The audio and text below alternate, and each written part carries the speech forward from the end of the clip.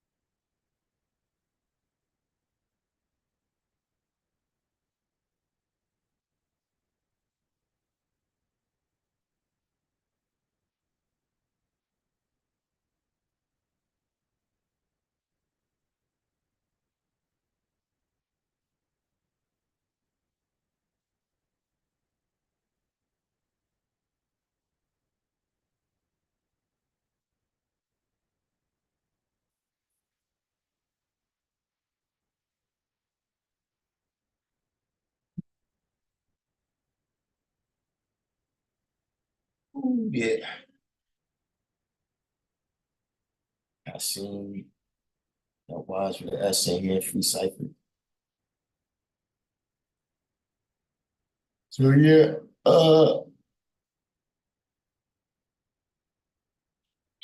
today of course there.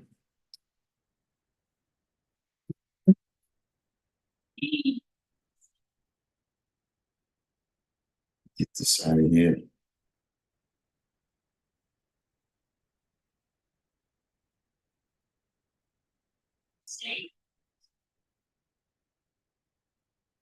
It's a little bit different out there. It's, springtime weather up here. You know what's going on everywhere else.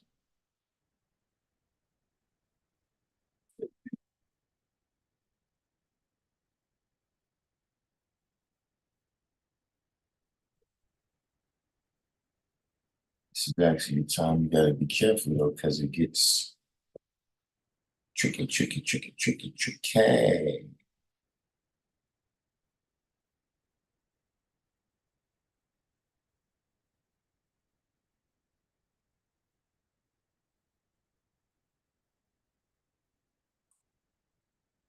Yeah, what's going on out there on the set? Today is the Forgotten Prophet Day 2024.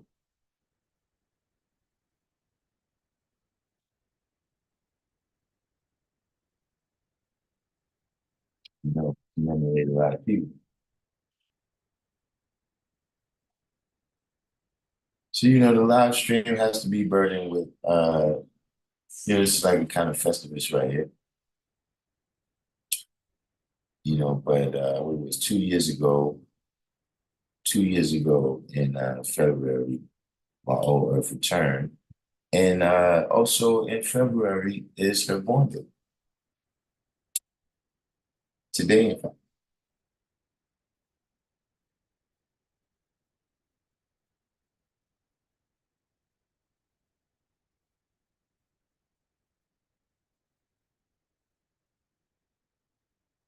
And so, we go back to the baby steps, with some things that, you know, I, I express it on here a lot, that, you got to be prepared for this knowledge, like everybody's not ready.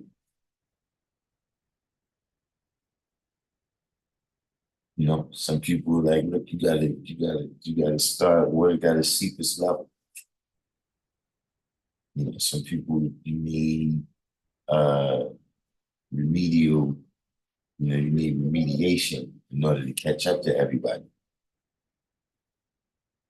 But fortunately for me, I had the forgotten prophet that like for instance, you come into the knowledge, it's a lot of reading.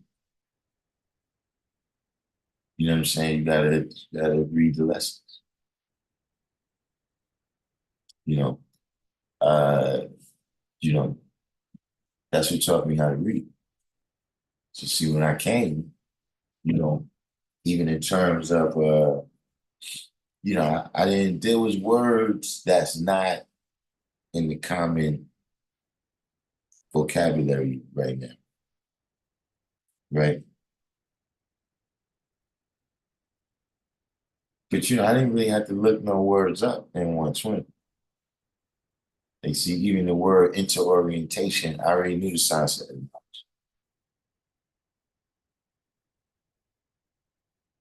See what I'm saying? Because the forgotten prophet gave me such a good start, right? That I was in certain classes, starting from elementary school. When I came in, they was like, okay, yeah, you ahead of the rest of these kids. Not just in existence, like I'm better than them, but someone has been paying careful attention to your growth and development.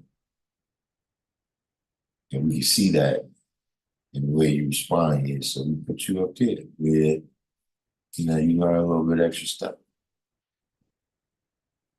You know what I'm saying? And you know, she was the one that showed me reading comprehension. You know, uh, once I had it down pat, where I was reading, confidently, comfortably everything I knew the science of it, then she's told me, okay, now that you know how to read, right? Anything you try to figure out, just read. Like if you lost, you trying to figure out where you at, read the signs. You get your homework. He's done. Peace. You out? Yeah. All right. You get your homework or some work at school, you don't know what you're doing, read the instructions.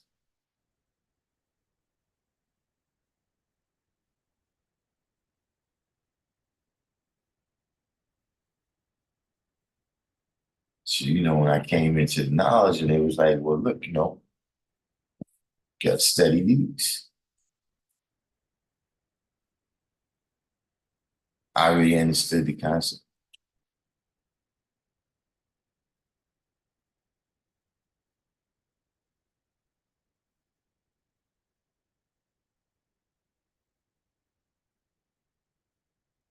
Jigga 1017 still.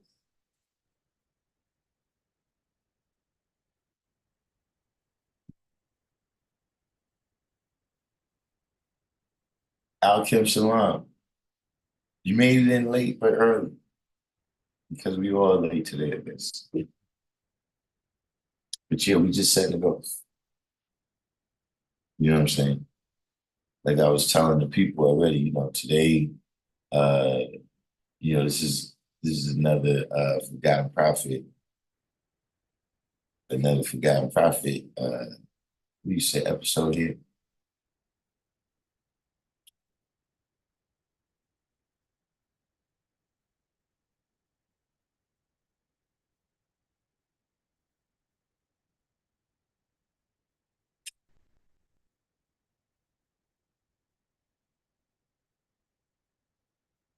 But we're not gonna belabor, we're not gonna belabor the point here. See, because uh, you know, the dead bury their dead. You know what I'm saying? For us, we continue to live out their thoughts and ideas.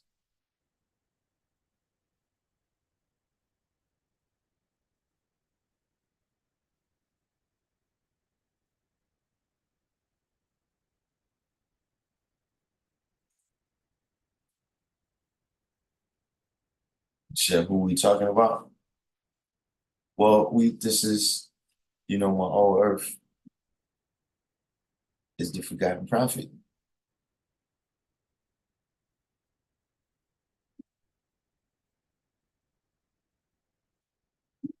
See, like right now, right? If you know, if you asked around, right? You know, uh, the guy, Darkim, right? You know, who is the people, who's the shoulders that he's standing on, right? You would get a list of names, right? But in the vast majority of those lists, my old earth wouldn't show up.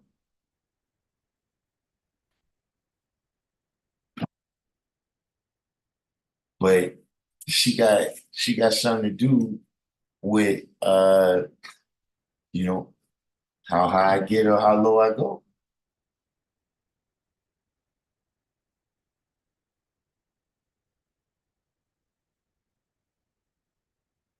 So, because she did such a good job on six, I had just a small step Just a small step over into 7.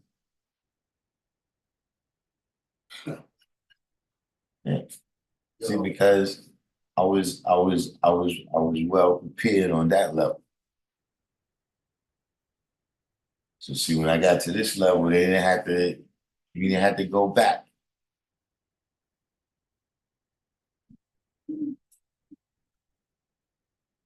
So, because of that, she gets a show. You know, she's not mentioned in the lessons. Like I said, she's not mentioned. You know, she's not like she's not in the tree here on the 5% side. You know what I'm saying? But look, without her, we don't have this live stream. So we gotta keep everybody in mind like that. You know what I'm saying? You know, she was the one that you know, that was I mean, I guess that was kind of all over, but she was the one that introduced me to that culture. You know what I'm saying? That look, you gotta take care of your little cousin, your little sister.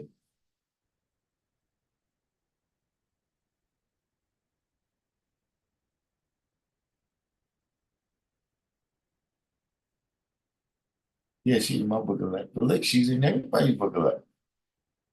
That's what I'm telling you. Is that there's things like see, for instance, right? Uh the power degree in the 114, when I came into the knowledge, I knew about that. I didn't know about the Jesus part and the shilling your dirty religion. But in terms of the names and the dates and the events, yeah, I already knew that when I came into the knowledge.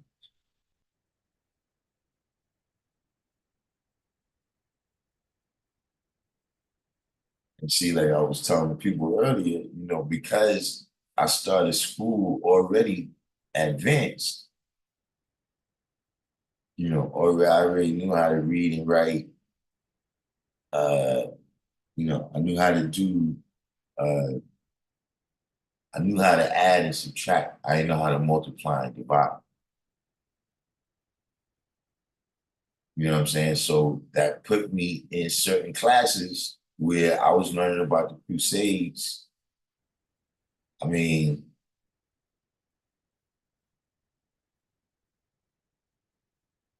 it had to be at least junior high school.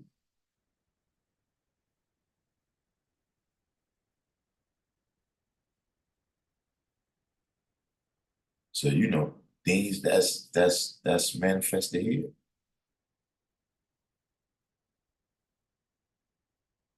Like I said, if when you think about it, you'd be like, oh yeah, nah, that's because he used to be around those brothers over there. But now that brother right there, now he used to be around that brother. You get that from him.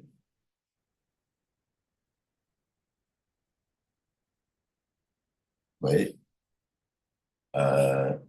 yeah, the reality is that, why things have to grow and develop. She can't teach me the science, right? She's got her thing that she does, right? And it's not this.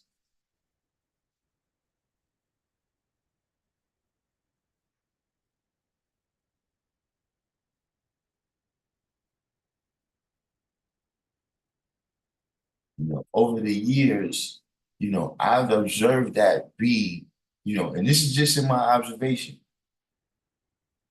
maybe some other people observed something else. You know what I'm saying? But for people that's born in the nation, right? Uh, that appears to be maybe the most determining factor.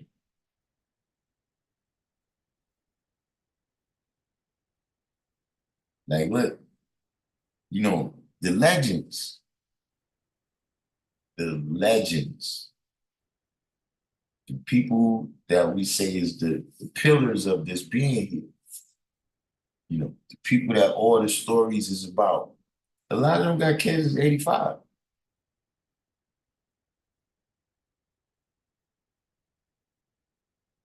What I've seen be the real determining factor is if the mother got knowledge and she's true and living.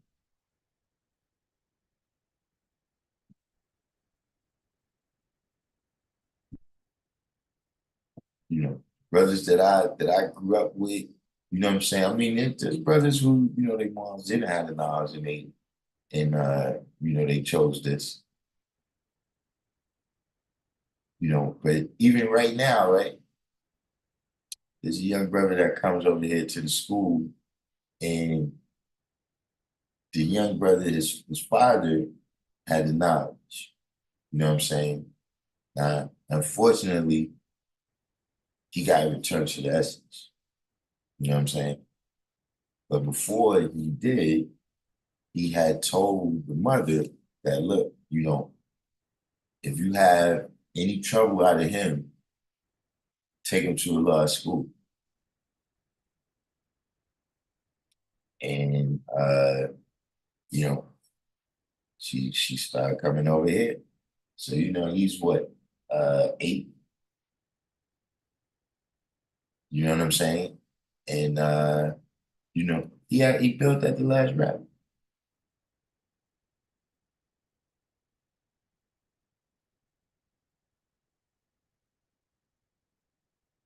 So, there's that. But that's anecdotal. You know what I'm saying?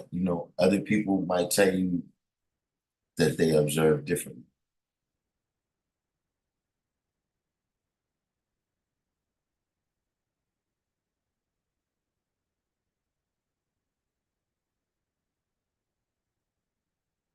You see, all those people, all of that stuff, everything goes into today.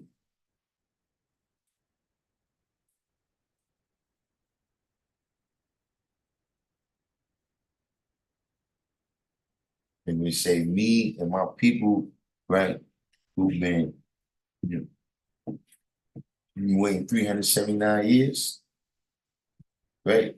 That whole 379 years counts into that one day. All those stages of growth and development, all those events that happen, all those people that you encountered, that you learned something from, right? Peace. All goes into that one day.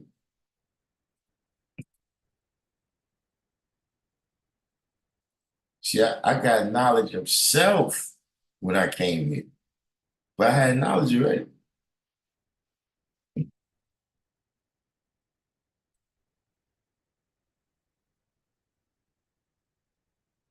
You see, the knowledge of self just organized it, you know what I mean, and showed me how to use it, showed me what that knowledge was worth.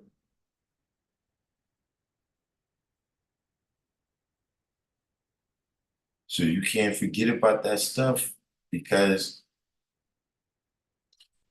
that's still who you are,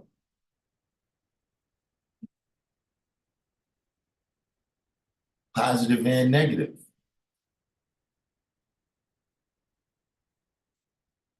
Peace. Like if you could draw, right? Let's say you could draw and use a good artist before you had the knowledge.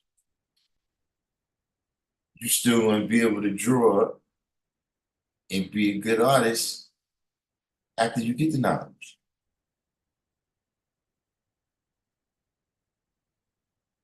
If you had $1 billion before you got the knowledge, right? You're gonna have $1 billion after you get the knowledge. Now, of course, the things that you do can change that, but I'm just saying just the act of you getting the knowledge doesn't erase everything that happened.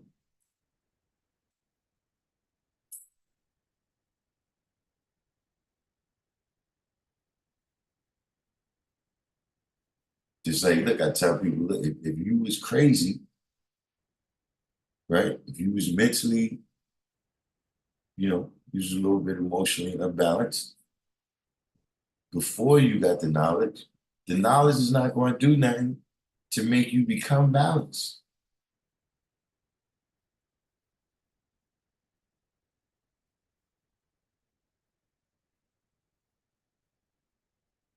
It's just going to tell you who you are, right? And the potential of the power within you.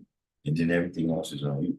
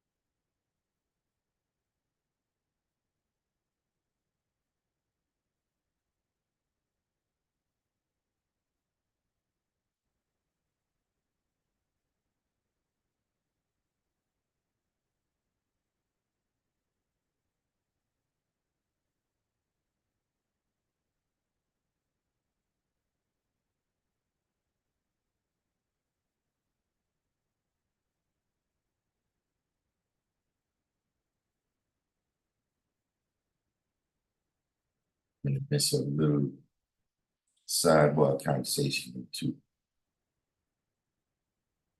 But yeah, like I said, it wasn't, we not, this is not an obituary, right? Or see, life was manifested, right? In the course of her time, she manifested life. So that's what we're gonna deal with is life.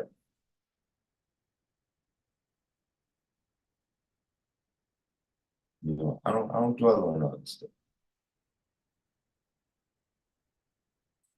See, because like I told you, you know, if somebody is whatever it is, like look, Supreme Man just came in, right?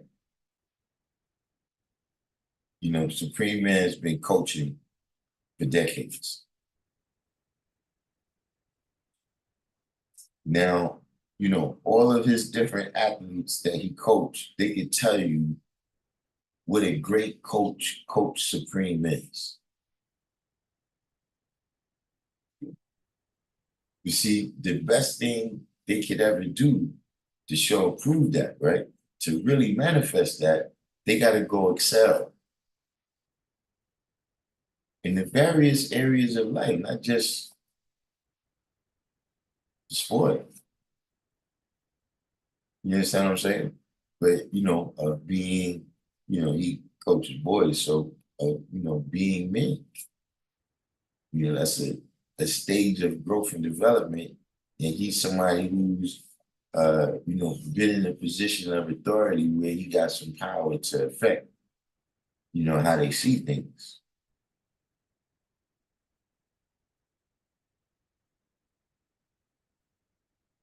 And that's how I draw it up. That's why, I mean, you can't erase the history. But in terms of, always talking about it, especially as if that means something.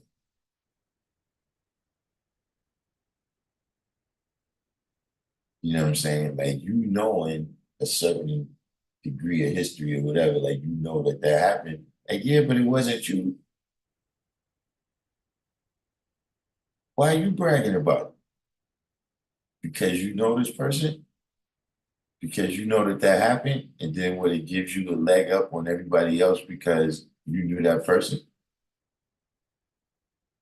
Yeah, but they ain't even like you.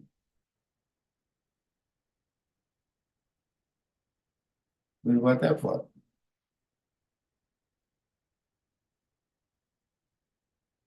Who knows? But you know, because of the circumstance that much like yesterday, I didn't come in with any particular rant, anything particular. But so I guess we're gonna go ahead and open it up. We can go ahead and open it up for some questions.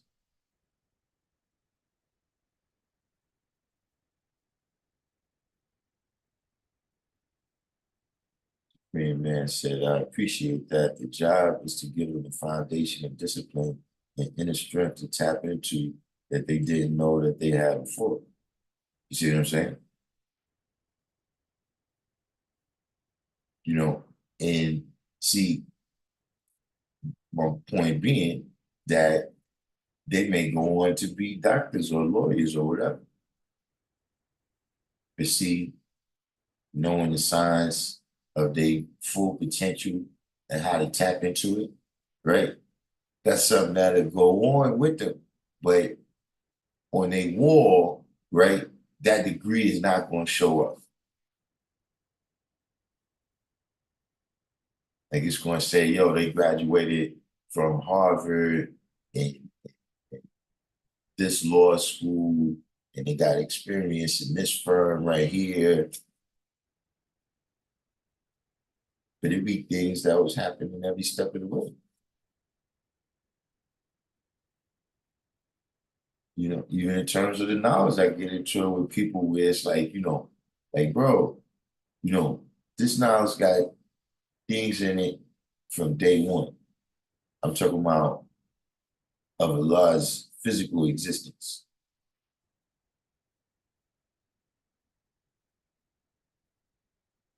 There's things that we was taught, right, that became a part of this culture that he learned his time in Korea.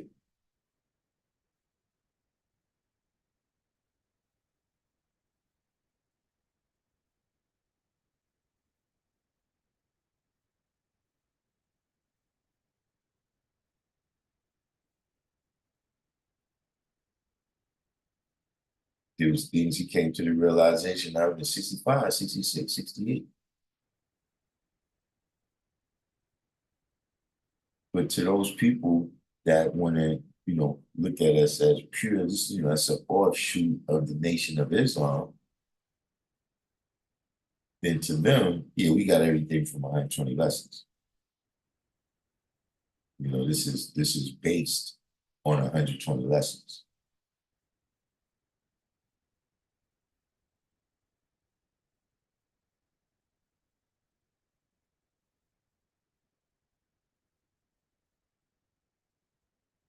But it's Trump is like running the tables out here. I hate to change the topic, but I just happen to see that headline right here. Which is to me, you know, uh, I don't know what that says about the country.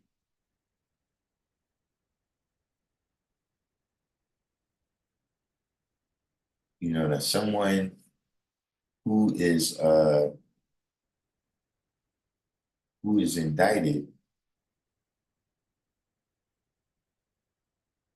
someone under indictment, uh,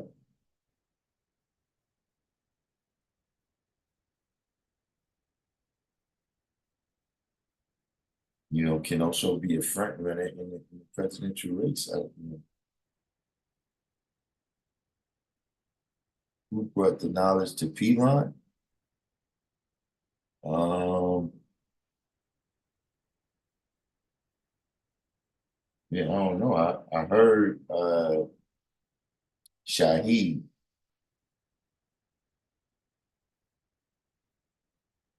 See the difference. Uh, see in Mecca and Medina, they already knew each other.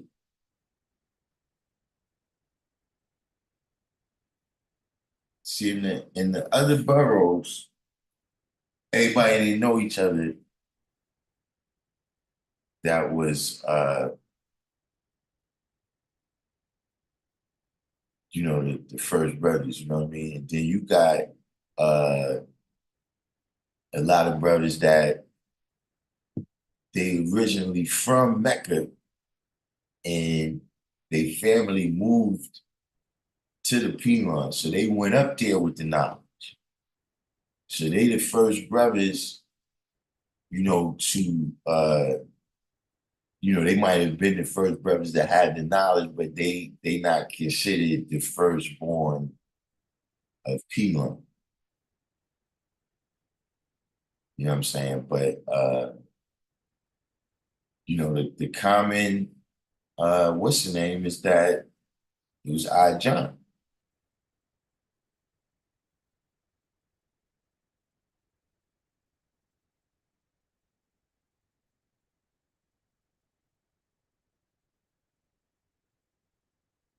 But that being said, uh,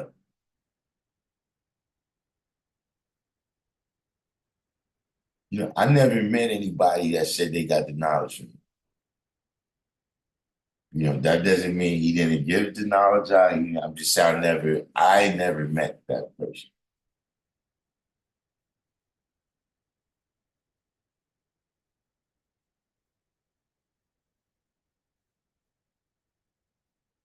He said, where do the cultural, what's this word? Yeah.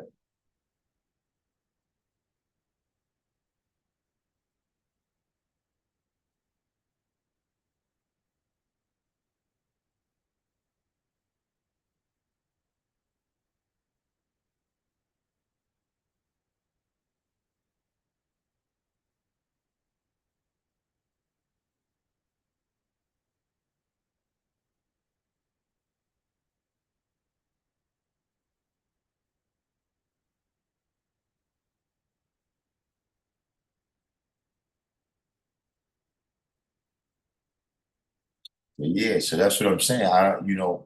That's why I can't call it, the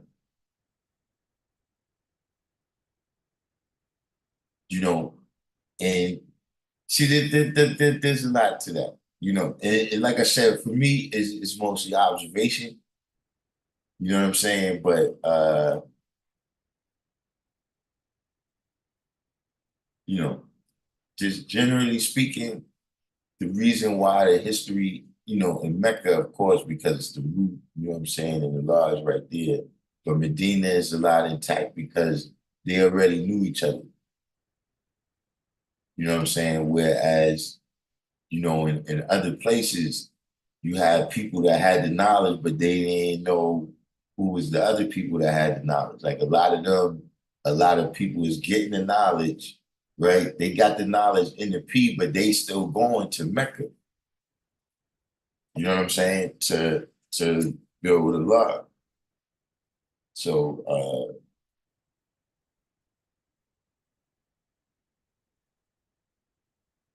that's why the history is not as what's the word?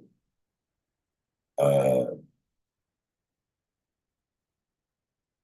it's not expressed in the same way as Mecca and Medina. So you said, where do the cultural tenets of the 5% derive from? Which tenets? We got, like I said, it's different things. You know what I'm saying? Some of them came from uh his time in the South. You know what I'm saying? Some of them came from his time in Korea. You know what I'm saying? Some of them came from, the different experiences that he had. You know what I'm saying? That, we break this down that everything is real. You know what I'm saying? The people that was, uh, that he was affected was kids. And of course, he had more experience than them. You know what I mean? So, uh, things like, education and all of that, these is all different tenets, from him swimming 9,000 miles and knowing where all the sharks is. You know what I'm saying? And telling us how to avoid them. But there's no one place. It's not like, the laws of my or this particular book right here, where you're gonna be able to say, uh, this is where all of our principles come from.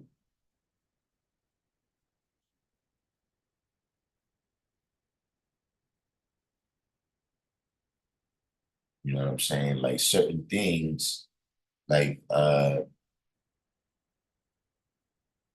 you know, other brothers, other groups is being, they being militant.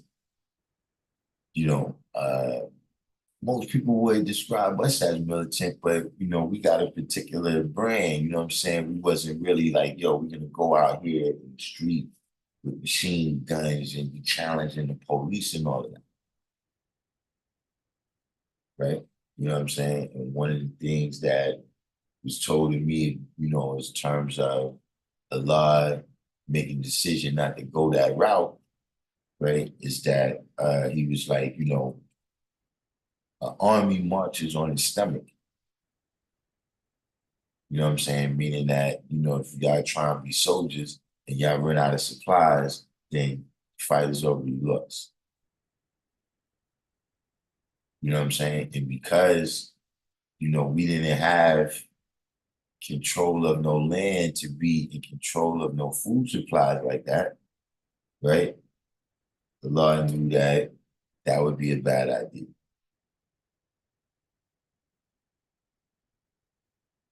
So, that's that I've used that as an example, right? Of, you know, a principle that we lived out over the years, you know what I'm saying? Uh that, like I said, most people think everything's come from the NOI, you know what I'm saying? But clearly, I'm not anti-white or pro-black, you know what I'm saying? These are not the kind of things that come out the NOI. So, in general, I would say, our cultural tenets, come from supreme mathematics and righteousness.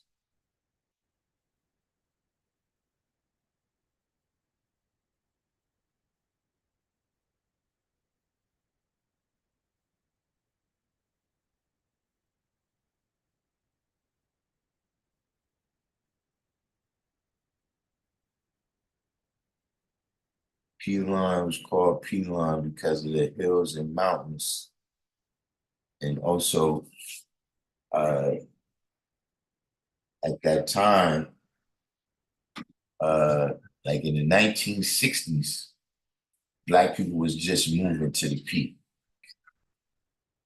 Like in the 1960s, uh, you know, Queens and the P, right? The desert and the P was still like step ups. Like that's kind of just the story of the Black migration in New York. Most of the Black people came to New York and either went to Harlem or Brownsville. A couple of other sections in Brooklyn. You know what I'm saying? But those are some of the big ones. And when you got in New York for a little while, got some good gigs or whatever, and you was ready to move, get a little better conditions. The people in Brooklyn went to Queens, and the people in Harlem went to the Bronx a lot. You know what I'm saying? And then from Queens, A lot of people kept it moving to Long Island, and if you moved uptown, they kept it moving to Westchester. You know what I'm saying? But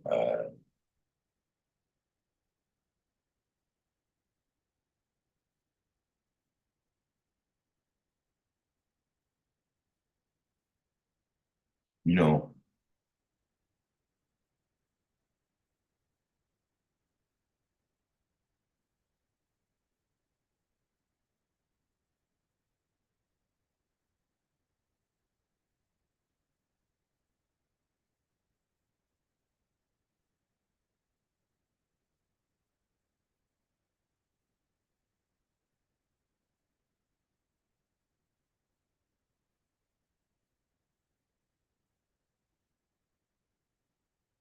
it's a lot of people who knows where people get a lot of stuff from.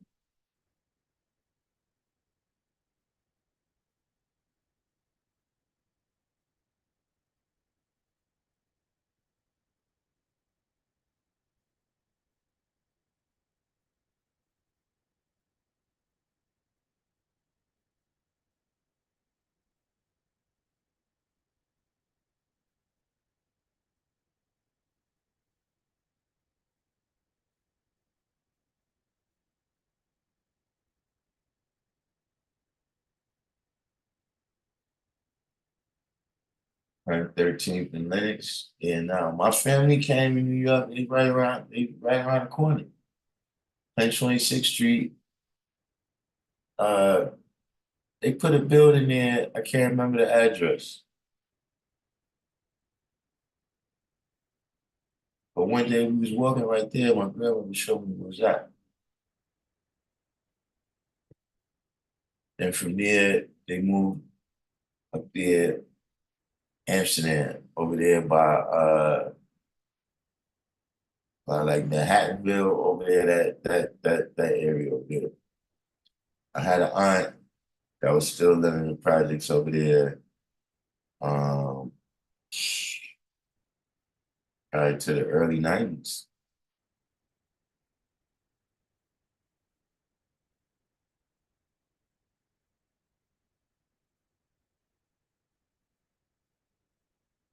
He said things I would relate that come out the NOI would be like dietary laws, self-defense. A law was a self-defense instructor over there. So see, that's what I'm saying. That's another example. You know what I'm saying? He already knew martial arts when he went in there. So in fact, no, that didn't come from him. And you know, maybe trivia, maybe interesting. But his brother Ayla was an Olympic boxer. Like he was a world-class boxer. Something happened where he got injured or something, and he didn't end up, right? He was the boxer that qualified for the Olympics.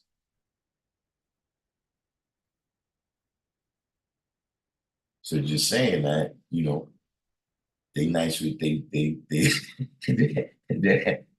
apparently that runs in the family to get busy, you know that you know you got to take that in consideration.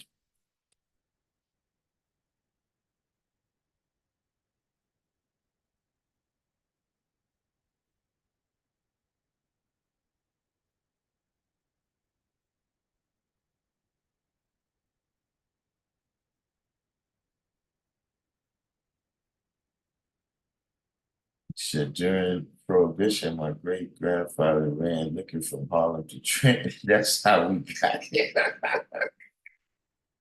Hey, listen, I'm gonna tell you though. I think it was some bootleggers in my family too. But you know, by the time I think they try to sweep all that under the rug. But yeah, it's some stories where you be like, yo, wait a minute, how you did that? How you did that in rural South Carolina in 1928? And somehow you managed to do it.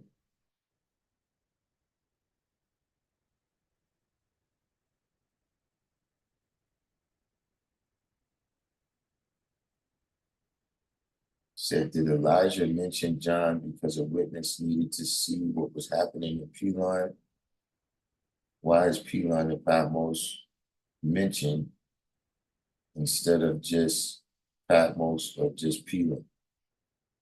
Okay, so we got a couple of questions. You said, did Elijah mention John because a witness needed to see what was happening in Pelon?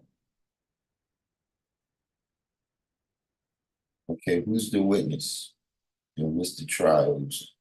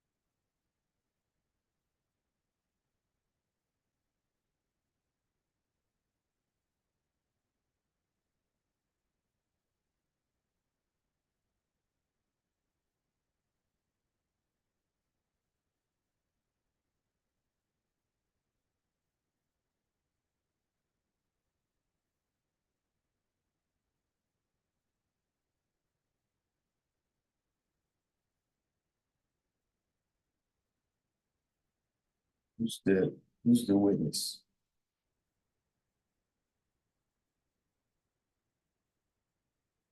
When you say why is Pelon and Patmos mentioned, I guess that one's a little bit easier.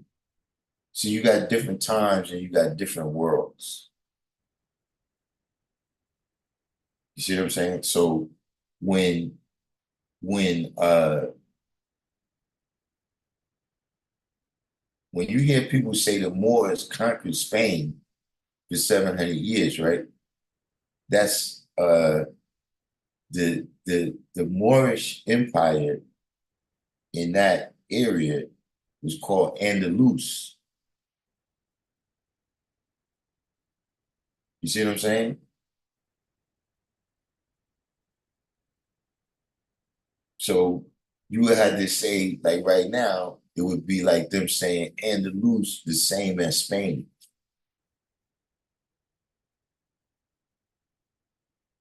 See, like Patmos, right? It's an island situated on the Aegean Sea, right?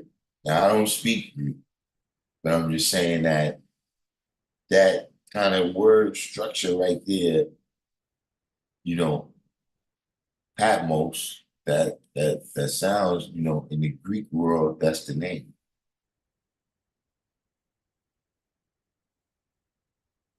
You know what I'm saying? So you got different times and you got different worlds where they may refer to a place or an event or a person different. But I don't understand this part of the question when you said a witness needed to see what was happening with people.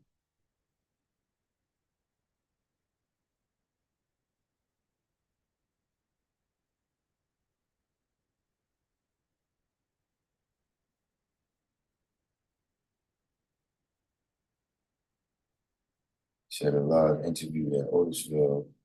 He said the military taught him how to make a boy into a man, among many other things regarding his father's sins. Indeed.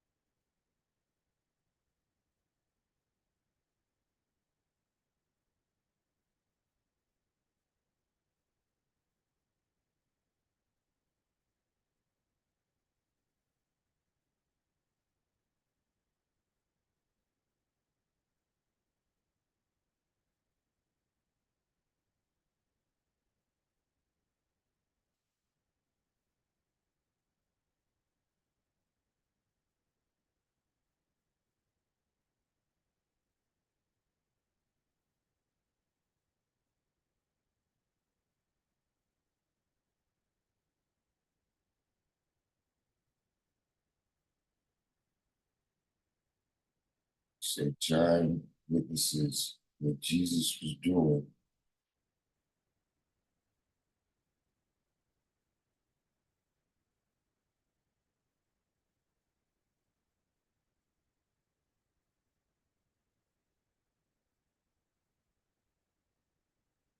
What Jesus was doing.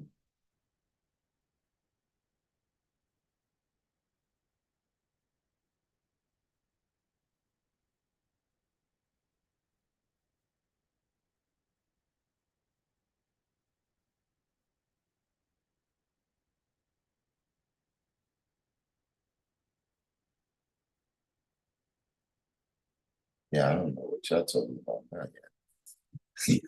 Yeah, listen, yeah, that got me mad.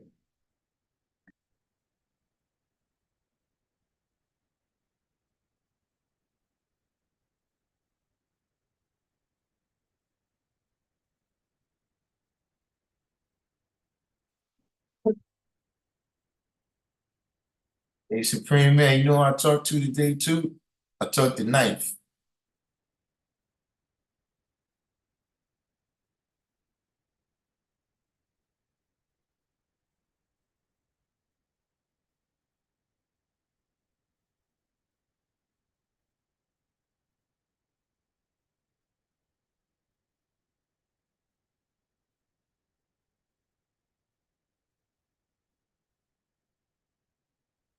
So he said the mind is the island, and the eye, aka the mind's eye, is the witness.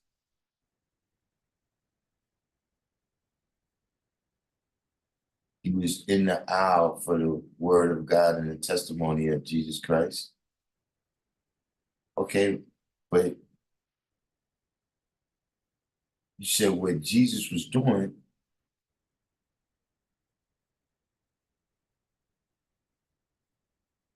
Yeah, I understand.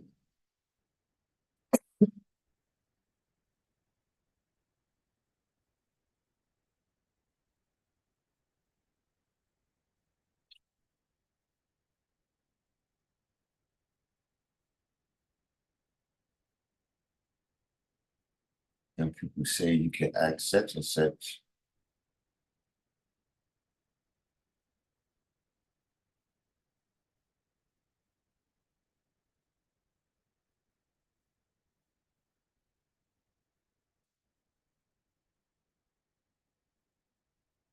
Yeah, no, I don't.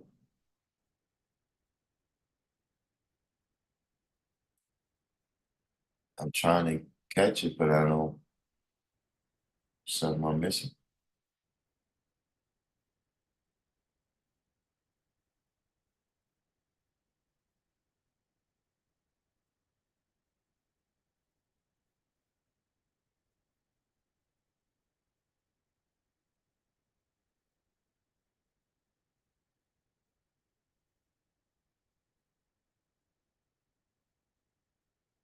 So maybe it was allegory in the Bible verse in a degree. Yeah, but can you clarify your question now? Just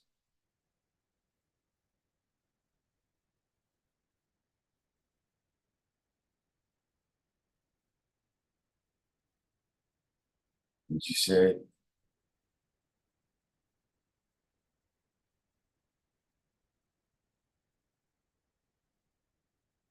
Oh yeah, I think I heard something like that. I don't know. You know what I'm saying? He was OT. He said he gonna come through. You gotta hit me when he come back in town and come through.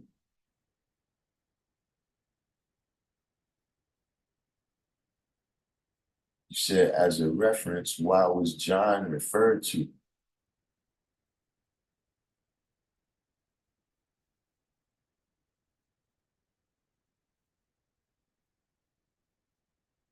Okay, is the question how is John operative to the degree?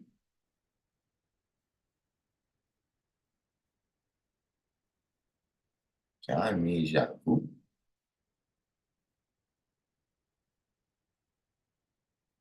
What the hell is going on in here today?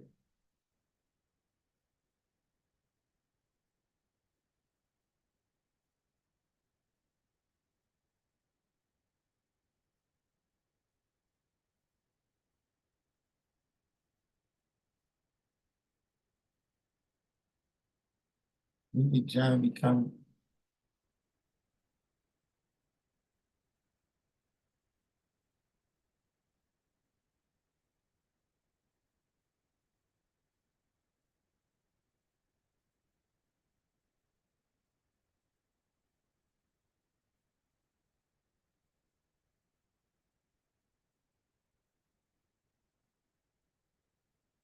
So you say, as a reference, why was John referred to?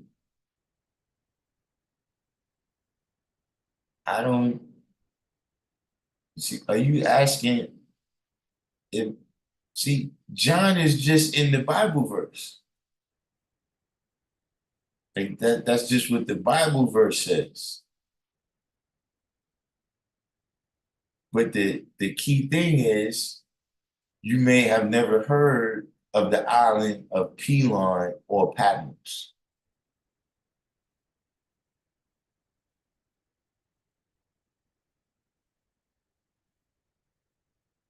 So the reference is not to John, it's to Patmos. And now I think I might understand what you're saying. Jesus is not there. It's not, John is not on Patmos for like a Jesus concert or something where he's there to hear Jesus Christ testify. He's there because he's walking around saying this in the Roman Empire, wherever. And Pelon is a penal colony. It's a penal island. So he's saying that I was in the isle that's called Patmos for the word of God and the testimony of Jesus Christ. Meaning I was going out there telling the truth, right? And saying that Jesus is the way.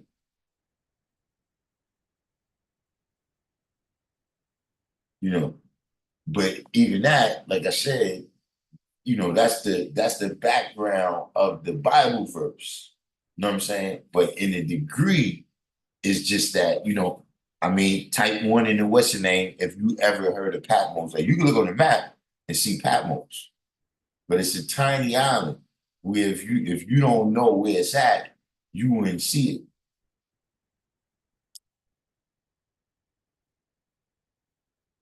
But if you already knew that Patmos existed before you had the knowledge, type one in the box. If you didn't know that Patmos existed before you had the knowledge, type two in the box.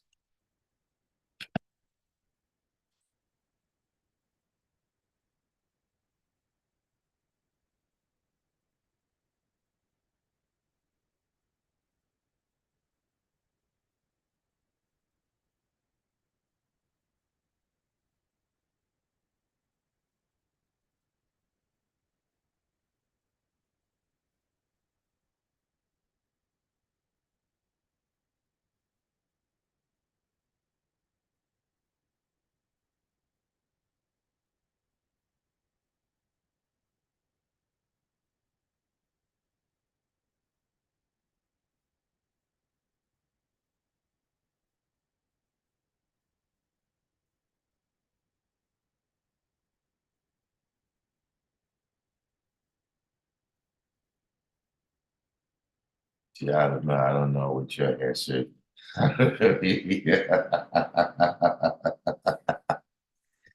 Yeah, I don't know if y'all can tell I'm trying to stay on course today by not going into divine into Alabama's answers.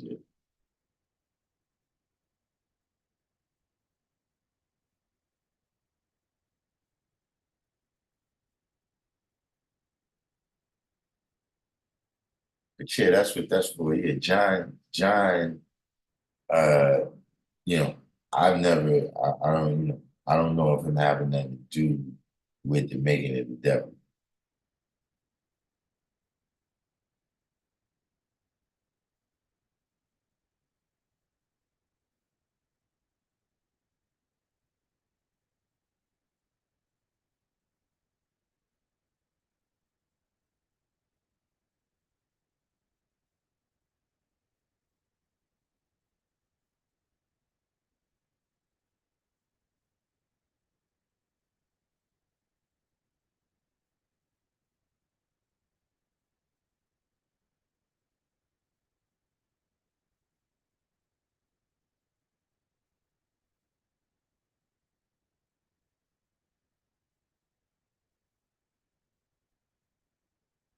Well, Supreme said one, although I learned from someone who was already in the culture. Yeah, that don't count. I'm talking about pre-existing knowledge, independent, independent of Elijah Muhammad.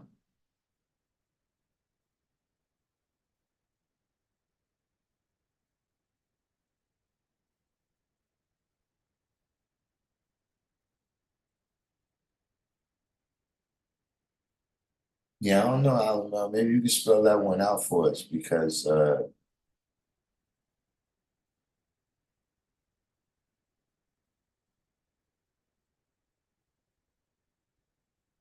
I can't connect those dots either. John is Yakub.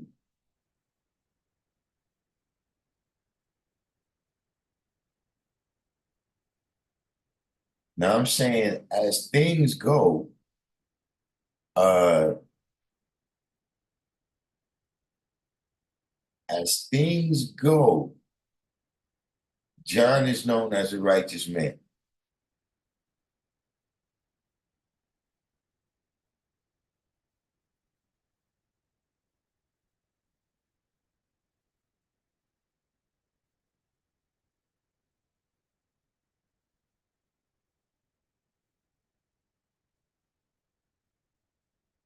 Like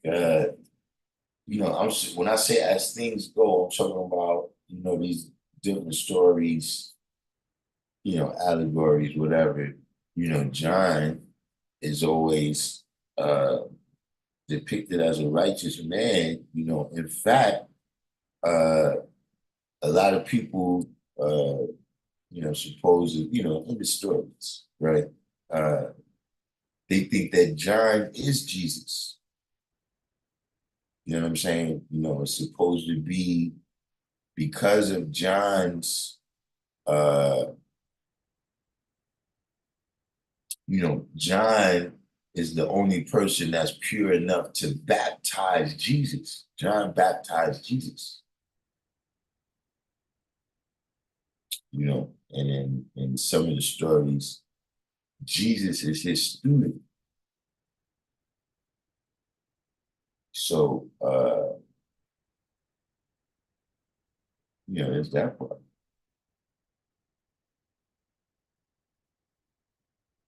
Say Yaqub was commissioned.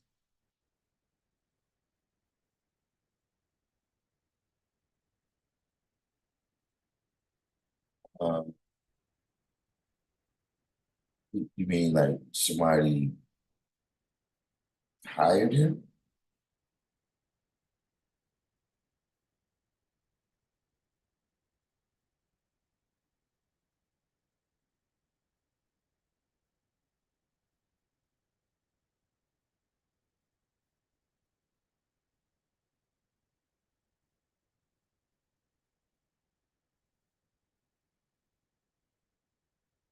Okay, what do you mean commissioned?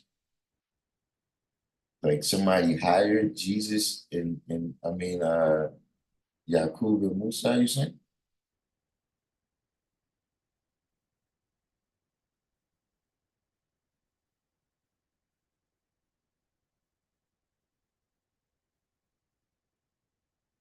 Malcolm X also states that John of Patmos was also Yaqub in the book of Revelation refers to his deeds.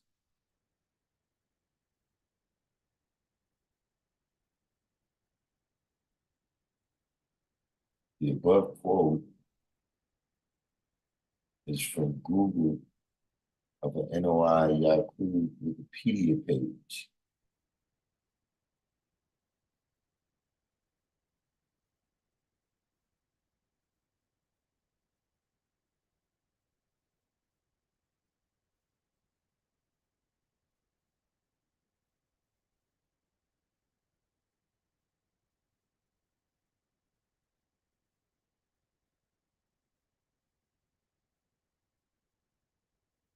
There we go. So is this statement from Malcolm X, is it actual? What was you saying? It was Google of an NOI Yahoo Wikipedia page. This kind of description here is already going on.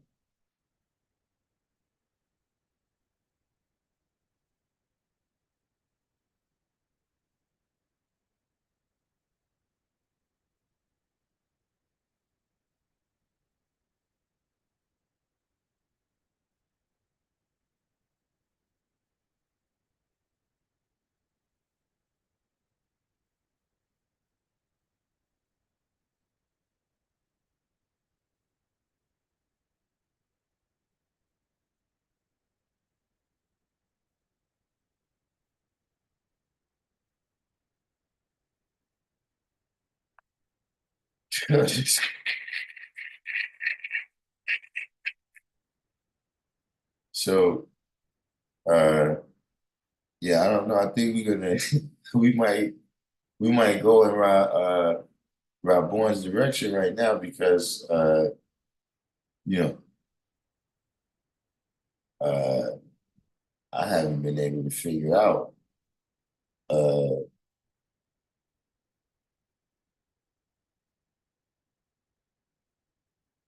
some of the stuff here that y'all saying.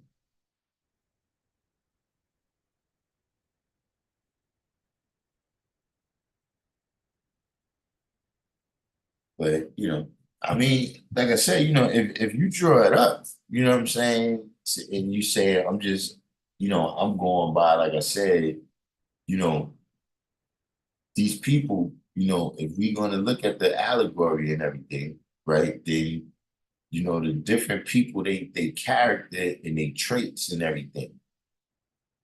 You know what I'm saying? I'm not that well versed on the Bible to know what's in Revelation, to know if John is doing all this death, hell, and destruction. I do know that it's death, hell, and destruction in Revelations. Uh,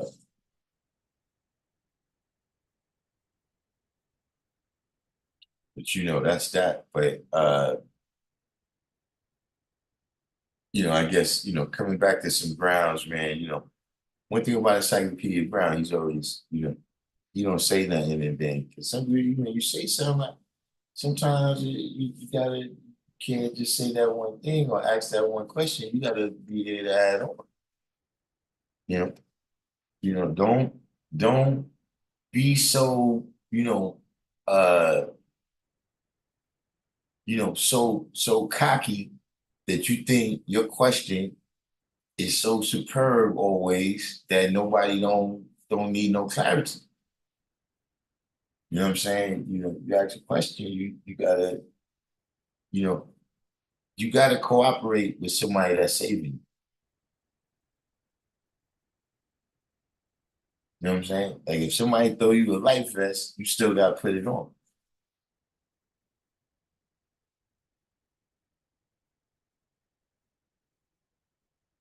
So just that part. But so Encyclopedia Brown, you know, he's always doing his research because that's what he does.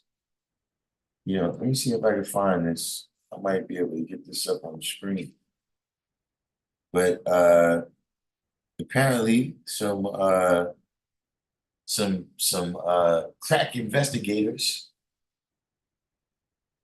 crack investigators have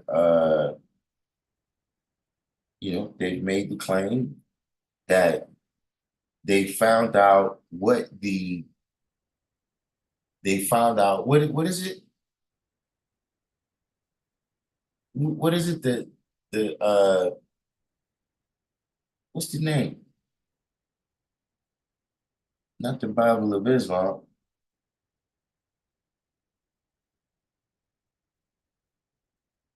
Oh yeah, yeah. See, yeah. The Bible of Islam, right?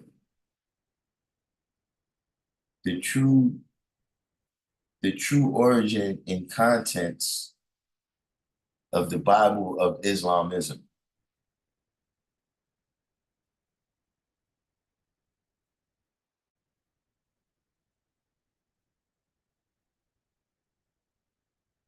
You know what I mean? Apparently, this is the book that appears in several pictures. It appears in several pictures with Fard, and uh, apparently Fard is interviewed on the topic, or he's asked questions about this book, and it is referenced. Let me see if I can get this in the chat here. It is referenced as a part of the the voodoo homicide case, whatever the voodoo cases from right before Far is no longer being seen in Detroit. Hold on, we can't get this.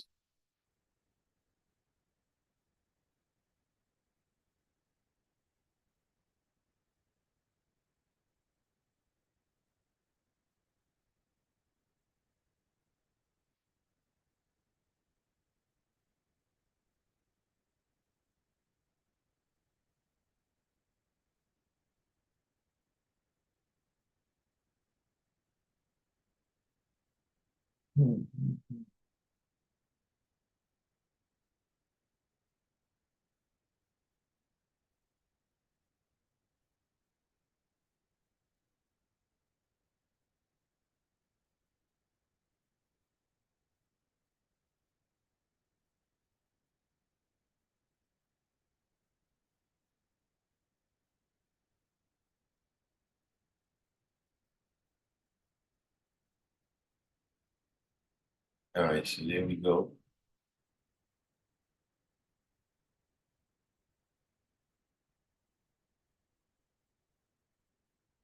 This is the article right here. Berkeley Institute, Berkeley Institute for Islamic Studies. Not very familiar with it.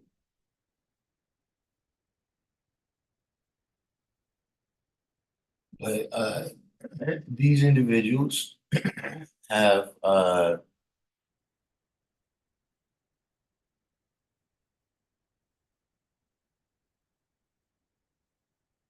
identified what they refer to as the Bible of Islamism.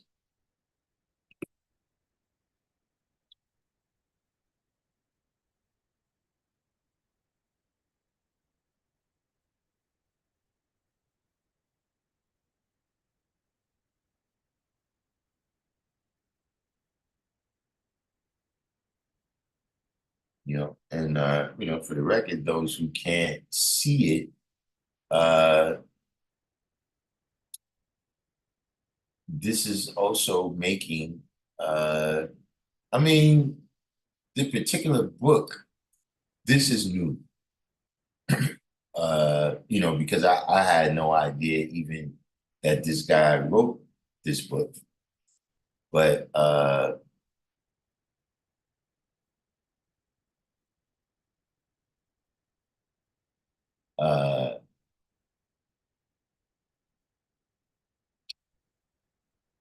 they're making a claim here that the Bible of Islamism, in fact, is a book that was written by Judge Rutherford of the Jehovah Witnesses by the title of Deliverance. But many kind of parallels have been drawn between the teachings of Judge Rutherford and the teachings of Fard. Also, and it is mentioned in here, they mentioned theosophy. So, you got Blavatsky, and there's also the Aquarian gospel of Jesus Christ. uh, and the island of Dr. Moreau. These is all books that I've heard had an influence on the teachings of the WF.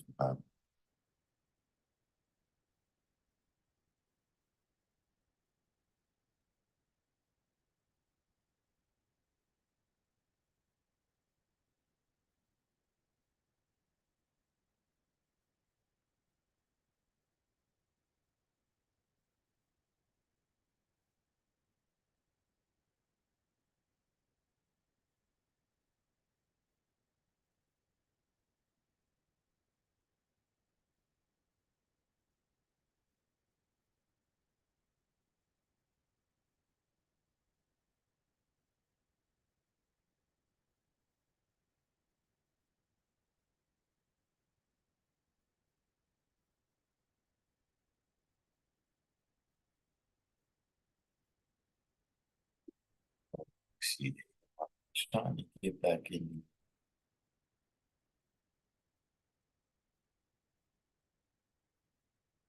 How do I get back? Oh, wait, this whole time.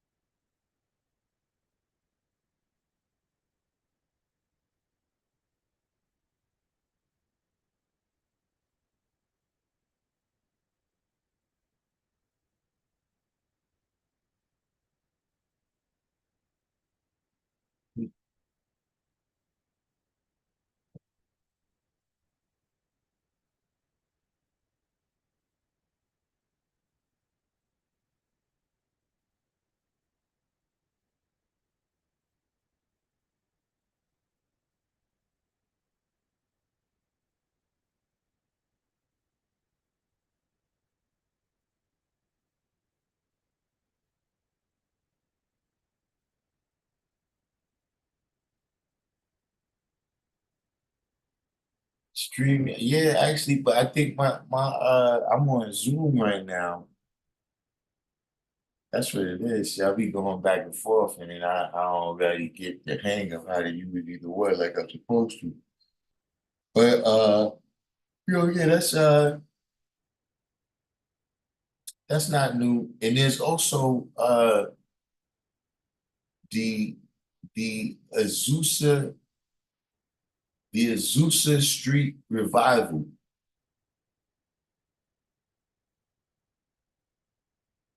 This is another this was actually an event more so than a book. But I've you know heard conjecture as to that as well. You know what I'm saying? Uh, I've heard uh Warv Dean say that Elijah had a whole bunch of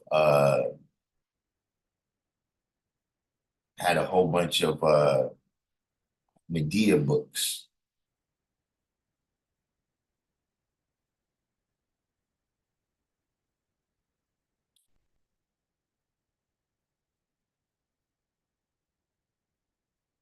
right? The leaders of a lot of different uh organizations, it said that they might have been at the Azusa Street Revival.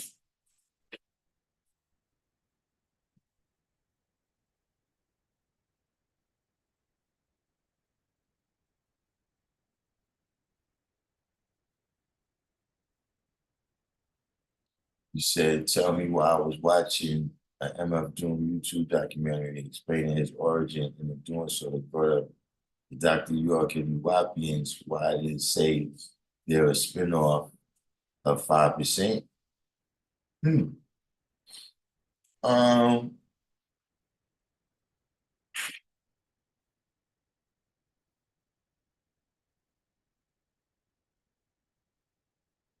Media,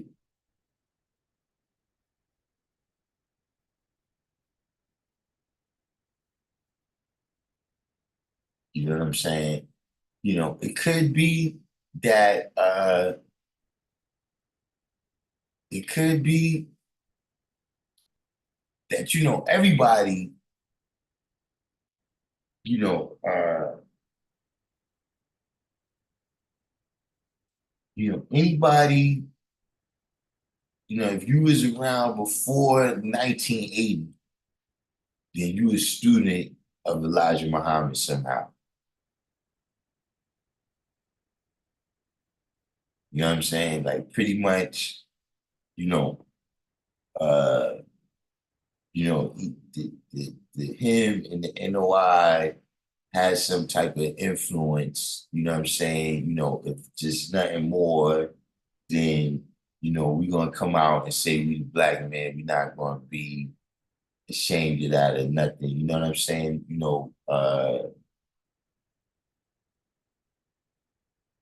And so if you're looking at everybody as kind of students of Elijah Muhammad, right? And then you look at us as, we the, from their standpoint, right? If you're them, you're standing in their shoes, they're looking at it like, okay, this brother right here, he was the first one to move on and successfully do his own thing, right? So anybody who's doing their own thing, yeah, they got that from him. He was the one that started being able to do something like that. I mean, I don't know why they would say so, but at the end of the day, you got to remember that to them, it's all synonymous. Like look at the list of people that they refer to as 5%ers.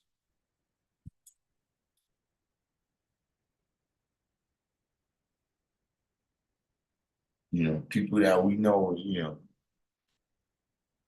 Islamic brothers or whatever, but you're not this.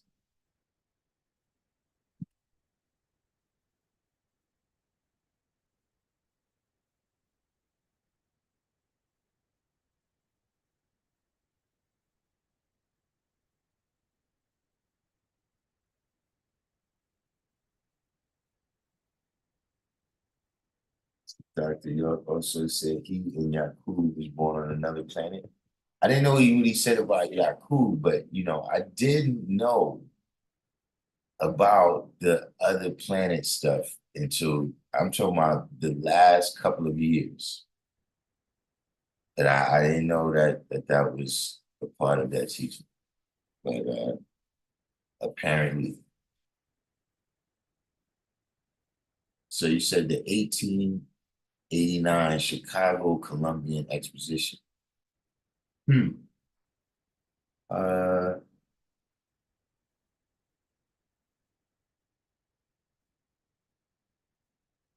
I don't think I have no any knowledge about that World's Fair or that exposition and the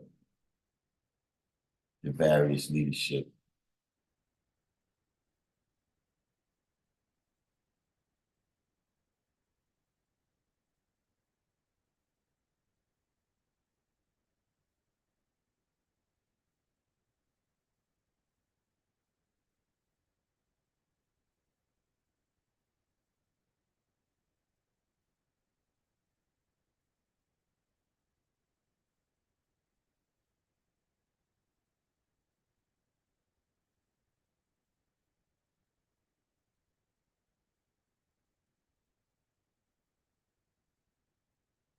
I have some.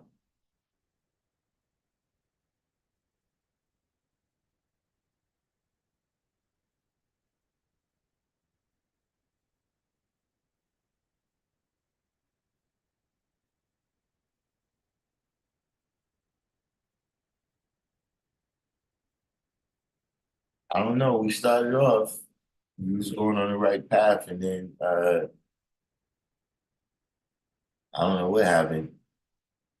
Got uh I don't know what happened. And then we moved on to where's the link?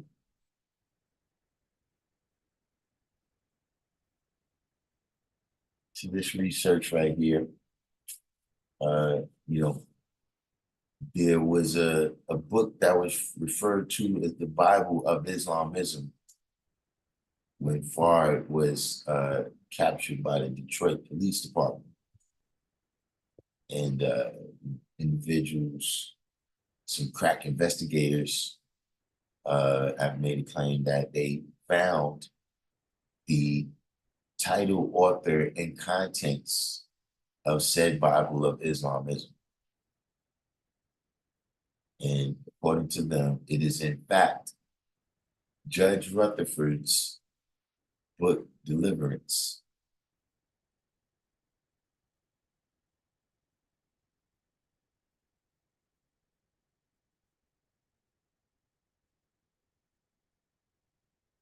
You know, Fard has really been taking a hit ever since that guy came out, that three guy.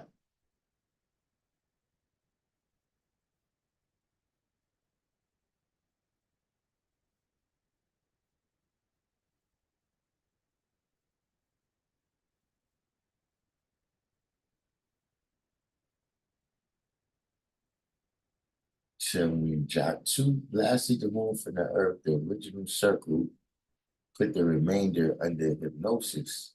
1964 was the end of it.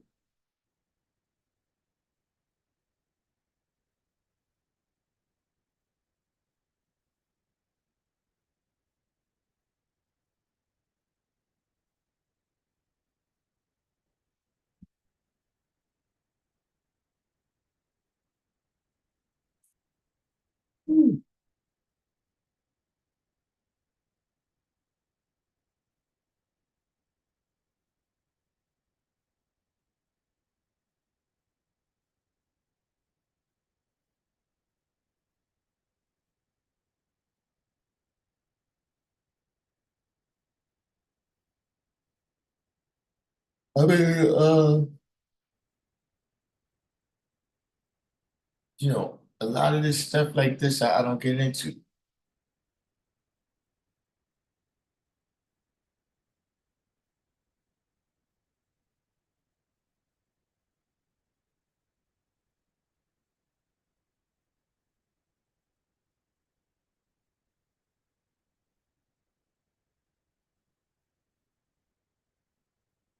because, like, see, when you say that, right? And you said 1964 was the end of it.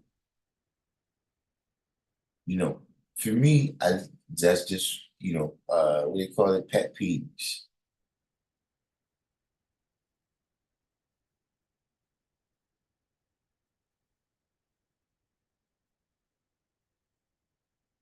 See where, look, I think you have to replace 1964 with somebody's name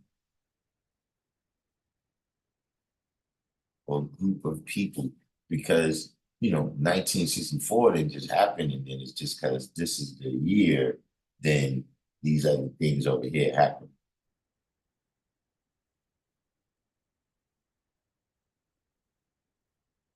There's people that put things into activation that cause that to happen.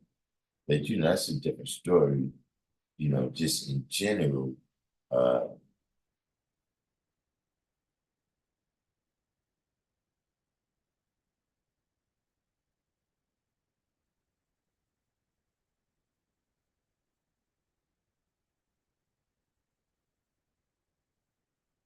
Said you are 666 miles away from school.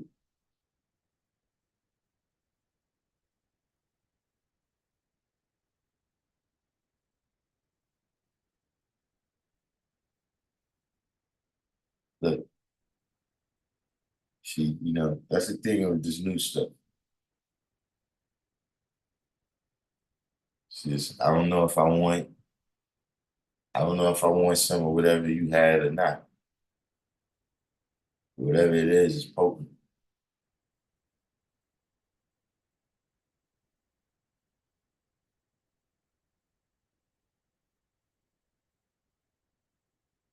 See, Queen, I'm gonna tell you what it is. You want me to go back into what the title is about? I don't know because we don't want to be turning this into a Hotep channel. Like if I tell Queen know her what the live is about, would that be too Hotep, or is it just regular equality?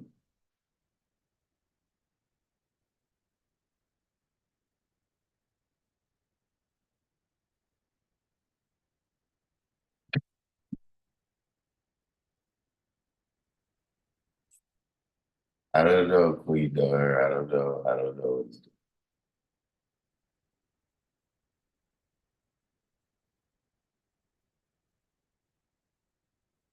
It's just actual fact.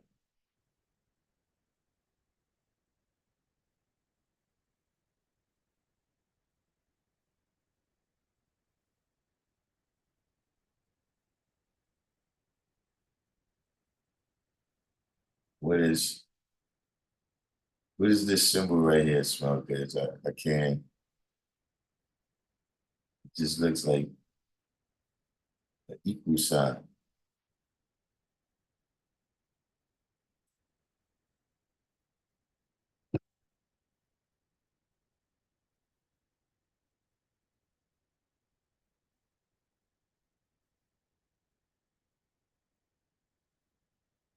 Hmm.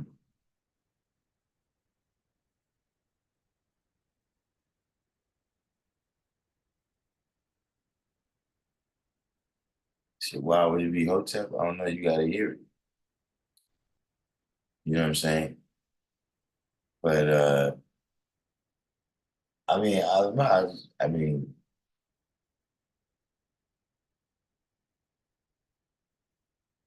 checking about people under gnosis. I mean, I don't know.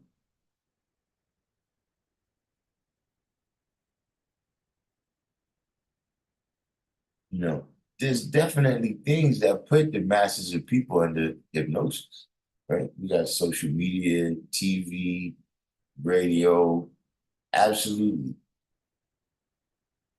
But sometimes you can't just make these, kind of esoteric, you're saying that this is that and this is that, and then you're not drawing, you got to draw the whole parallel. You see, sometimes what you find is that it's not parallel. Not saying your particular, I'm saying any given, as we going through and you looking at, okay, what for what? If you come into a situation and see, I thought you was the knowledge of this, but really you just a flunky. Let me talk to the real foundation.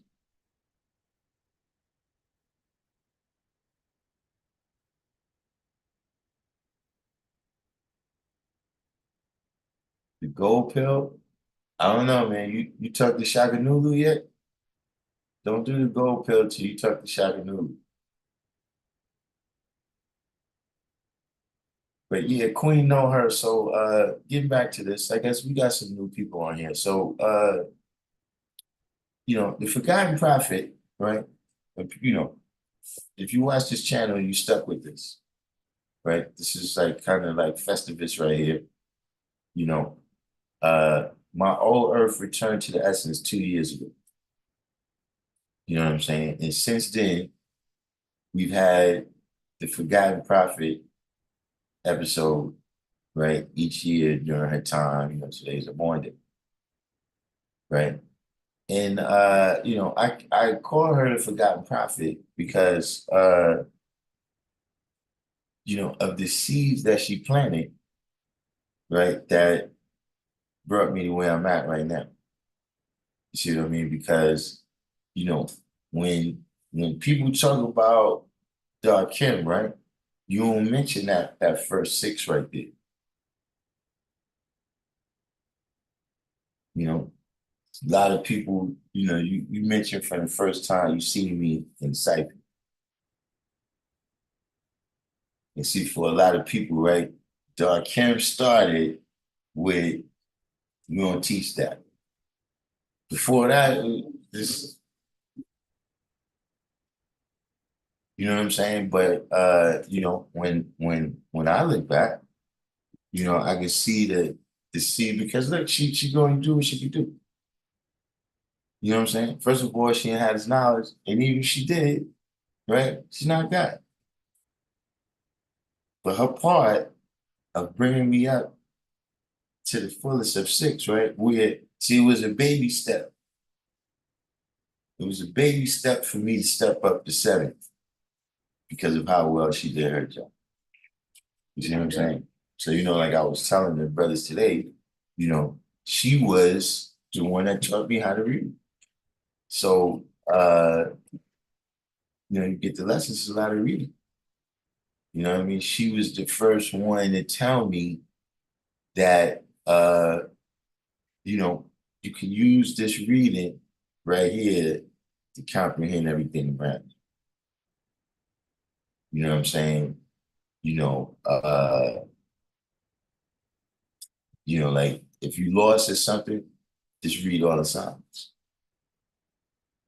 You know what I'm saying? Or, you get your homework and you get home and you forgot what you're supposed to do, read the instructions.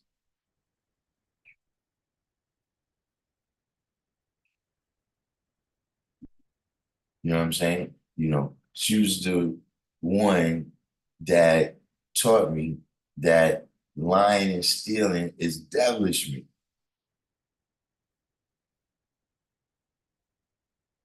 Not to the fullest degree that I would come to understand it after knowing supreme mathematics. You know what I mean? But there's a long list of people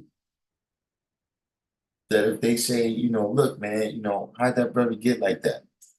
Oh, he was taught by this person right here. He used to be around those brothers. He used to roll over there, right?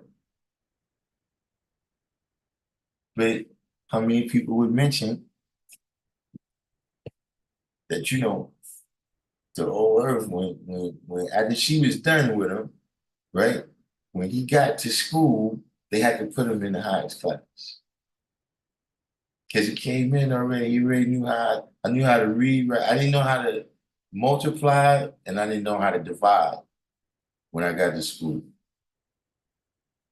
Other than that, all of the other basics I pretty much had. You know what I'm saying? So uh, you know, those the things that she did, right? Also, she put some potential there that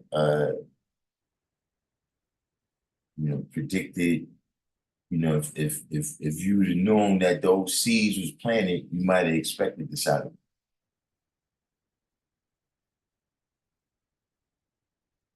So this is why we have the Forgotten Prophet episode,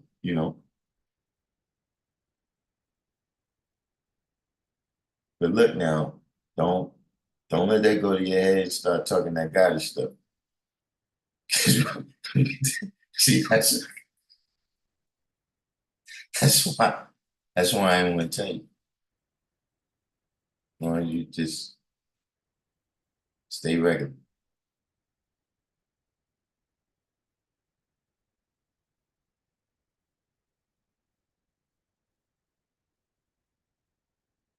He said, "Did you know that George Clinton's father was born from South Carolina, the father of Parliament Funkadelic?"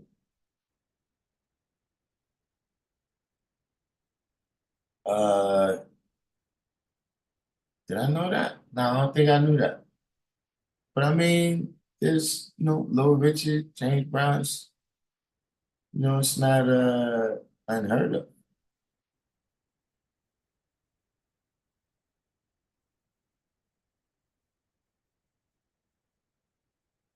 I don't see how that's Hotep. I see that as the true equality of a black woman. Okay, we just gotta make sure.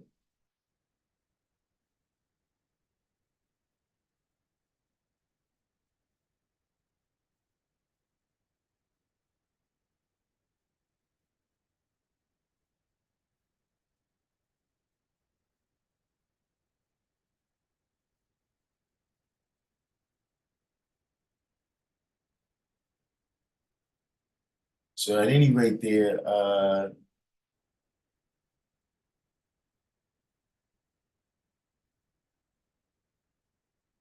don't know, today, I mean, we flow from Bible scrolls. Don't get me wrong.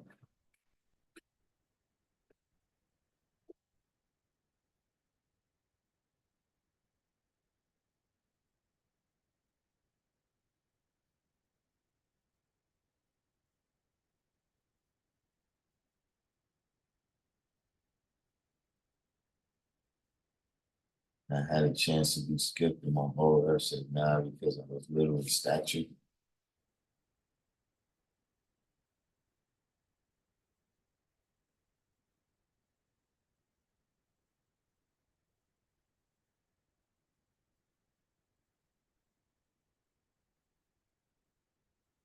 Yeah, nah, not much. I mean, people don't see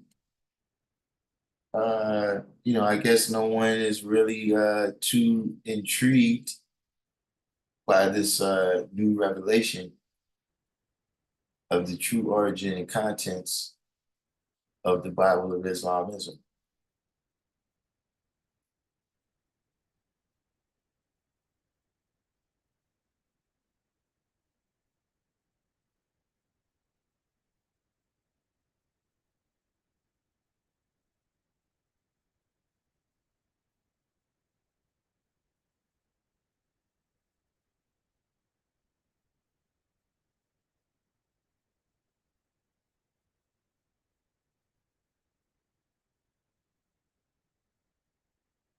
Yeah, it doesn't look like anyone is too interested. I guess that didn't,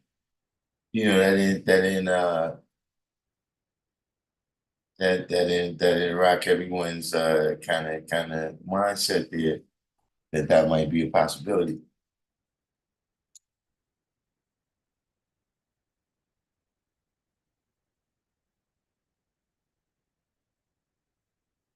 Yeah. I mean, me personally, I'm gonna tell you, I gave up on fire years ago. You know what I'm saying? In terms like, look, if he wanted to know who he was, then he would have disappeared.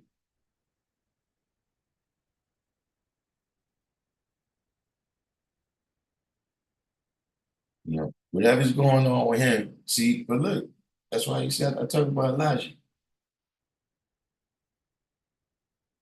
Whatever the situation with that, I ain't got time.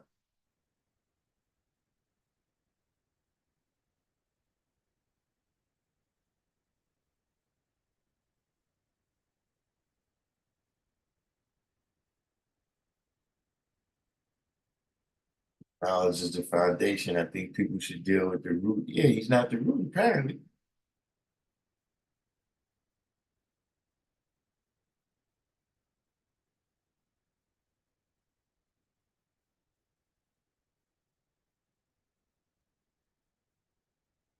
How I settled it, all of these questions for myself decades ago is if somebody tries to sell you the Brooklyn Bridge, right? That's a scam. But the Brooklyn Bridge is real. See, I know for a fact it's real because I've driven across it, I've ridden bikes across it, I've walked across it. You know what I'm saying? I've seen it, I've touched it. You see what I'm saying? So relating that to the situation, you know, Fire and Elijah can be scammers if they want. It wouldn't change the sciences of supreme mathematics. You understand what I mean? It wouldn't change because I've used it. You see what I mean? So I'm not and for that matter, that's another thing too. Just for me, right? Is I never got the knowledge because of them from the jump. Like it's different, if you got the knowledge because you was under the impression that they was holy men, right? Not righteous men, holy men. Then, yeah, that's gonna shake you up. But if you know everything is real, then you know what I'm saying? It's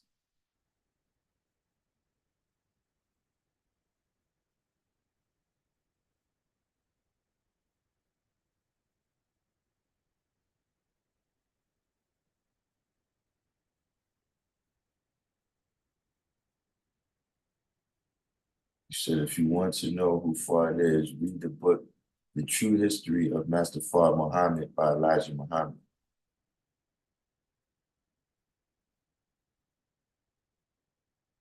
I mean, that's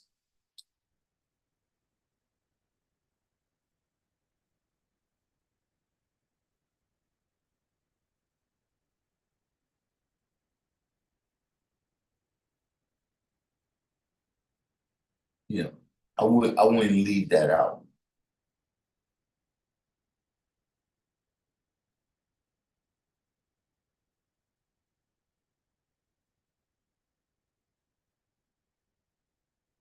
But Fard had other students that, they made statements too. I don't know if anybody wrote a whole book.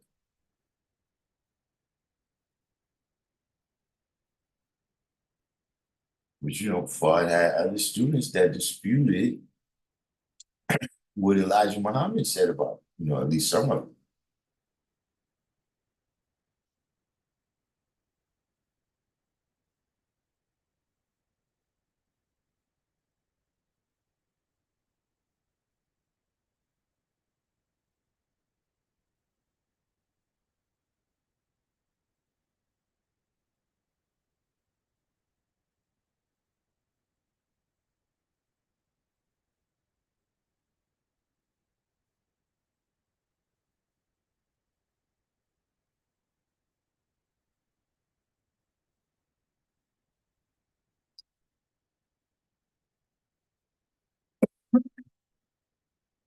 So there was only I thought everybody was selling the Brooklyn Bridge at one time. So it was just this one guy right here, Parker.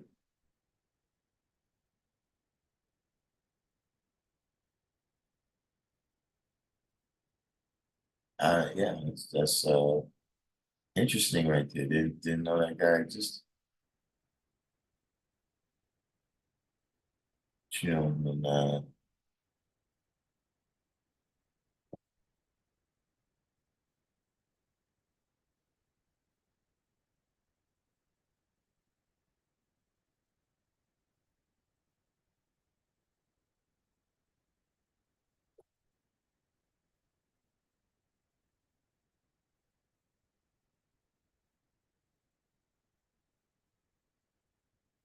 And Alan Mel, all I gotta tell you is look, tomorrow when you get up, right, you gotta watch the video, but only look at your comments.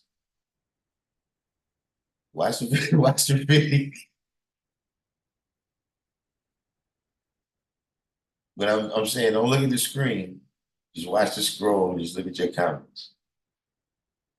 See if you know what they mean.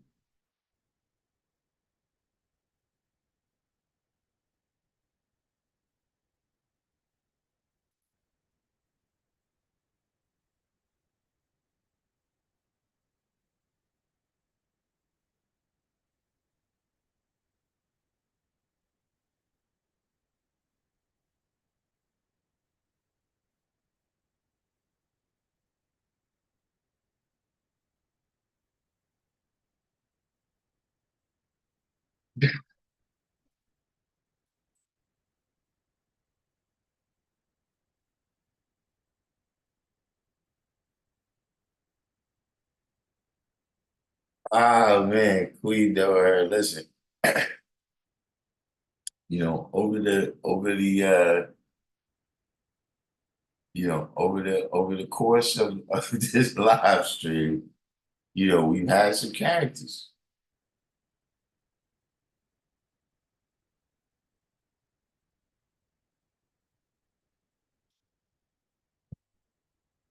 We try to snap them out of it. We see what happens.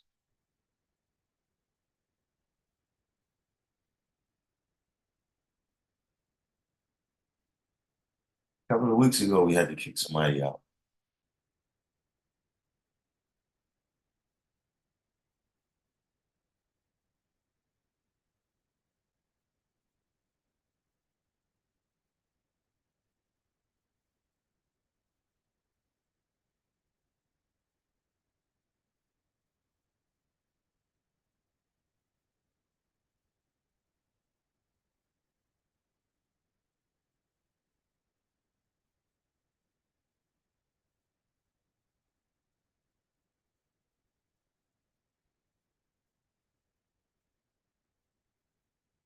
But at any rate, well, we getting up there in the time now anyway. So we got any questions there? Anybody want to add on? You know what I'm saying? Because I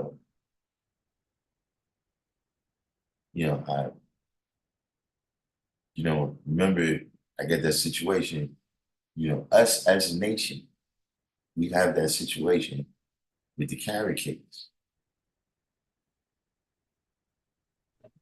I don't know if y'all forgot about that, you know. So, yesterday it was a tough job, but somebody had to do it.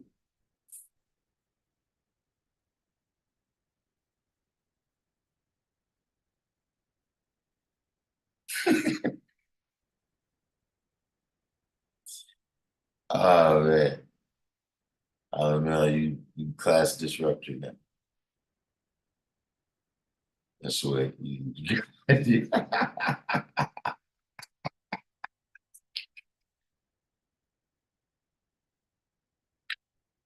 Ah man.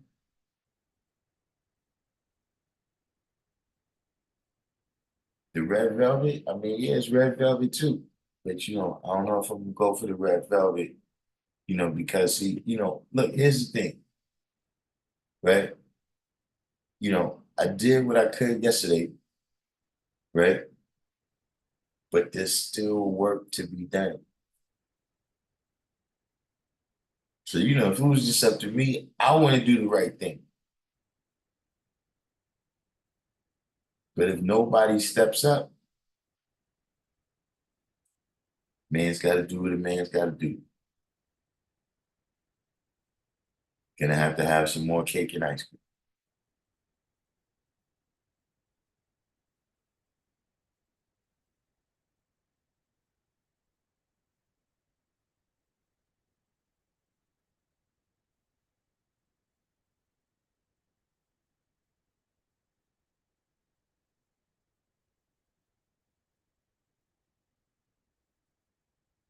What's Well, good, it's G? just,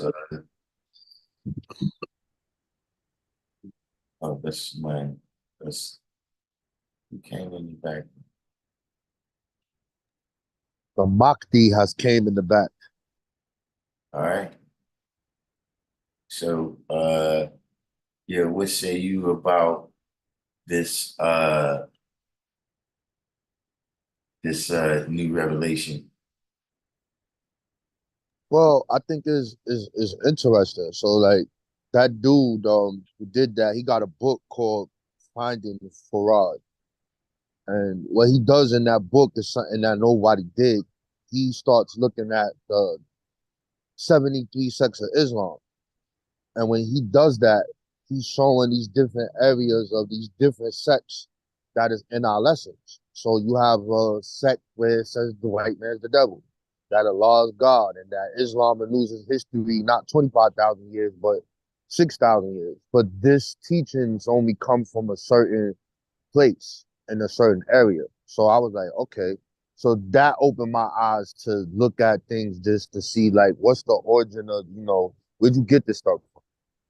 Know what I mean? So with that part, he just did this is new. That just came like probably like 8 months ago or a year ago. So with that, that's the book that he gets, captured with. And it has that statement in there that is clear cut. God is a liar, do away with all of his people, or blah blah blah, blah, blah. And he says that this is his favorite verse. So I was like, okay, so Fraud is said to write 3 books. That book, the five guiding principles, and it's another book. And he says that these books, Elijah says it too, that they're in the Library of Congress. They don't exist. They're not there. So Farad used to work for some kind of printing press or something like that. So they said, well, maybe it was circulating. I don't know. But for me, my thing always been like once I got this knowledge of self, because I got it different than you did, I only had access to certain information for like 3 years. So I didn't know about, I had everything from the bomb, math, alphabet, 12 Jews of Islam, universal flag, and that was it. We was building off of that for 3 years until I got the 1 to 10. That kind of threw me off when I started seeing the Christianity. I'm like, what's this Muslim? And then I got the 1 to 30. So I'm like, wait. I thought we God. What is this Muslim thing? What is this? So that kind of like threw me a little bit. So I was like, all right, got the 1 to 14, got the 1 to 40, then I got everything, and I was like, okay. So for me, my study is to, I took what I took to help me and I used it in my real life in multiple situations. But I wanted to validate these teachings that I'm teaching. I wanted to validate that. So for me, I'm looking at the foundation, the root. Who is this person? Okay, we don't know who he is. We only know from his own words. And the first time you see anything written about him is when he gets locked up. And they call him an Arabian. And they put him in the psychiatric ward. And he claims he's God. He says it there. So you can't say that he didn't teach this or tell nobody else this, because he said it to the white man. Like, I'm God. He said it to them. But his man, Ugan Ali, etc. But that's another whole different thing.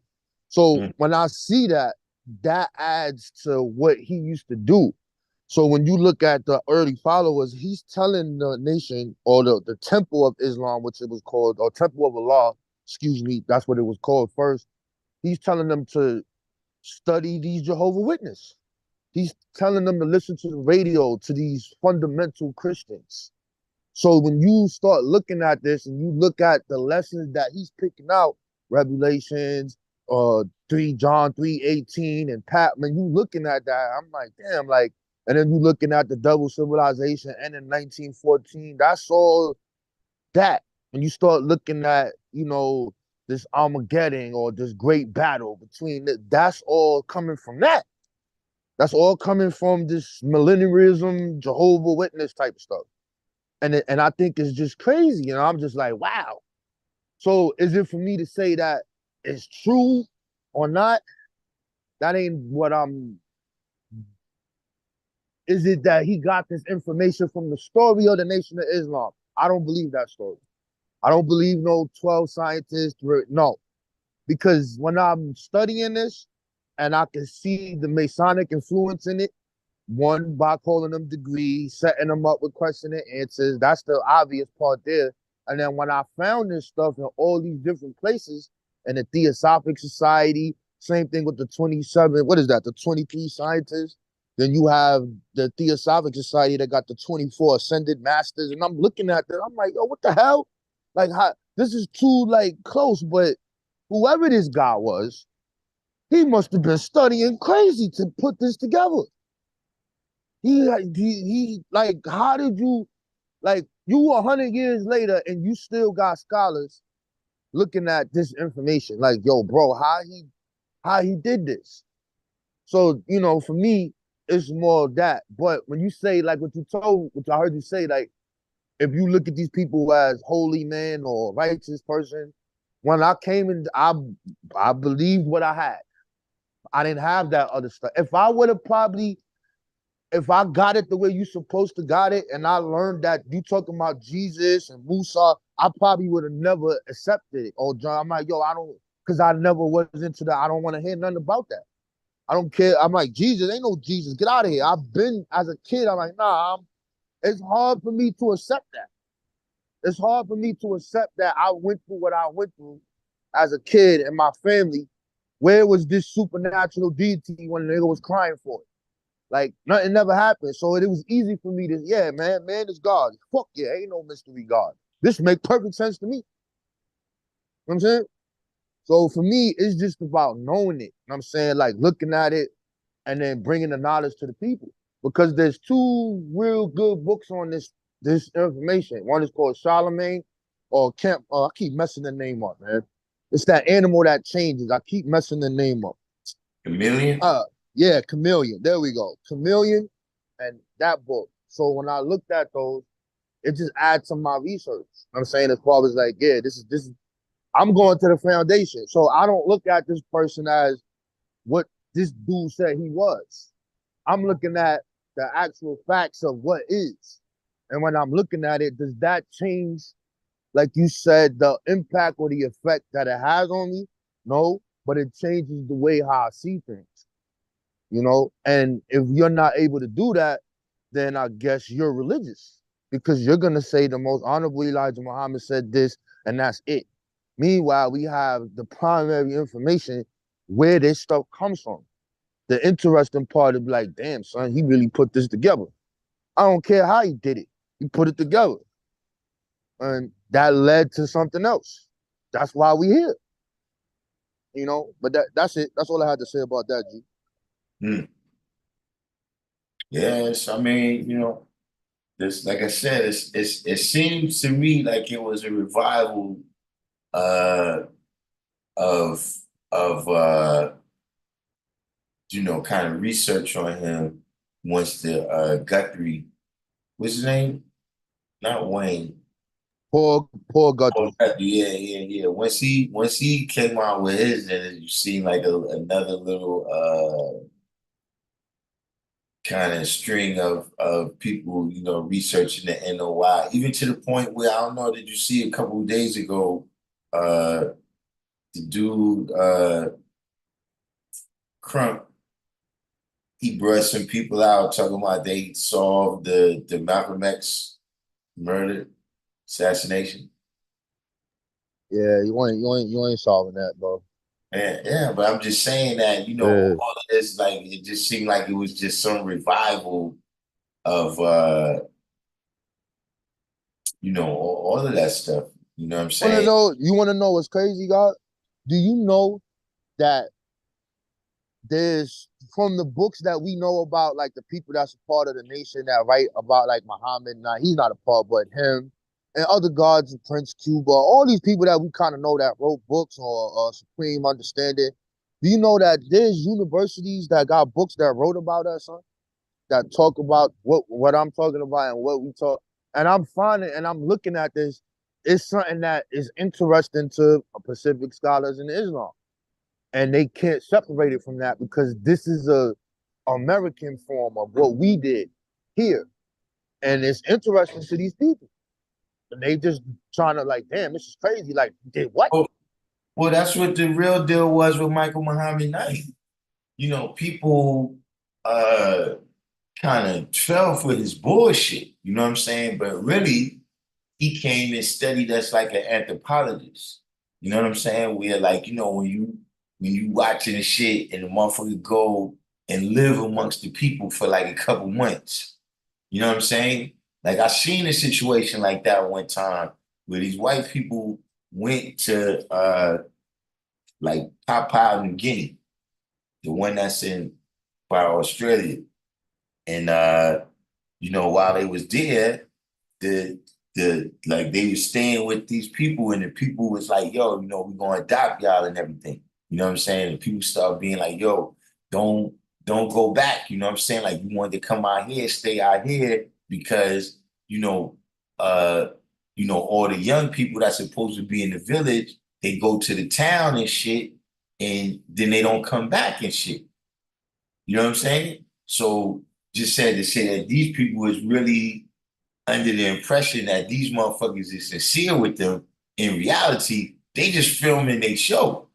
You understand what I'm saying? So it's the same thing with this dude where he came and shit and motherfuckers acting like, they taught him or something and shit. When in reality, you just came in so that, lend some kind of air of authenticity to your book. You know what I'm saying? But I can tell you, first of all, because of myself, but look, there was many of us that stayed away from him. Like it was never nothing that is from the jump. I didn't like him. You know what I'm saying? Like some people I just don't like. Is we don't got beef, I don't gotta bother you with none of that, but we ain't gonna be interacting. You know what I'm saying? And there's a couple other people than that. You know what I'm saying? That you know, came around and kind of conducted they study, or uh, kind of just looked at this as like another intellectual pursuit or whatever, you know what I'm saying? Like a philosophy for you to absorb, you know what I'm saying, and try to see how that matches up against the, Nietzsche and all these other philosophers, Aristotle, et cetera, you know what I mean? But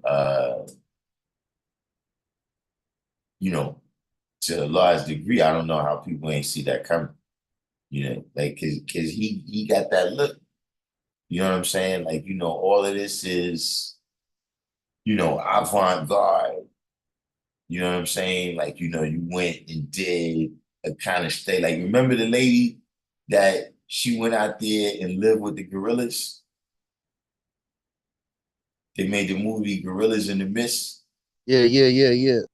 Yeah, that's what I'm saying. That's what motherfucker come amongst the guys, man, to try to study us like that and live with us like that till we get so used to them, right? That we think they one of us in the tribe or something. Like, nah, nah, nah, nah. I know that trick.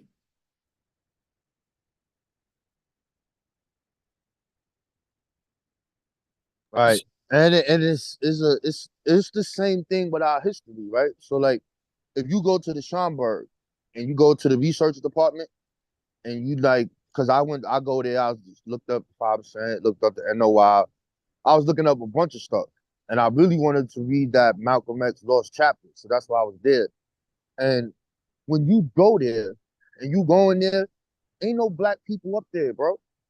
Those Right. are white people coming to get our information, the primaries that the black man set up, and they writing books and putting their understanding to our history. Whereas if we say that we make our own history, which we did because those are our documents, we wrote it, that's our history, that's our blueprint of what we did and what we must do, why we not capitalizing off of it? So it's the same kind of thing. I mean, so and it depends on like a brother that's writing a book. You might write from the teaching perspective. Mine's perspective is more of a I'm showing and proving. Whatever I can't show and prove, I don't have the information on this, but this comes from this. And here's my proof of where I got this from. And I try to get as close to the primary as I can so it's not dealing with a belief or just because it's my understanding of how I see it, right? And that causes conflict where certain individuals can't, they don't like that. So you trying to say the father's a liar, and you trying, and I'm not doing none of that, bro. How is he a liar, bro? Like, what are you talking about? Like, this is just the history. This is what it is. You know what I mean? So I just think it's interesting, man. Yeah. And I'm gonna tell you, this is like a side note, but it's related to that, is that the dangerous thing about that to me, right, is that all those white people sitting in the library, right? They're doing research to write books and do documentaries, et cetera, right? That once those works go into the public domain or whatever, that's called when you put your stuff out like that, then they become the experts on the history. You see what I'm saying? Meaning that uh when people say, okay, well, what happened with this stuff right here in Harlem in the 1930s when Marcus Garvey and this person and that person was there, right? And the expert is gonna be, you know, some white person who wrote a book, right? Like you said, based upon our work, right? But they're gonna be the person that's referred to. They're gonna be the person that, gets a university position or something, right, as the director of this department, because that's what Michael Muhammad Knight did. Like if you read anything about us now, right, there's all these references to, Michael Muhammad Knight says this, Michael Muhammad Knight says that, you know. So and that to me is dangerous. It defeats the whole purpose.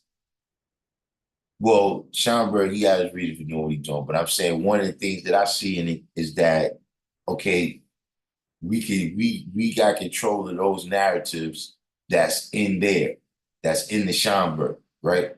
You know what I'm saying? A couple blocks away at whatever regular library, we don't have control of the narrative. You see what I'm saying? And just losing that, I mean, it's possible that all of them in there all deal with freedom, justice, and equality.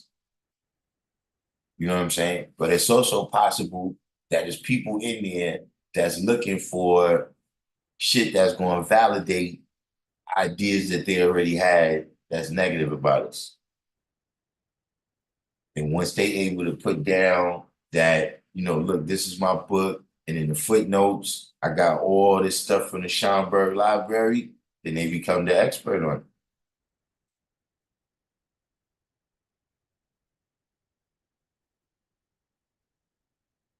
Yeah, you're right, G. And that's not a good thing, bro. And history is a science, bro. And that's something that we gotta take control over. I mean, there's nothing stopping any of us from going in there, doing the what, doing the that, doing the do, and put so like even when I read some of these things, right? Some of the history is cool, but when they start getting to the teaching and I'm like, nah, son, we don't mean that. What you talking about, bro? You know what I'm saying? But you're not gonna know that unless you are part of the culture, right? They might have a certain part correct, but you missing a big thing by not having that. But as you said, that brother, whoever he is, Michael Knight, whatever, what is he? What do you call himself? The devil, whatever the fuck he called himself. He Mm. came among the people and he did what he did. And it's crazy because you get to see him, like you said. You know what I mean? So yeah, I guess that's another build or conversation, to have on that. Look, I seen these two people one time, right? And the lady was Jewish, but the dude was something else, right? And so they come, they walking past the school, right? And they see the garden right there, and they want to stop and check it out. So then, I asked them like what they doing in Harlem and shit, right? So they was like, yo, we came up here to look for all these Jewish synagogues. And I was like, what? And she was like, yeah, in like the 1890s or whatever, early 1900s, Harlem used to be a Jewish area. And it was all these synagogues up there that, we hear about, but, we never saw them. And she was like, so we came up here to locate them and shit. And then they was laughing. I mean, not laughing at them, like, but they was just, was, uh, I guess, ironic or whatever the term is, right? But they was like, yeah, all of those synagogues became black churches now. She was like, that's where we found all of them at. And she was talking about one of them, and she's like, yeah, there was one of them, a real big one, right here on 132nd Street. And over the years, yeah, some black gangster took it over and some, right? So I said, Bumpy Johnson. She was like, how do you know? How did you know? It's like, man, listen, we from Harlem. Fuck you talking about? Like, you don't be down here, you ain't never heard of the bump. What's wrong with you? Yeah. You know what I'm saying? That's impossible. So, but just saying that to say that I didn't even know that was the case. You know what I'm saying? But just saying that, how history could be there, right? It could be lost. You know what I'm saying? Whatever the case may be. And then, you know, if that history gets lost and then now we got to get it back, you got to get it through those books that those white people wrote. You know what I'm saying? Just even from a standpoint of, you know, if you never experience certain things, you know what I mean? Like it could be a recipe, right? For some food. And because I'm not from your culture and I never ate that,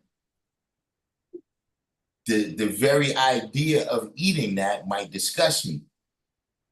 And that might come across in my writing. You understand what I'm saying? As opposed to somebody who's from that culture and they ate that before and it tastes delicious to them, the way that's gonna come across in their writing is gonna be different. Right. Yeah, yeah, it get crazy, man. But I just think that that thing is different, especially with the Farad part, because he's directing people to listen to the radio addresses by this individual talking about the Armageddon. They talk about the 6,000 year rule of the devil. This is in the Jehovah Witness teaching. He's telling you, yo, go listen to that. So let's get this clear.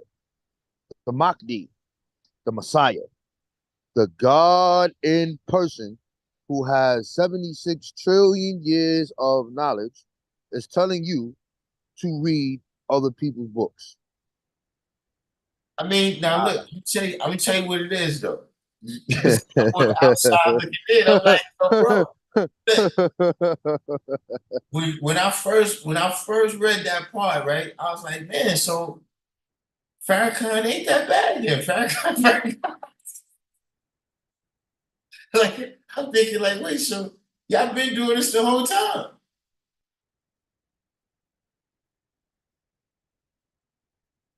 Yeah, it's crazy, God.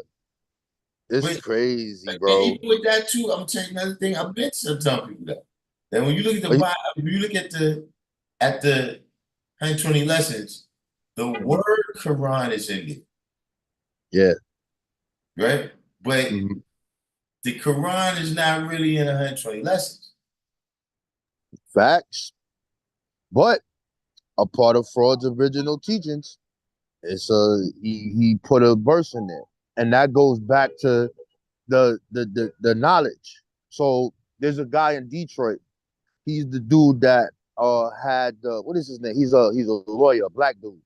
I forgot who else he represented. His name is Gregory A. Reed, and he had the lost chapters of Malcolm's what's his name, and he sold it, whatever.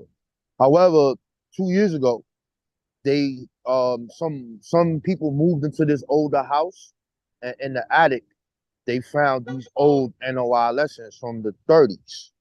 And no one has ever saw what it was called. It was called the Secret Rituals of Islam. No one has ever seen it. We just know about it, but we never saw it. He got it. So I'm sitting here like, yo, son, what's up with that? Yo, let that out. I need to see this. Hold up. What's this? I need to see this now. I mean, so, you know, this is, I'm going to go get that. I'm going to go over. I'm going to Detroit. I'm going to go. I need to go see that. So, but in his problem book and his teachings, if you get these questions right, what was your reward? You get a copy of this Quran Sharif. And it's a specific Quran from a specific sect that you get. And he give it to you. So when you read those translations in that Quran, like the Quran is the Quran, but the interpretations from the writer say different things than a Sunni or etc. So let's say heaven and hell, right? And then he'll give an interpretation of a hadith, and it said that the Prophet Muhammad was asked if the heavens consume the whole earth, where is hell at? And then the Prophet responds, where is the night when day comes? So when you look at that, okay, where is the night when day comes? Where is it? It appears like there's a day and night because of the motion of the sun, but this ain't no place that's under the ground or under the hell. You can't see this, no sun or none of that when you die. No. This is right here on the planet Earth. These two conditions. So he took these different things and used them because it represent his idea. This is what he liked. He liked that part. He like, yeah, I like this shit right here. No, you ain't getting this other Yusuf Ali. Come on, fuck out of here with that. You, Elijah, this is what you have. And then when you look at the letters of Elijah or fraud writing Elijah, he chastised Elijah. He said, yo, bro, what I told you about teaching Islam, if you don't know this shit. But his brother, Khalid, was the one who was the front man. And he was there. This shit was crazy, bro. They telling on each other and shit. This shit is wild. But to bring it home one more time, his secretary, I think you heard me talk about this before, named Sharif Bernstein, 19-year-old black girl, black chocolate sister. She's the one who typed all of these lessons out. She wrote all of them, every single one of them. She is at the origin of this whole thing. When they lock him up in Ugan, they go down to the police station and they got these names. That's interesting to me. One of them name is Sarah Allah. And I'm like, hold on. I thought bro was Allah. Why is her name Allah? Some of them had the Muslim names, beige and all that.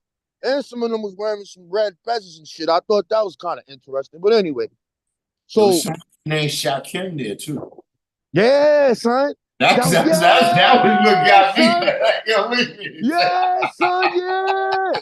That's crazy, right? Somebody was named Shakim. I was thinking, So I just find it interesting that I believe this lady died. When did she die? 2001 or something? We don't got no interview from this fucking woman. No one talk. This is the person who is Master Farad Muhammad's fucking secretary, bro. Who wrote all of this shit. From his word to her fucking typing, this is the person who did it. But she wrote a book. I hunted that shit down. My man was in Colorado. I said, yo, I looked at every library. This shit is over there. I need you to go get that for me. He go get the book. He's like, yo, son, this shit only 6 pages. I was like, impossible. There's no way that this woman, and then this is the woman that is married to Elijah Muhammad's brother, John. I'm like, hold on, bro. This is impossible. Like, how this woman only got 6-page autobiography and you chilling with, this is nuts. But anyway, I'm reading this and the stuff she's saying, it's a lot different than what brother Elijah is saying. She said she asked him, who is God? She said, when you look in the mirror, you see God. I said, woo, woo. I said, what's this? Then she's talking about them doing dances, and Farad used to dance with uh, a glass of water on his head, and they would have games to who could dance with Master Farad Muhammad and all this other shit. I was like, oh wow, this is interesting. This is where it gets interesting, talking. you know, look, man. You know, it was a lot of things going on in that time, man. That's all I can say, man. You know what I mean? I'm talking about. Yo, man, they was playing games to see who can win a dance with Master Farad, man. And, look, you got all these different people from, Father Divine. You know what I'm saying? Just down the line, man. You know what I'm saying? And they had no idea of knowing that the internet and all that was going to exist. And people was going to be finding all this stuff out. You know what I'm saying? Look, I'm gonna share my screen. I'm gonna show you something. Hold on. I'm gonna show you something. Oh, it says only the host this shit. Yeah, I'm outside. I gotta wait till I get in the crib. I would have showed you this shit. This shit crazy. But anyway, it's dealing with this dude named Duce. You know who Duce Ali is. That's like one of Marcus Garvey first teachers and shit. So the dude is running around with this fez on his head, but he's not a Moor. He's a Muslim, right? And they were saying that the reason he wore this fez because it made you look like you was an exotic Negro, meaning that you are not a part of the black slaves. You're not a part of that.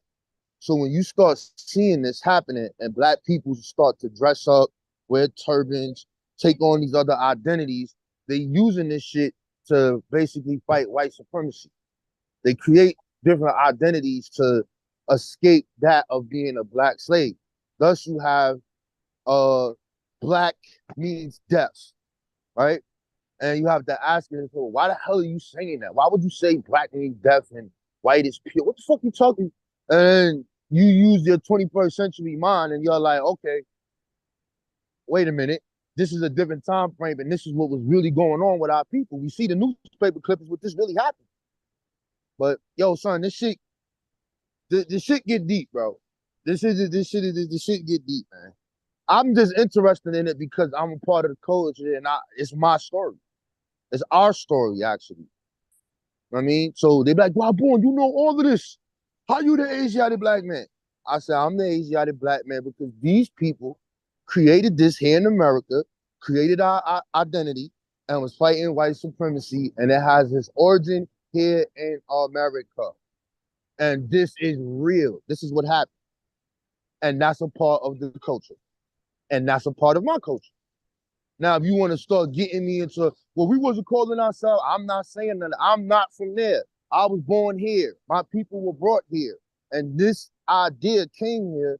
And amongst the people, we created this and we did something with it. And you ain't changing it. You don't got to like it. That's what that represents to me. Oh, that's my understanding. I'm not going to be Asia means the body and the addict means I ain't doing none of that. Hey, I ain't doing none of that. 1 second. We got a question here. A Mexican sister in the NOI invented the bean pot. So That's possible.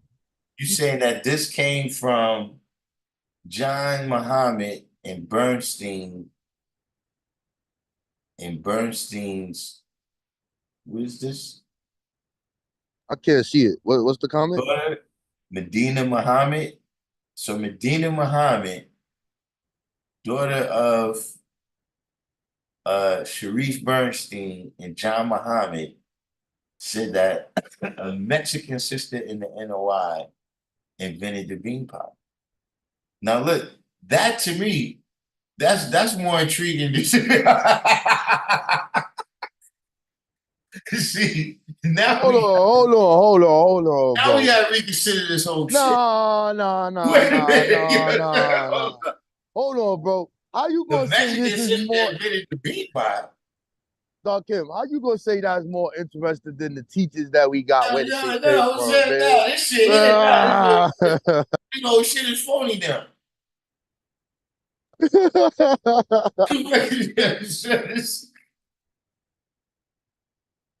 I don't know about that one, bro. That's wild, man. I don't know about that. I want to know where you got that from. She said that Bernstein and John Muhammad's daughter has done some interviews. He's saying that she never really got into those type of issues that you're talking about in terms of the making of the lessons and who was there, what it, all the original types of ideas that surrounding it. But she did mention that a Mexican sister in the NOI invented the bean pot. Where's this video at? I've been searching up and down to see an interview with this woman. The Medina Muhammad, yeah, I mean, this is the first I knew she existed, right? Yeah. Look, God, do this. Put Sharif Bernstein in your search box. You're gonna see her picture pop up in her book. I got the book. I'm saying it's only 6 pages, but I got it. And just so the I brothers can think I see it. got the book. Yeah, so you can see her. I mean, and in there, she's talking about how she met him, how she became a typist. She talking about everything. So I don't see why she would write that and then do an interview and don't say nothing about it. That's kind of strange. Or she know the goddamn truth and she don't want to say nothing. I don't know. And look, and then you got what's the name's wife? That's a whole other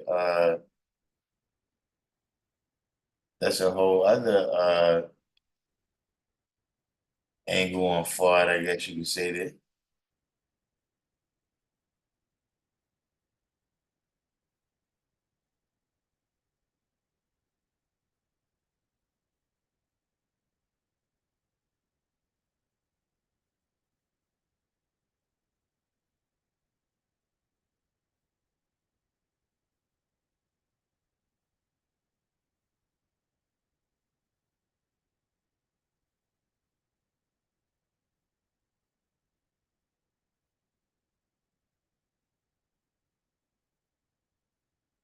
Yep, there you go right there.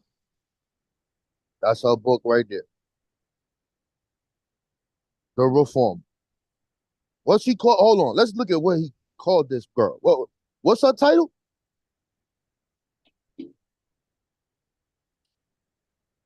Bernstein Sharif Muhammad, reformer and secretary.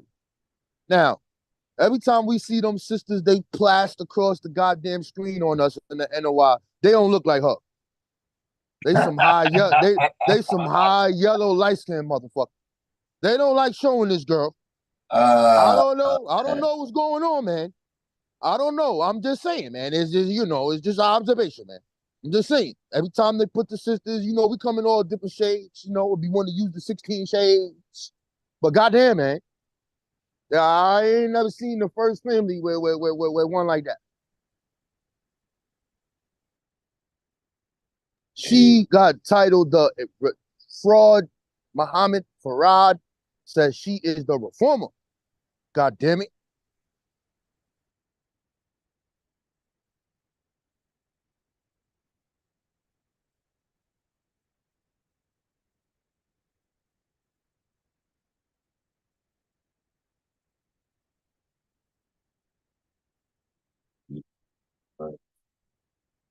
but yeah, I mean, look, that's you know, uh, they history went through what's the names, a lot of these people probably if uh if if uh if Wallace Dean didn't do what he did, then all of these people probably would have like that would have been their time. Not saying they would have took over the nation, but you know, of course, once Elijah is gone, then all of these people would have been more.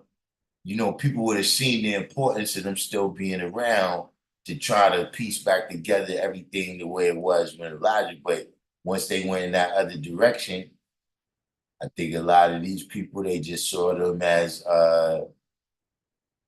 people that was brainwashed or whatever, or not, just not dealing with true Islam the way they was.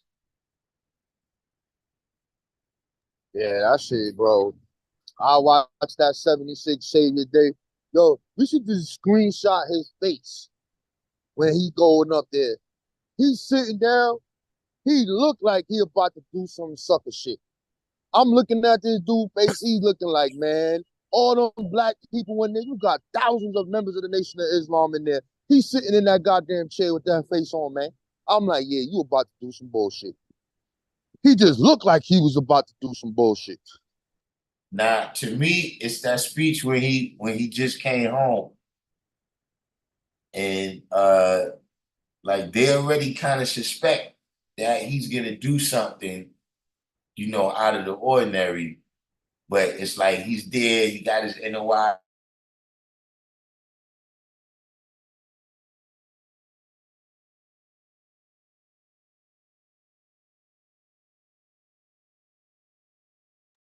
Yo, the valve cut off. Is it me or is it or you? Probably you.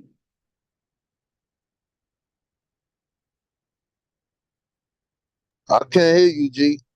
I don't It's know if it's me. Oh, I hear you now. it's I hear you now. What you yeah. were saying? Yeah, nah, it's the one where he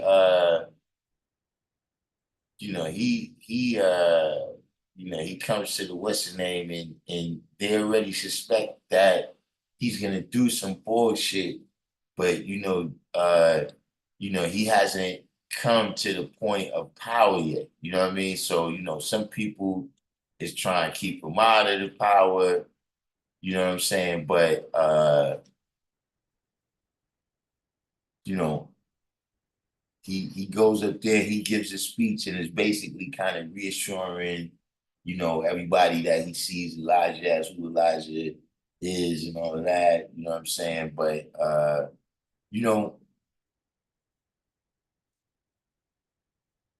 you don't want to say. I mean, it's the language that you use is always delicate. You know what I mean? But at the end of the day, when he sent them over there to be educated by them, that pretty much sealed the fate right there.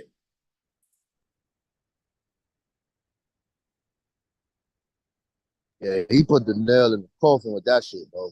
Yeah, it's like he actually broke the whole thing that he's doing. You know what I'm saying? Like you hear a message to the black man in America, right? So it was nothing for you to send him back over there for. You know what I'm saying? I'm talking about based on your own teachings. That Floyd brought all the knowledge over here. So what you send him back over there for? Right? And then don't you think Elijah knew he was gonna do this shit though? I mean, well, according to because I've seen a couple of interviews with Wallace. You know what I'm saying? And apparently at some point he had kind of got disowned and shit. You know what I mean? Because Yeah, kicked his ass out that crib. I remember that. yeah, And his mama, she was like, just say you accept Farad. yeah, There you go. Just say you accept him as being the law.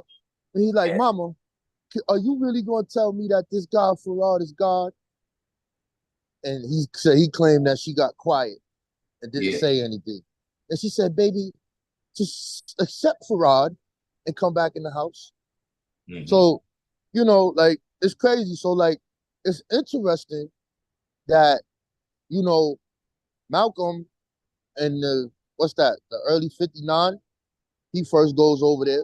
I'm saying he's in Arabia. He gets sick though, so he didn't complete the mission, but he's there to pave the way for Elijah Muhammad. And it's interesting that first paper they write in is called the Muslim Sunrise. This is the first time you see Malcolm writing, and they talking about all this stuff. And now the Islamic world is knowing about who this guy Elijah is and what he's talking about. And the interesting part is he got a person, what is his name? Abdul something something. He from Africa or something. He's teaching Arabic in NOI, in the NOI in the 40s. So he's also writing to those people over there. And he's like, well, this is not Orthodox Islam. However, these people have Islam in their heart and they're doing the work, blah, blah, blah, blah, blah. So they all know this shit. So Elijah knows that if you send your child to go get educated over there in some Muslim didn't school over there, he's gonna get brainwashed. Yeah. Why would you send him over there to go to school, bro, to learn this shit? Why did you do that?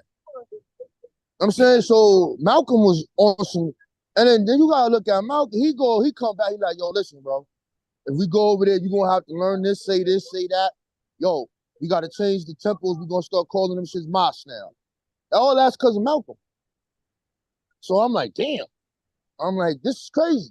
So like they know this stuff. But I'm pretty sure from his arguments with his son that he knew that if he put him in charge, what he was gonna do. Because he didn't believe it. Mm-hmm. Hey, listen.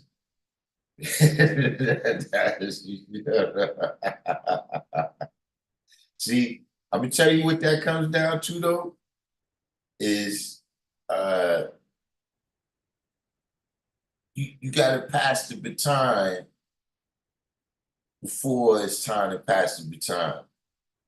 You know what I'm saying? Like because when you pass the baton off earlier, right? Then you can still kind of guide, you know what I'm saying? But if you wait till you die for the baton to get passed off, then everybody got to pick up the pieces. You know what I'm saying? In terms of politics or whatever, I ain't talking about whether you disagree with him or agree with him, right? But that's what Trump did. You know what I'm saying? Like right now, uh, you know, whether you respect him or not, right? His daughter was she did international diplomacy. So if for no other reason, they gotta always refer to her for the rest of time, right? Just to ask her, like, yo, remember you was making the deals? yeah, what did you negotiate on this particular time? What did you say and what did they say? Like, you set them in a position. Even with real estate, like if something happened to him right now, the empire ain't going nowhere because they already been pulled in. You see what I mean? So now he can train them real time where it's like, yeah, you can fuck up. It don't matter because, I'm still right here to put everything back on track, as opposed to, wait. And then now it's like, yo, first of all, we got to figure out all your secret squirrel shit that you had hooked up that don't nobody know or else know what it is. You understand what I'm saying? So, uh, that's one reason, that I look at and how we survive, you know, other people just saying to do is good when they leaders went down. You know what I'm saying? Rather they got locked up, rather they got assassinated, that was the end of certain things. But because we was getting the knowledge, or the brothers that was there in the 60s was getting the knowledge in real time, it's like you know, Allah is better at, drawing this knowledge up, you know what I'm saying, and making sure that, we do the right thing based on the knowledge and wisdom that's in there, you know what I mean? But we all got 120 lessons. We all got supreme mathematics, you know what I'm saying? We all know what these teachers is, so it's like, there might be a little learning curve there, but you ain't gonna be able to knock us off, off our square by taking out no one individual because you know, all of the power and potential wasn't held inside that personality. You know what I'm saying?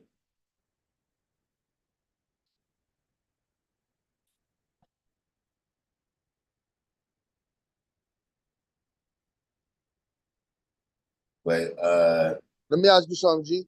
Do you be reading the Quran? nah, I haven't read any Quran in years. Same here, brother. I just wanted to ask. And I mean, Yo, let me ask you something. Oh, go ahead, G. with them stuff, it's like you got levels. It's too many, not too many, but it's just a lot of levels. You know what I'm saying? Where it's like, uh, you know, first of all, you're dealing with a translation. So you got to figure out what you're missing and what's being gained in the translation. You know what I mean? You got, with the Bible or any other book like that too, you got the time differences, certain places is named different, words is used different, you know what I mean? And then on top of that, you got all this religious shit. You know what I'm saying? Different things. It's, with these religious books, it's just extra steps and stages that you gotta go through in order to be able to draw any meaning out of the stories. You know what I'm saying? Which is for me, that's why I like the 120 because it's simple. You know what I'm saying? But uh like even recently, this is like the last maybe 10 years, right? I find out that Adam in Hebrew just means man. I mean, I don't know. You gotta get deeper than that, God. All right, yeah, Yeah, I mean, yeah, you I gotta don't go in get more. It that. means, it, you wanna know what it actually means? Blood. Blood, Because there's no values there. So the DM in that it means blood or life force. you That's what see, it means. Yeah, that's it's crazy. man, That's what so it that's is. what I'm saying. And then when you don't know those stuff, you understand what I'm saying? Then especially, now we just reading it. Right. Imagine how many authors, motherfuckers writing the Bible and didn't understand that. Yeah. Like you ever heard that people said that the Red Sea is actually that's the wrong body of water, that it's supposed to be the reed seed, but somehow in the translation it got changed to the Red Sea.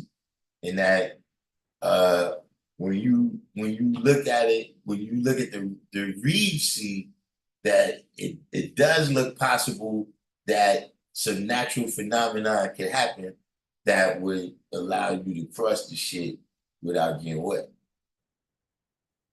You know, whether that's true or not, I don't know. I'm just saying that, you got all of these different things where, you got something that's been translated from Hebrew and the Greek and the Latin and the English and the Arabic, you know what I'm saying? And it's 120 is easy.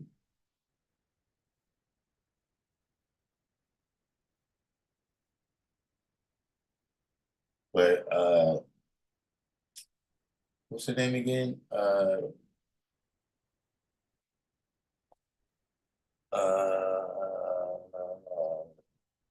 Yeah, Queen know her. You still there? Because you was asking about bean pies. So yeah, actually, we like bean pies over here. Now look, I don't know if you can contend. I don't know if you can contend with the official NOI bean pies. You know, uh I had one the other day because there's a guy that he comes over there by the mosque, but I haven't seen him. But they sell them over there at the what's that place over there where they sell the fish sandwiches? Manners. Over there at Manners, they sell the bean pies over there, so I get them. You know what I mean? Uh, but see what happened though, you missed it because you wasn't here yesterday when I was explaining that. See, the earth made she made she made a carrot cake and a red velvet cake, some chocolate chip cookies, and some carrot cake, but like in the muffins, like the little what's in names. And she brought them for the feast for Sunday at the rally. We had a little banquet there when for a large born day, but she got there late. You know what I'm saying? And so she had to bring the cakes down here, and then, we did our best because we didn't want her to, waste her time, energy, money. We didn't want that to go to waste. So, we ate, probably half of both cakes. But these cakes was like 2 feet in diameter or something like that. So this is a pretty tall order. So, I was just coming off a fast. I just was fasting. I fasted Thursday, Friday, Saturday. So ice cream is not necessarily what I'm Yo, God, just say you love bean pies. listen. Ice cream is not exactly what I want to be eating right now. You see what I'm saying? But because I didn't want the earth, time, energy, and money to go to waste, right? I bit the bullet and got some ice cream last night, right? And ate carrot cake and ice cream. You know what I'm saying? So, I was telling the brothers earlier today that, I did. You cut out again, God. You cut out. Cut off again, God.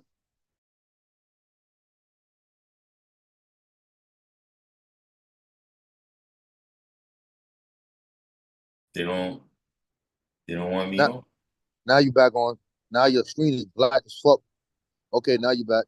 Oh, it says my internet connection is unstable.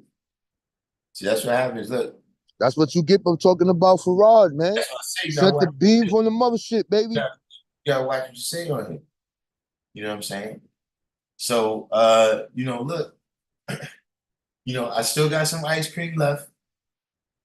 Look, if one of y'all come out here, you know what I'm saying? Look, we that's equality. But if no one steps up, it's looking like I'm gonna have to have some more cake and ice cream. I'm gonna try to avoid it. I'm gonna try my best. I ain't even gonna say nothing. You funny, G. uh, somebody said, "Oh, Mulana." No, bro. Far as I can remember, the Mulana, Muhammad, well, that translation was the first thing that Farrar had, not the Yusuf Ali. He gave him that one first, not that Yusuf Ali. Now I don't know Farrakhan. I don't know what they use. I don't even follow that dude, no brother, no more. I don't know what he teaches. I don't know what's. I don't know. I just see that. I don't know.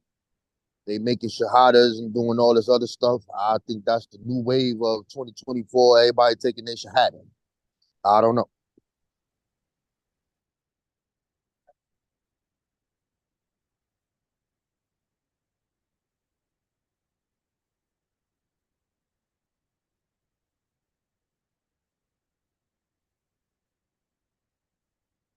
Yo, is Al?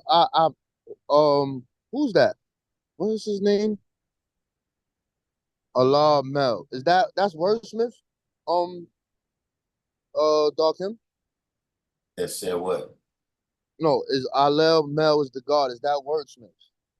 Nah, Alamel is yeah, nah, he's Oh, okay, different, okay. yeah, different condition. You crazy? It's a different condition, bro. So you said Queen Know Her says that she was raised in the NOI restaurants. Your grandfather was the one who brought NOI to Cleveland. So I take it y'all not welcome in Cleveland anymore.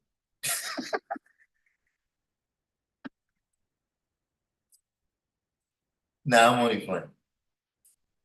But look, the I'm not sure if she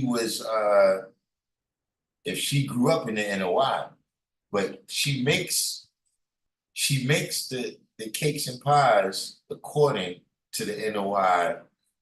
What's she name? You know what I mean? She makes look when she comes, she has the vegan, strictly vegan. You know gluten and all that. You don't need that. She got that kind, and she got the regular kind. She's a real professional. That's why I'm saying you don't want that kind of professional effort like that. You don't want that. You don't want that just going to waste. You know what I'm saying? Got me some butter pecan left at the house.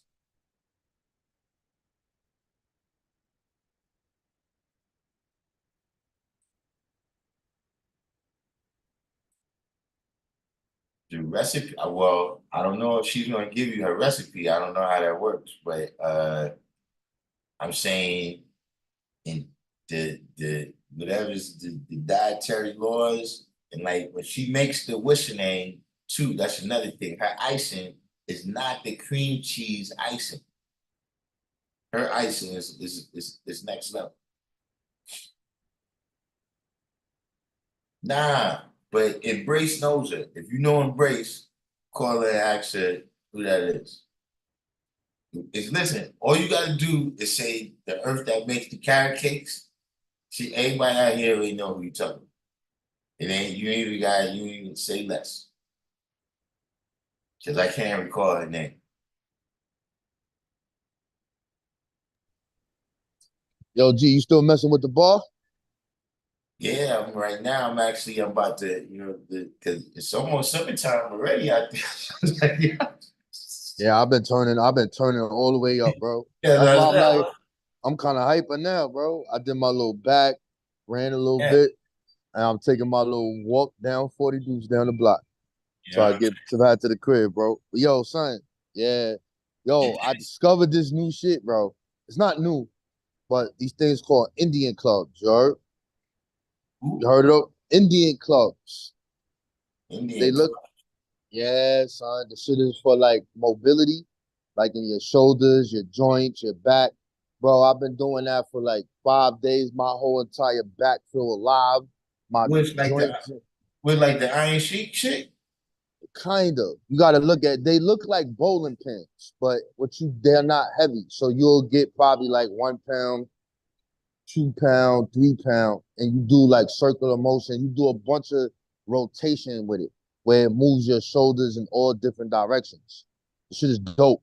I've been going in with that shit, bro. That sound like something I might need this shit anyway. Yeah, then you'll fuck. Yeah, yo, yeah, we need that. Once you get past the understand decipher, you gonna have to start fucking with that, But I bro. got now, I use the band. I ain't got it on me now. But usually I just walk around with it. Like the rubber shits. Yeah, the band is good. The band is always that's good money. But And this, I go like this, over my back like that, over my head. bro, I'm telling you, fam, bro, you will feel brand new, son, to be walking around here like, whoa, whoa, yeah, son.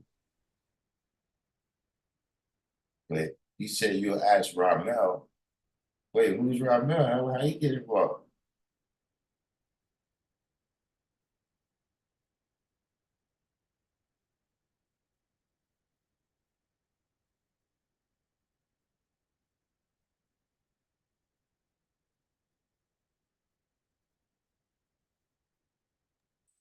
Allah, Mel, you be wilding in the chat, bro. Like, I don't understand no comments you saying, bro. Sometimes you I don't gotta, know what are you talking about, bro. this is the time you gotta let Ramel just go, man. I Yeah. don't even know what the God talking about, bro. He just be coming out of left field and stuff. I'll be like, yo, what? Yeah, yeah, I don't know. I don't know. Yo, where the God justice at? Just Mm. he was in yesterday, but he probably has to do today. Mel Supreme, I mean, he's gonna know who you're talking about. If do he know how to get in touch with her? I don't know about that. I'm saying embrace. I know for a fact she know how to get in touch with.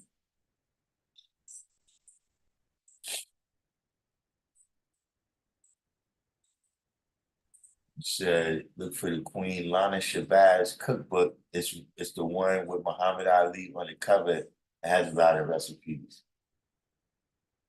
Let me see. Let me check it out. What do you got in it? It's vegan stuff?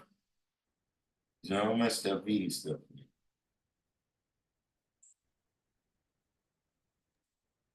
And what's the status with the other stuff, G? Or it's still like moving in a, progressive way? Well, I'll talk to this brother because you know, mostly right now, just when you just go to the West End, it tells you about individuals. You know what I'm saying? But they got a couple of schools set up. So right now, this brother is supposed to be calling me on Saturday to tell me how the system, how they hook that up. That's what up. That's what up. Okay, I see it cooking with the champ, cooking for the champ. Bro, man, you just need to make the ill bean pie and you good, son. I don't know what you're talking about. The bean pie, bro. That's it. Recipe for the bean pie, bro. The bean pie. You cut off again, G. You're gone again, God. It's time to be out, man. 'Cause this shit is keep messing my mind. Like, man, that's what you done. That's when it's time to go. Motherfuckers telling you. But yeah, now see one thing about the bean pies, it's too wide of a range. I just want the regular normal bean pie, bro. I don't want all that other extra shit, bro. Yeah, Just right. let the I don't bean want no pie. raisins and all that in my stuff. I don't like that. People want to put garlic and shit in bean pie. I see like, what the fuck is wrong with you? Garlic in the green pot and the bean Yeah, pot. bro, I'm saying some stuff that people be putting in cakes and pies and be like, what the fuck? Why would you do this? Like people put raisins and carrot cake and shit like that. Like, why would you do some shit like this? Now, at any rate, this ain't you gotta purchase this. I just wanted to see some of the recipes before I buy it. Because like I said, I can already tell you, got too much bullshit. I don't want it. And my last entertainment question: who you got, Ryan Garcia or Devin Haney? Man, you know what? I'm not all that familiar with Devin Haney. Um, Oh, you a hater, God. You a hater. Yeah, on, yeah, yeah. but You a look, hater, God. from what I've seen of him so far, you know what I'm saying? Uh, I think I'm going with Haney. You know what I'm saying? Because I'm not a huge Ryan Garcia fan like that. But I haven't seen him that much. Yeah, I'll be watching. I like that young brother, bro. Floyd Yeah, was mad at him because he never signed with Floyd. Floyd was like when he first like he had him when he was like 16 or some shit. And he mhm. was like, yo, this dude is the truth. He's gonna be the next up, blah, blah, blah, blah. And then his father decided to take the path of Mayweather. Like, hold on, we ain't signing to nobody, my nigga. We doing this shit on our own, bro. And after that, it's been on and popping after that. But yeah, his last fight was dope though. He fought that Regis Poirier. I just wanted to know what your stance is on that. I'm trying to go to that. That's gonna be in the Barclays, bro. On the Barclays on the 20th, bro. Word. Yeah, son. I used to know somebody that used to work in there. I used to get some tickets for a little bit discount. My mom, what's her name? Her God, Sham God. That's his name, Sham God. Him, he got the connect there. He got the fucking booth. You heard? Mm. Yeah, make it. Yeah, might hit you up, man. See if you come through, but you gonna have to, deal with this fraud stuff first, man. Because I don't like what you did today. You did a lot of, running. You gotta talk about being. You see, I was building with my Caribbean uncles about the Bible, and I used the same scriptures that the Hebrews used. That's just how I build. Then my wisdom came out the room, and you say you're not a Hebrew. No, I'm not. I mean, but Jigga called it the original bean bomb, a diabetic sugar bomb. Damn, God. I mean, look, it is super sweet. Like after like if you eat a whole bean pie, after you eat it, you feel like the sugar.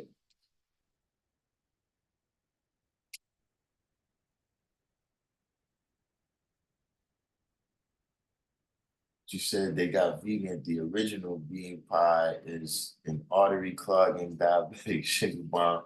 I mean, so which one is that? Is that the one that they got that so that's what I'm saying. I don't know. Is there like an official bean pie that you get from someplace officially?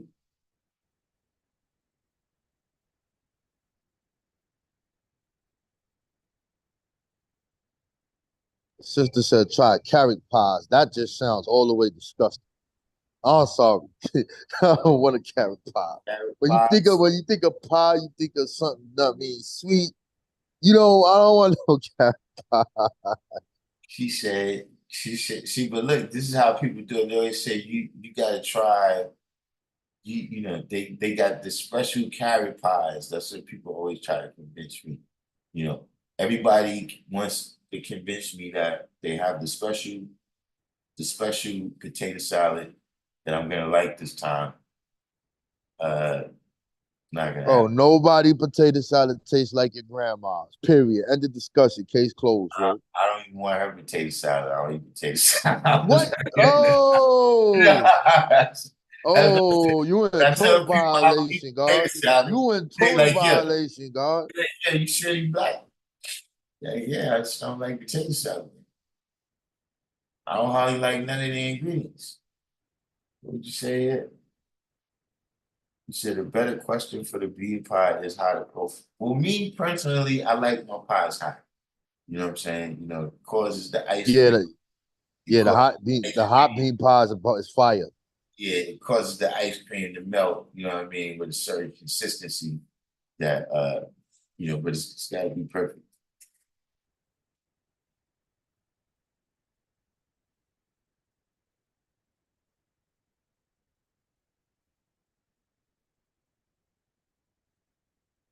Did your comment about how to find the Medina Muhammad interview show up? Nah, it didn't show up. Who? Who Nah, interview? he got the link. See, Yeah, he can't share the link because he don't got a only the blue bean guys can share the link. You won't be having no moderators in your chat, bro. said, I'm in SCA said, are you even black if you don't eat potato salad? I took offense to that. So wait, let me Yeah, he ask you, violated, bro. He oh, violated. Yeah, total violation, bro. That's like you why talking you about you wait? don't eat collard greens, bro. Nah, I'm saying, hey, look, this brother Do you right eat here. collard greens? Do you eat collard greens, God? With the turkey Nah, bones? no, Oh, no, Cypher God, you ain't black, God. You ain't black, God. you said you get. I'm saying we got Joe Biden in here. We got Joe Biden. Like, look, if you don't know if you want to eat potato salad, then you ain't black.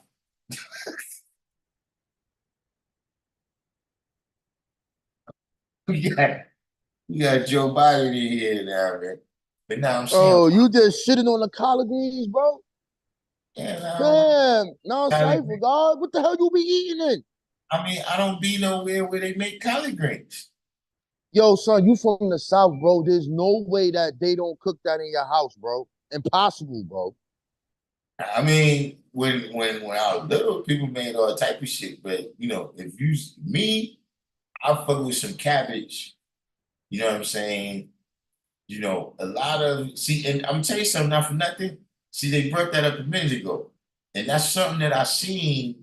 See, veganism. There's a lot of hard to digest food in there, man.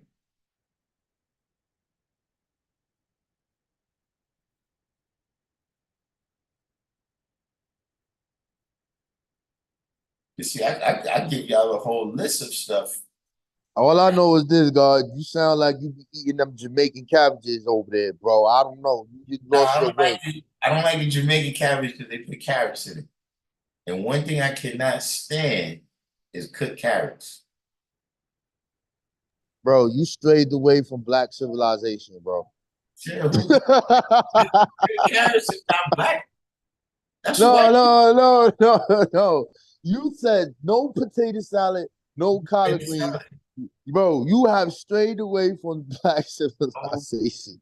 no collard greens, man. No macaroni salad. No what else what else they got? You don't eat mac and cheese, bro? I don't eat macaroni salad. Okay. I mean, that right there, you can get away with that. Yeah. That ain't really a thing. I don't like tuna fish salad. I don't like tuna. I don't like relish. I don't like mayonnaise. I don't like none of that shit. I don't like no white sauce. I don't like the McDonald's special sauce. I don't like tartar sauce. I don't like ranch. I don't like pesto. I don't like nothing, no white sauce. Now I like coconut if it's coconut sauce.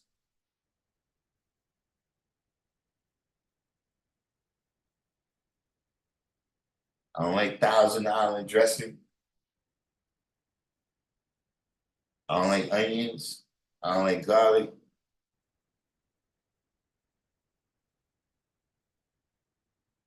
Bro, the seasoning is the thing that makes food.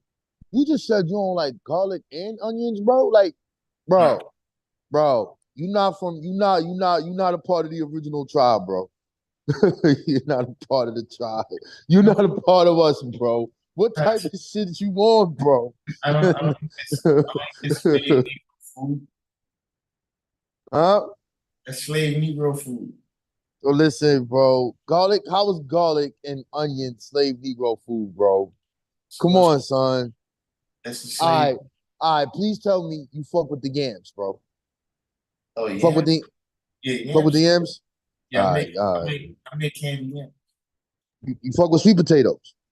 Yeah. All right, so you cool. All right, you getting a couple of points. Get a couple points back. What do I eat? Listen, I don't, I eat asparagus.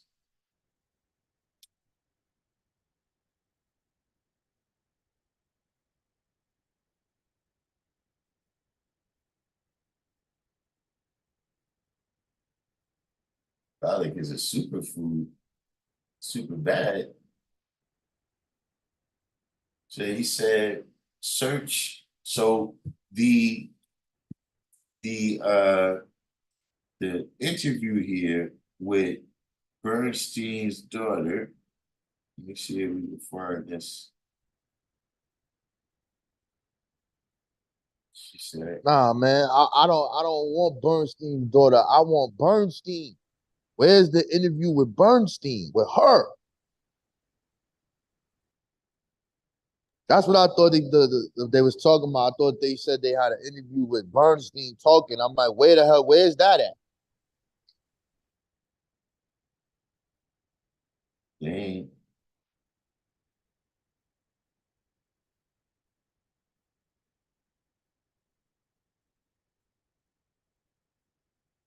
let me see.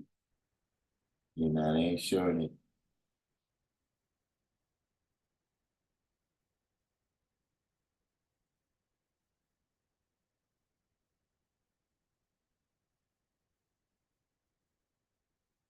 Oh, I see it. Yeah, I check it out later. See what she got to talk about. You say garlic cleans your blood. Now my blood is pure.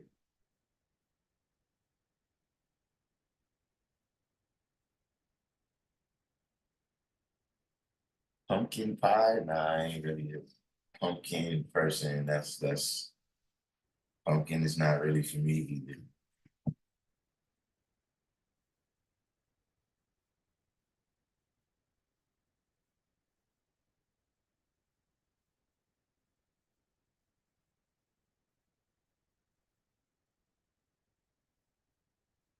Said there's few things in this world funnier than listening to New Yorkers arguing about anything at all. Yeah, it must be an outside joke. Why these dudes be hating New York so bad, bro? Like, why y'all hate us, son? It's built into the fabric of the country. Just hate New York, bro. Listen, man, you gonna bow to New York. We are the birth of your knowledge. You can't get We it are wrong. the Mecca, bro. You gonna have to deal with us. We are the mothers and fathers of civilization here for you.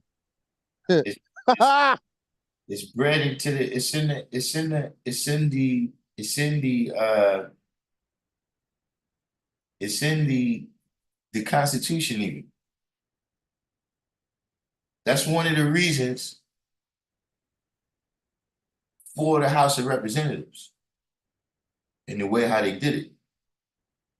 The other states wanted to limit the power of New York. The whole way the government is designed is to limit the power of New York. I'm you research. I hear you, G. I'm You not, yeah, no, I don't got that much dispute about that. mean But even but the Civil I War, wanna talk about the sneakers I saw you with on yesterday. I wanna talk about that. the the Nikes. Nah, bro. You had the Trump sneakers on yesterday, bro. I saw you, bro. Nah, I I ain't just seen ain't it. say nothing. I Hold on, just ain't wait. say nothing to Nah, you, bro. I wanted to see them. Wait, let's look those up. Nah, son, you had the red bottoms with the gold on it. I saw you, God. I took a picture of it. So if you let me share my screen, I can show you Hmm. wearing the sneakers, bro. So you can't lie to the people. I saw you with those. I look, I heard about it, but I hate shit. Let me see. Wait, man. Oh yeah, nah, niggas hating. These shit's kind of fresh though. So man, the God got the brand new gold Trump. Oh wait, Red though. bottoms. He got Hey, the red bottom trunks, bro. say these some shits right here. You ready to play ball? Say, bust niggas ass with this shit on. They gotta leave the court. Yeah, you know what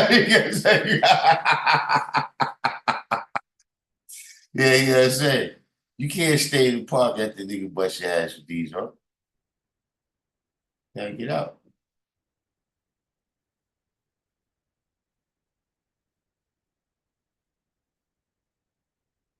There you have it, ladies and gentlemen. Red bottom Trump shirt. I'm serious, it's kind of fresh. And then look, he got the shiny gold laces on him too, son.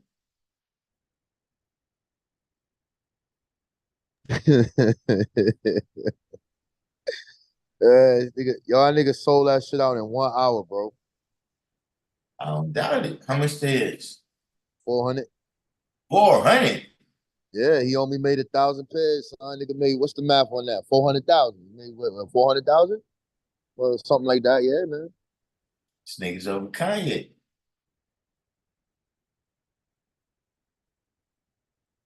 Fucking around with that, man. It's not so schizophrenic.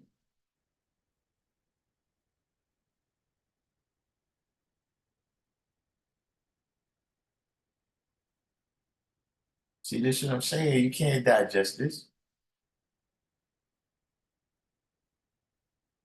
Fuck you crazy, bro. You about this like Buck collards, julienne marinated in what's this? Apple cider vinegar, olive oil, cayenne, garlic, onions, and sun-dried tomatoes. See, this is just horrible. Like, how could you put garlic, onions, and tomatoes in one thing and think it's gonna taste good?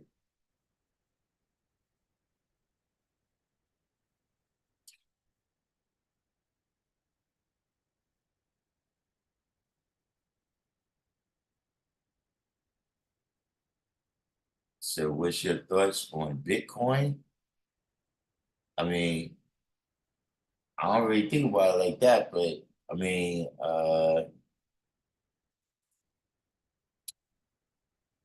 you know,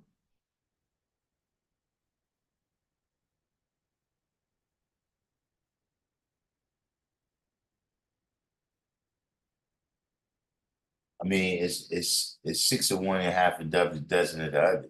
You know what I'm saying? Anything what I see, you know what I mean? It's one of the things where look, you know, we in the wilderness of North America, right?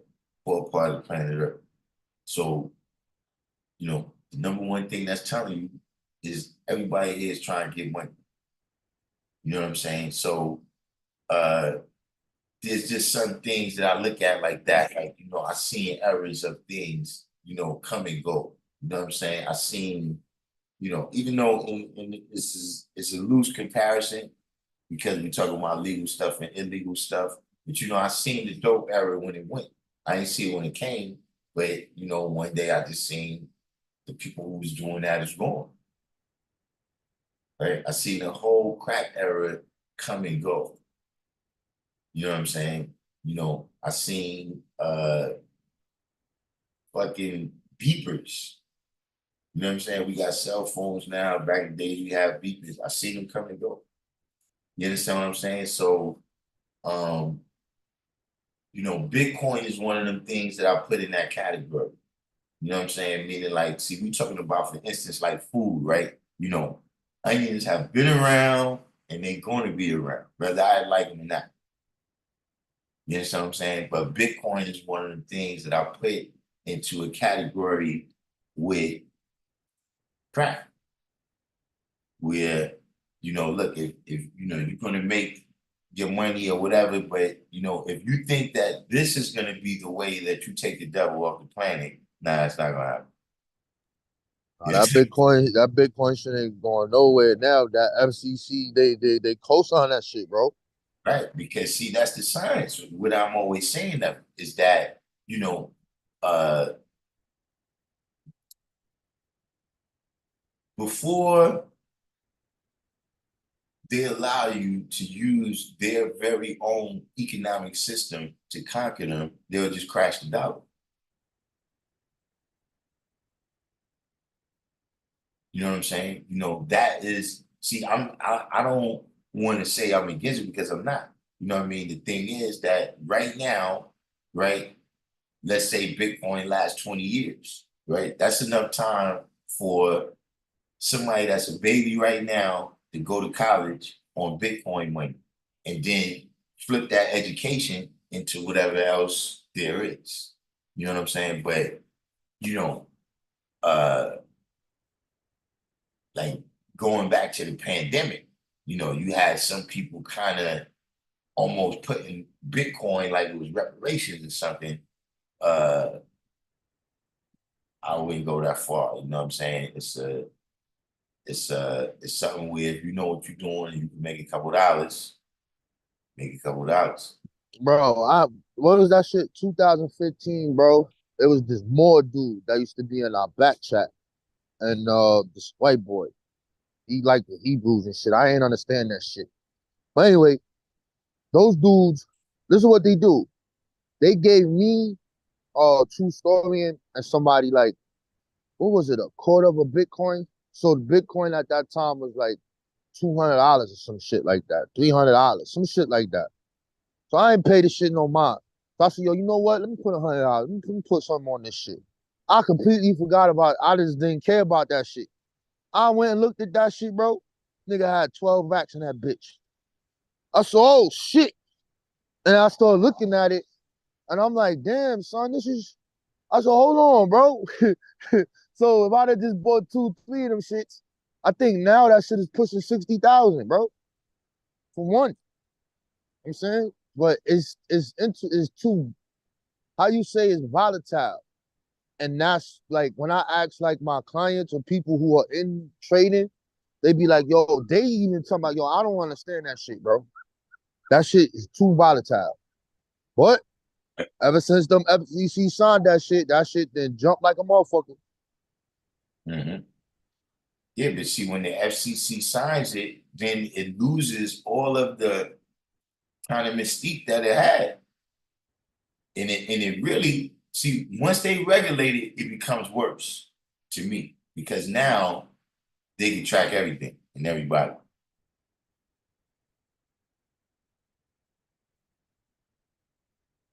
So, Yeah, but I so think one of the things, the technology though that's behind it, like blockchain, that right there is something to like invest in because that is being used for like ledgers and that right, right there, the thing that backs actual Bitcoin. So right. that I would invest in that. But bro, You see, now look, that's what you're saying. but I wanted to tell you this though. I forgot. That more nigga then disappeared and got low. I seen that nigga on Clubhouse, bro. He was like, yo, what up, boy?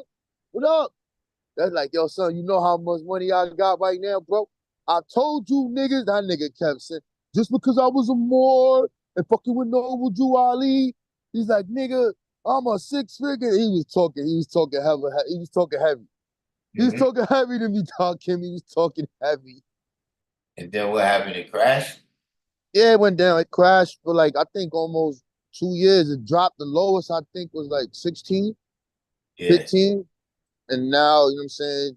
Since I can't remember what happened. Something happened, I think, last month or the month before. yeah. Something happened. So I don't know. I can't Nah, remember what it wasn't was. that long ago. Cause I gotta jump in mine too. I didn't, but I don't pay attention to it. Like once it crashed, I stopped paying attention to it. So I did happen to just glance in that app and yeah, I seen where I was up. You know what I'm saying? But I don't think, those types of moves that was being made, you know what I'm saying? A lot of economic things I think right now it's different scams going on, you know what I mean? Different things where I'm saying, now look, it's possible that maybe shit is just not on the level where, but you know what I'm saying? I've been in New York the whole time, and it's you can tell when it's money over there. And it's like I don't be seeing that, G. Like when you go down Broadway, really the whole Broadway is mostly closed down. Like when you pass 100, once you go down the hill on 135th Street, of course, it's really nothing there, right? When you're going back up the hill, you got them couple of stores over there across from the projects. Then you got the college. Then once you turn that corner on 110th Street, it's just a couple of restaurants. Like all the stores, the Dwayne Reed's, like 7th Avenue is closed at 11:30 now. Yeah, son, It, that shit is it, it, it, crazy. and this is the projects right here. When the store by the projects ain't 24 hours. When did that start, G? When did they start doing stuff like that? But it's like literally, you don't even see drug dealers out at nighttime no more. And I'm like, nah, son, New York, the rents that these places gotta pay, a lot of them gotta have those hours in order to cover all that shit. So I don't really, and like I said, maybe the online shit is popping that much where I don't see it, but it's still going on. But I don't know, G. You know what I'm saying? A lot of shit just be seeming like scams, just like look, the obvious scam right now. You know, last year, you don't got no money for this, you don't got no money for that. This year, you got 53 million and shit to give out on fucking cards to niggas who wasn't here last year. So, you know what I'm saying? At this point, it's like, you know, it's like we gambling in Vegas. You gotta realize that the odds ain't 50-50. That's what I'm saying. They're not even gonna put a game up here that the odds is 50-50. So where can I research that? And does that have anything to do with why DC is now the capital as it was New York prior? Um, well, yeah, because they wanted some type of neutral place, you know what I'm saying? But really you can look at it in any uh the popular vote has to do with not the popular vote, the what do they call that? The electoral college got to do with uh kind of negating the will of the people, right?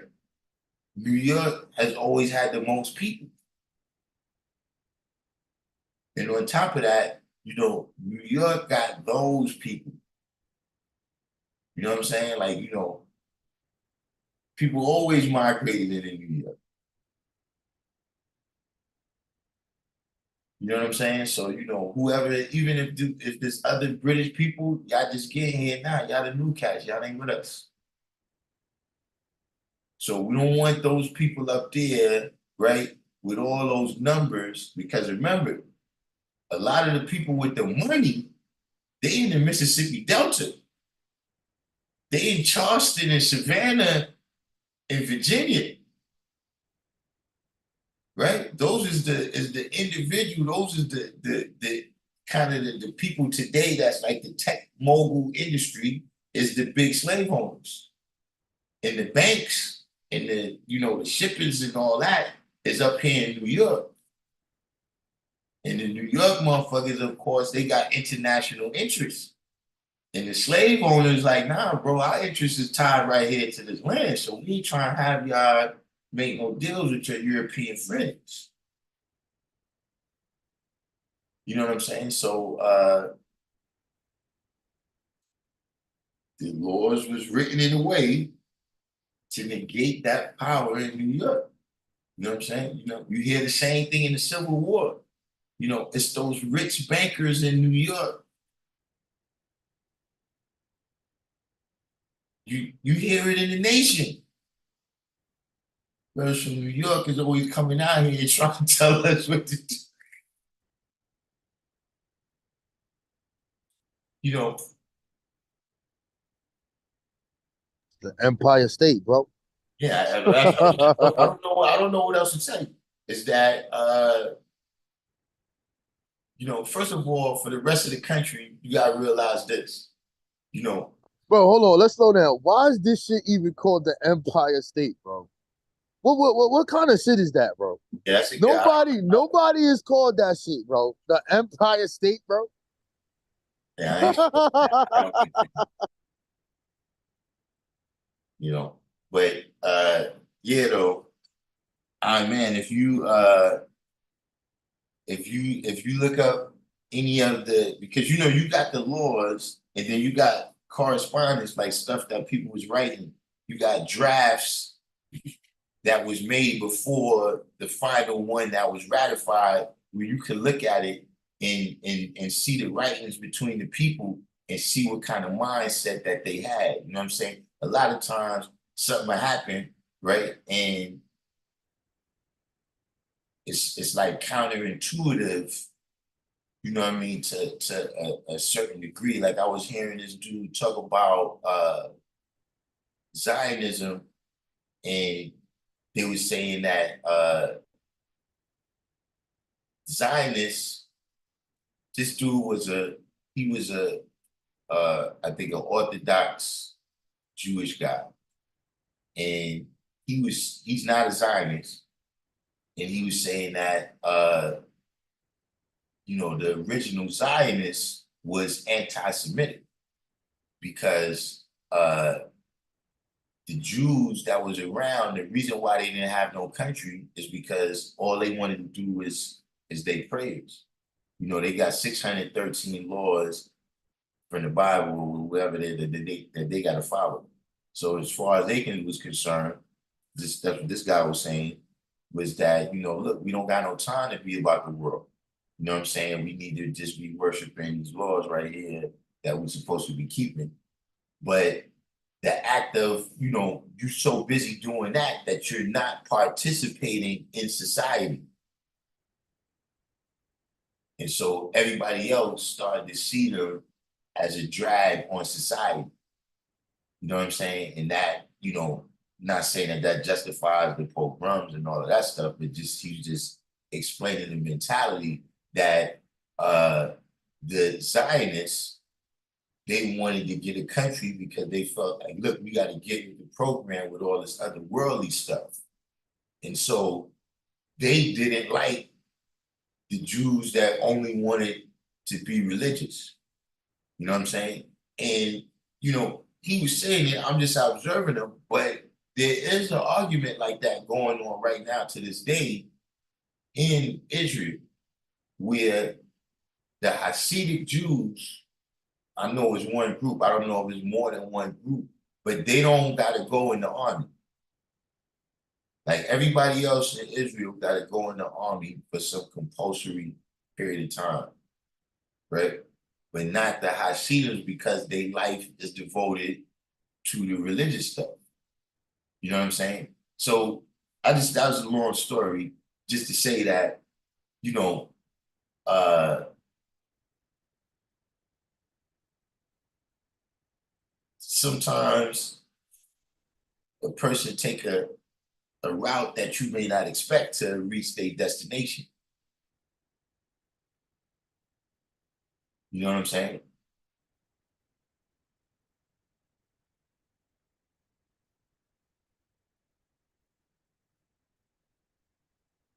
You said that is the only time. What was the only time you voted?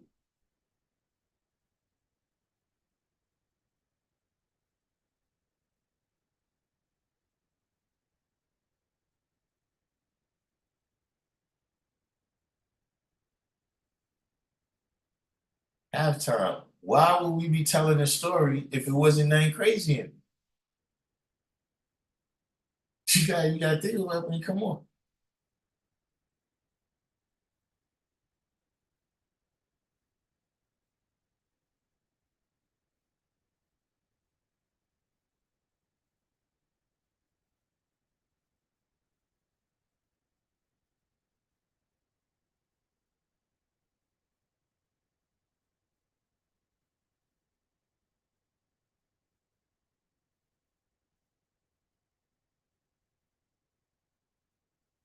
Yeah, I don't know. Hey, look,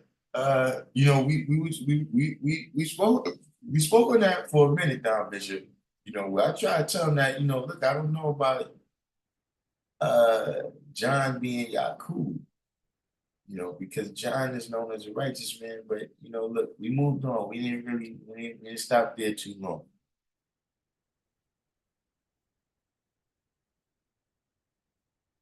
You said, due to knowledge on Bitcoin, it's not about getting money, it's about a change in paradigm. Okay, so what's the change in paradigm?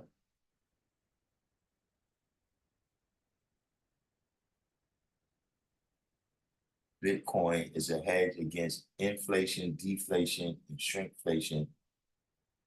In 2017, $1 in Bitcoin is worth $57 today. Now, see, look, and I'm not an economist, so I'm gonna ask you a question.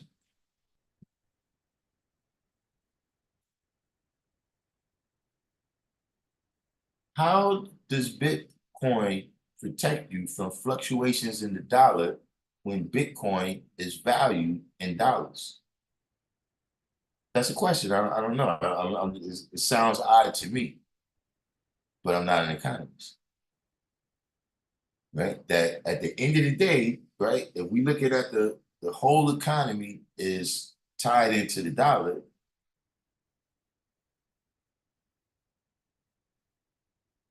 like that seems to me to be the first step you would have to do. You know what I'm saying? Like, for instance, another hedge against inflation, right, is to buy your goods right now.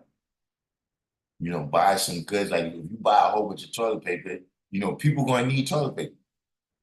So even if you end up selling some of it back, you're gonna sell it at the higher inflated price. But the people, the Bitcoin has no intrinsic value like that. You understand what I'm saying? Meaning that, you got things that have value, like food is absolute value, right? No matter how much we got to pay for it, depending on how much we got, we just got to pay for it, right? As opposed to some other things, iPhones is valued by supply and demand. Like, there's no intrinsic, like, if you're dying and you got an iPhone, that's not gonna help. If you're starving and you got an iPhone, that's not gonna help. If you was outside and the temperature dropped 30 degrees and it started raining, the iPhone is not gonna help you.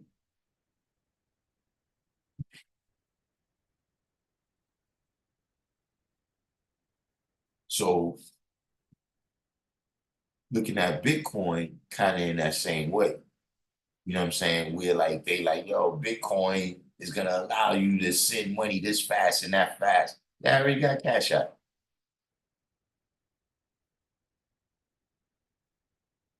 But I'm interested in this, what you're saying, though. You say it's a change in paradigm. So it's changing from what to what?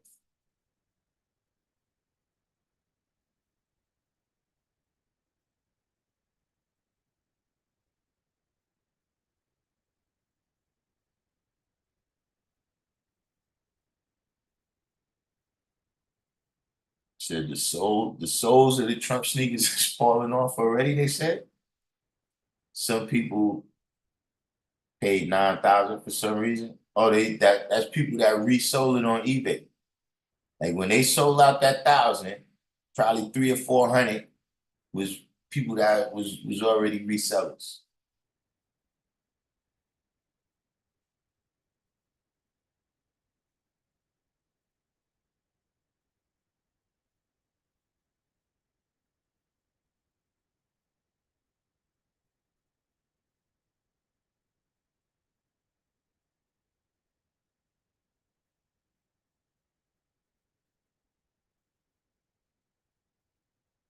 Woo.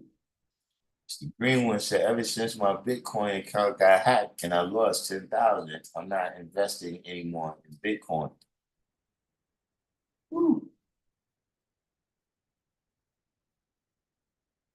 She said, your Bitcoin didn't get hacked, you left it on an exchange, cold storage is a must. Now, see, look, that's another thing I never understood about the Bitcoin. To this day, I don't understand. The wallets, the storage, all of this stuff, I don't, and that's what I'm saying. You know, some things they say, but you overcomplicating it. You overcomplicating it, man. Like, look, if I got $1 and you got something that's worth $1, then now I gotta have a cold wallet and all. They gotta think about people that's over 30. That you've been doing something a certain way the whole time. Like, look, I understand all that. You know, you gotta hide your money.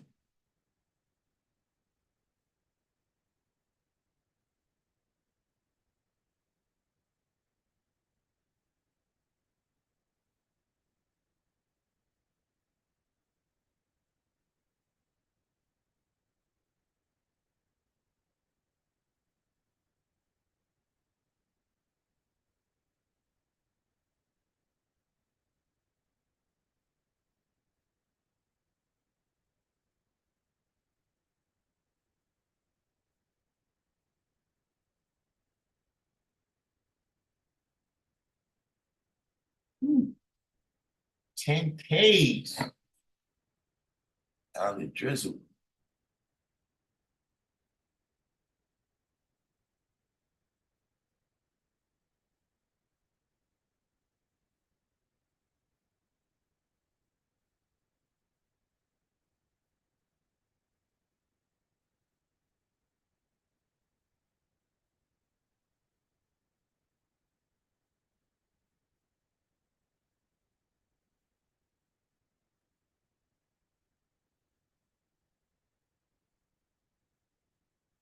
Iman.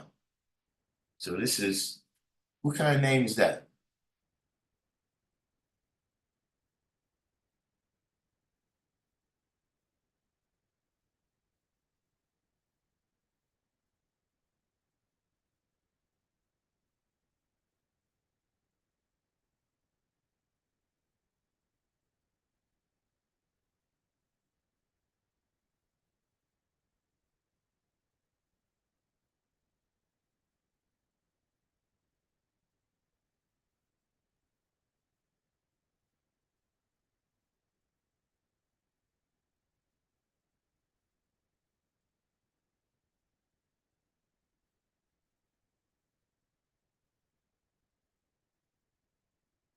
So you said Bitcoin is not labeled in dollars, but you just said it was worth $57,000.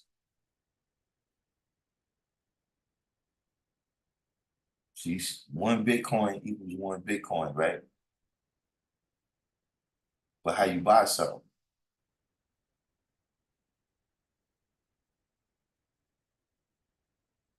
Like I'm saying, how do you beat the entire dollar denominated system?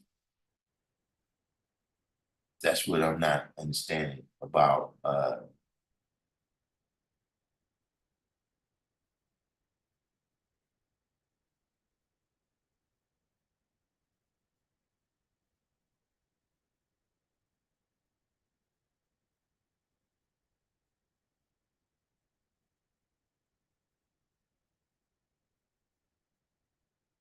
Okay,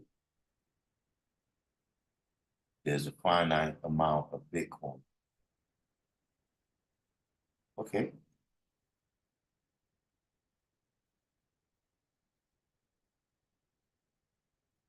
you saying it would help because the iPhone has a weather app, so you can have your iPhone out and you could be looking at the weather app saying that it's 30 degrees and snowing while you don't have a coat on.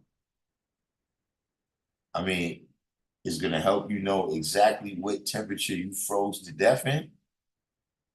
Is that how it's gonna help you? Is is not gonna this doesn't do nothing.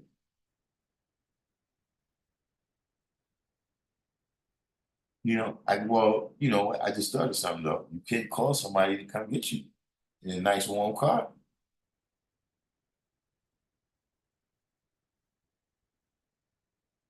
But you're not gonna be able to put this on.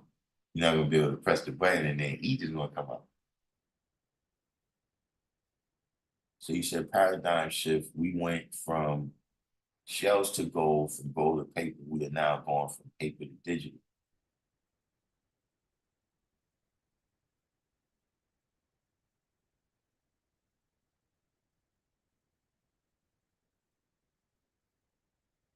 I mean, I hear you. I've been, watching the people, watching people do their thing with it. I'm not sure, um,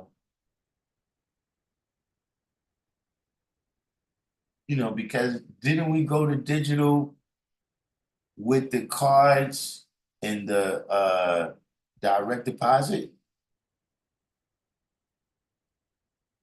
So like in that instance, in terms of talking, going digital, Bitcoin is just another app.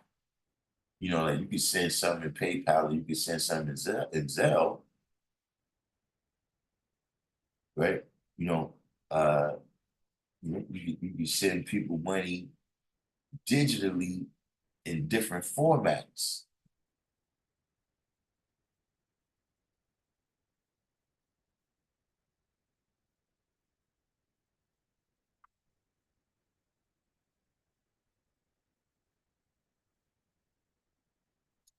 It's Arabic, it means faith, and in Spanish, it means matter.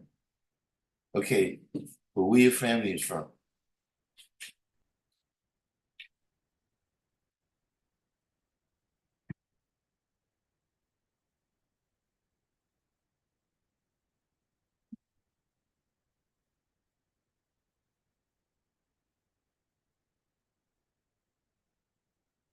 Julia T. I mean, he's talking about different things that people have used to trade over the years, to do trading, right? In Africa at one time they had cowrie shells, you know, some kind of like seashells, from what I understand.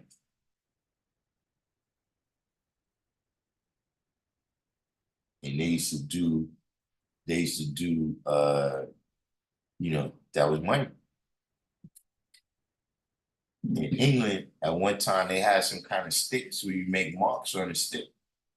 And I don't think you ever exchanged nothing. You just made marks on the stick. You know what I mean? So, and, I do see what he's saying in terms of all of those different things allow a different degree of trading to be done. You know what I'm saying? Like when you got gold, you can't carry but so much of that with you. You know what I'm saying? And, you got shells. How many of them do you need to buy an apple? You know what I'm saying? So, you know, I understand what he's saying here. I'm just saying, like, because see, now that's the thing about economics, about money, right? Is you got to be ahead of the curve. Like, there's got to be,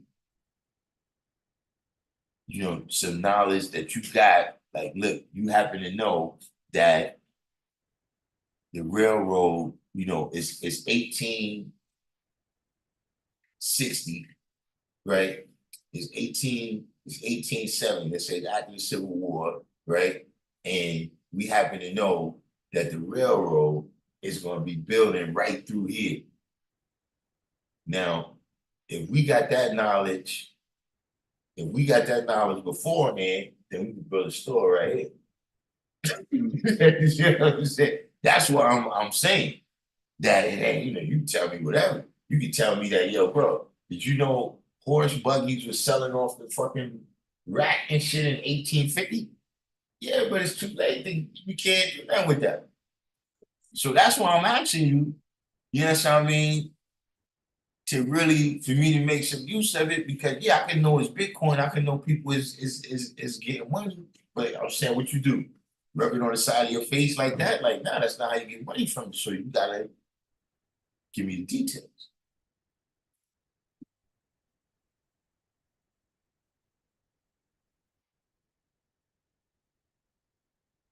Said hedging gets inflation like gold except gold and silver is being manipulated from rising too much against the inflation of the dollar. See, this is what I'm saying, man. This is when the economy is fucked up. Like I just hear me out. See, this is when the money is serving the money. Like seeing all of this right here, you say, yo, it's inflation against gold and silver and rise again. Yeah, but how we gonna eat? That's what the money is really, that's what economy is really for. Is to facilitate the movement of goods and services for the benefit of people. So see, once you got just, well, yeah, this is going up, and the treasury, what you call it, people? The people that manipulate the interest rates. Not The Fed Reserve, yeah, the Federal Reserve, and they put the interest rates, and the bank said this. But what about the fucking? This is what I'm saying. That kind of stuff in my mind. So I'm saying that's some crack shit. Where look, if you got a way where you can make some money in that, but just how back in the day, mother say, look, don't get in the drug game unless you got a plan to get out.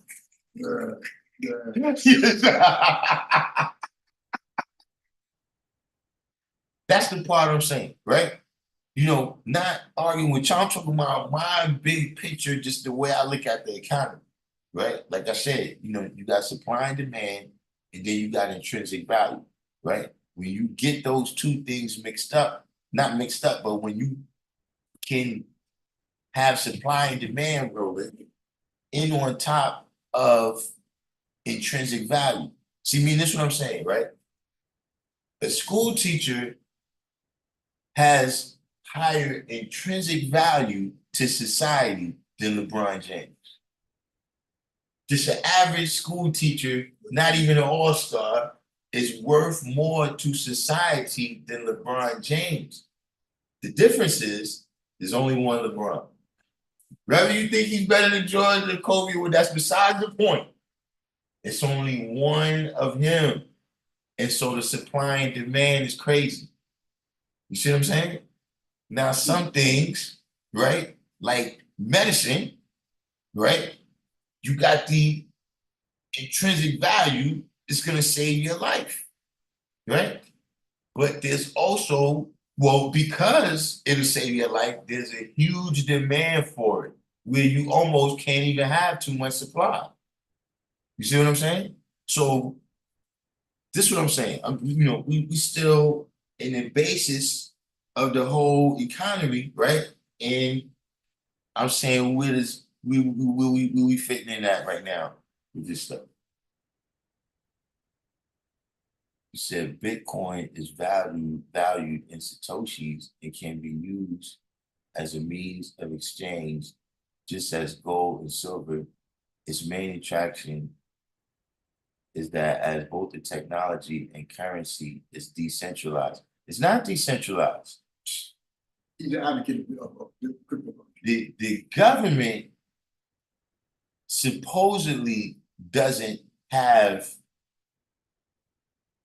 the ledgers. But if there's ledgers that can be checked, like this brother Larry David, or well, Larry Davis and Mr. Greenwood's going back and forth, and they talking about how you got all these passcodes, and you call up these people and they tell you your shit was hacked. Like, bro, if it's decentralized, then you don't know how much I had. They tell me how much I got hacked for. That's decentralized. See, if there's a central location where they know, and all the government got to do is sign a paper to say that the law is you better give me that ledger. It's not decentralized.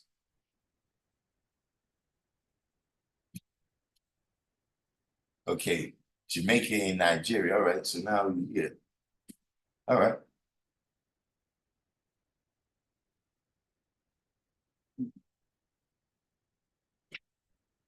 That's a wild range. So it's like one of your parents is from Jamaica and one's from Nigeria. You was born here.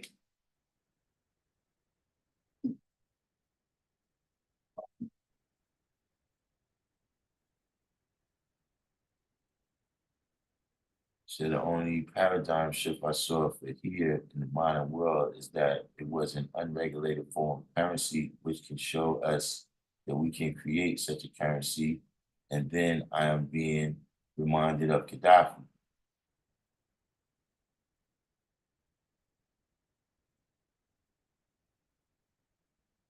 You are ahead of the curve with Bitcoin. It's still early. Okay. So Andreas Antonopoulos, the basics of Bitcoin. He is the expert on the coding, hashing, mining, anything you wish to know, he explains. The Federal Reserve is afraid of Bitcoin,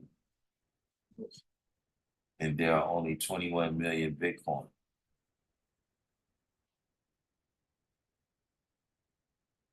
There's no central location. Yeah, but see, this is now that's a little bit, not saying that you're scamming, but that statement is a little bit scammy, guy, because the shit is on the internet. Of course, there's no location. The world is virtual. It's not real. So listen, it's not that you lying, but it's that, yeah, bro.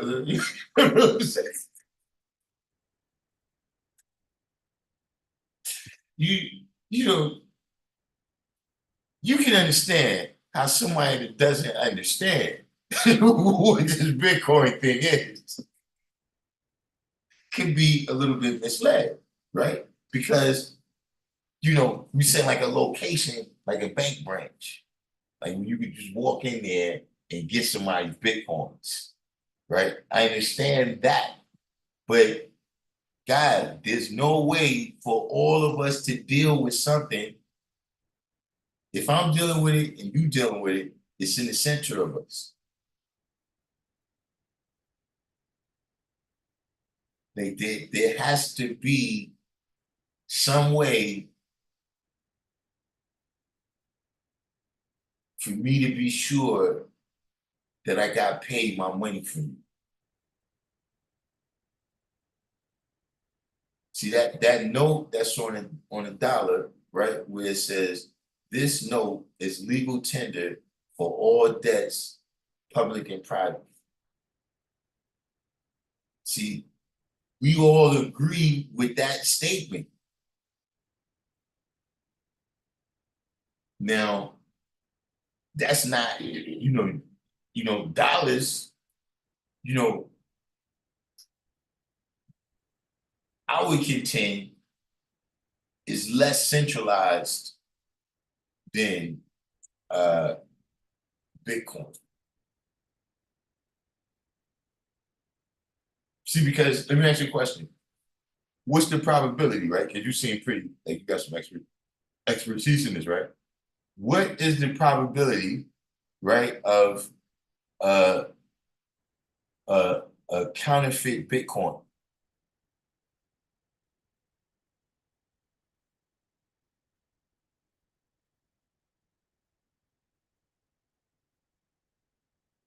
See, the fact that you can counterfeit a dollar.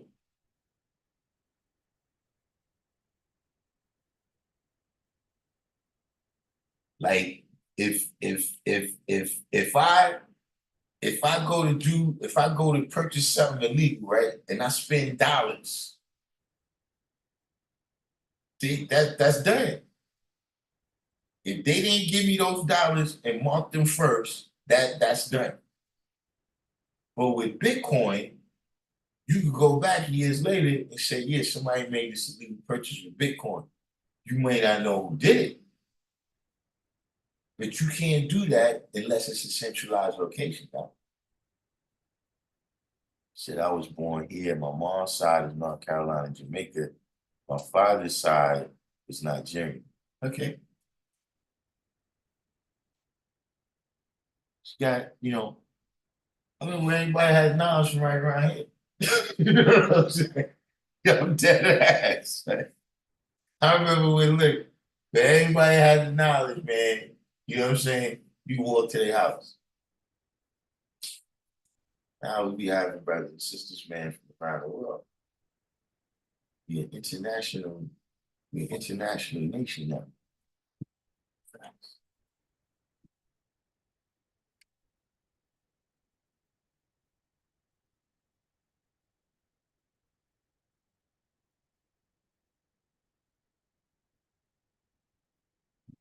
Right. So my point, Larry Davis, is that the ledger in the blockchain is decentralization.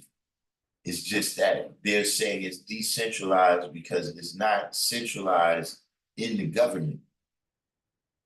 Yeah, You know what I'm saying? But if there's some way where all of us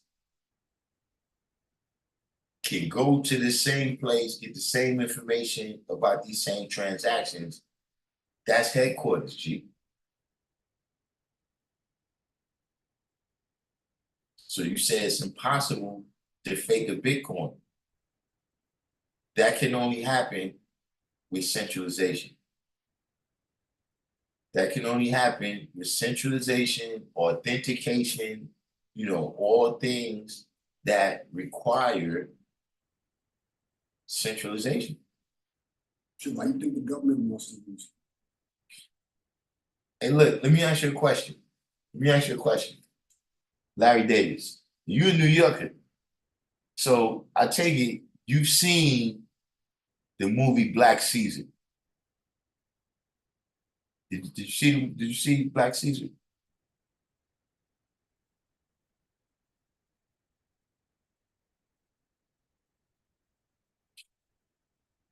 Digger said it's open source and open ledger, which is why it's decentralized. It can't be controlled unless your joint is in a centralized exchange. Nobody can grab it unless they have your keys or gat to your head. Okay, No. but tell me the difference between that and dollars.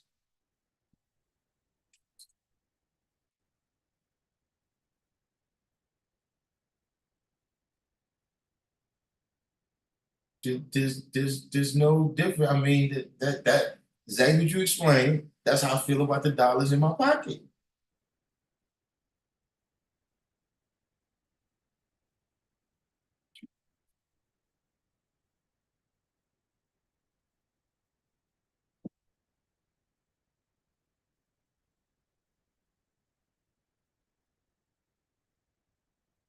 Way it's being centralized is through know your customer banking laws, where one has to buy, sell Bitcoin through an exchange, removing the anonymity from it, creating a ledger of who, where, etc. Right. So you saw the movie Black Caesar. Mr. Greenway, you said you saw the movie Black Caesar, right? Okay. Do you remember the ledgers? Remember the ledgers in Black Caesar?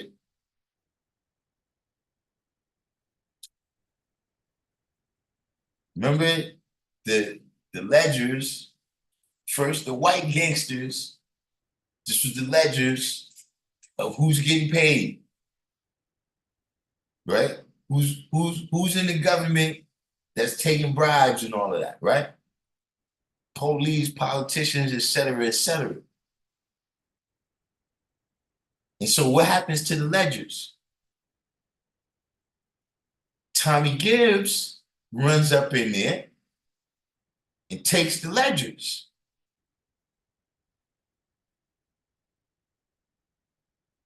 So see, this is my point. Is that look, whoever got the ledgers, they centralized right there.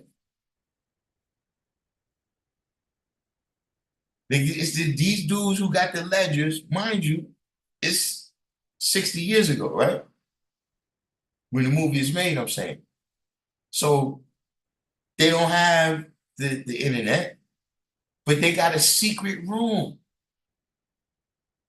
The same way you have encoded files or whatever where your Bitcoin is at.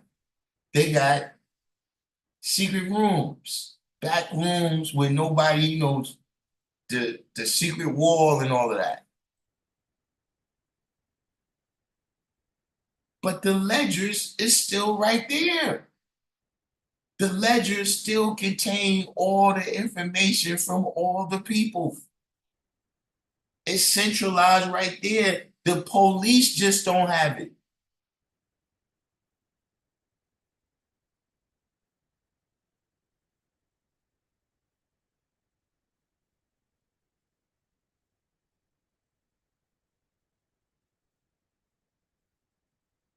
So that's what I'm saying. What, how are these ledgers any different?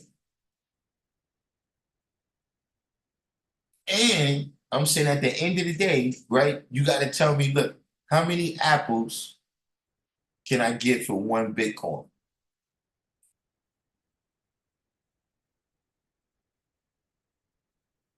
See, because like I said, you get into these economics, right? And it starts to get like, for instance, you ever seen that number where they say, look, this is what inflation is, right? But we not counting food and fuel. Okay, then you're not counting that for people. You counting that for corporations because that's the only people that's operating, and the inflation of food and fuel is not affecting them. Everybody else, whatever you buy, had to travel somehow or another. They use fuel for that, and that went into the price of what you bought.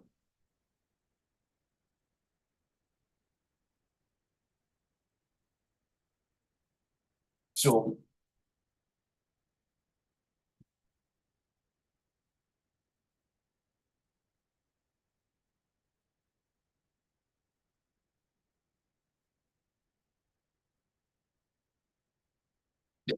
Al Capone, another story with the ledgers. It's math.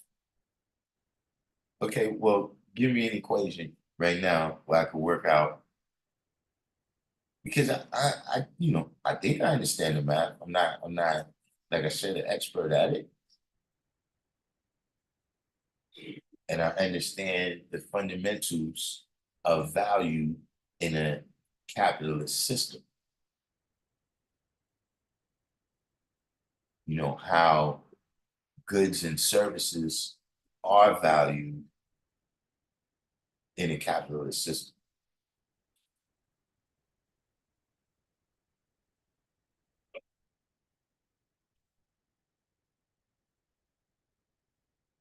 See, like, look,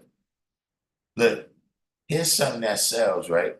See, like, look, we said about certain things. Some things they have an intrinsic value, right? And some things is supply and demand. You know, look, there's some things that it don't matter what the supply is, still gonna sell. Top dollar too.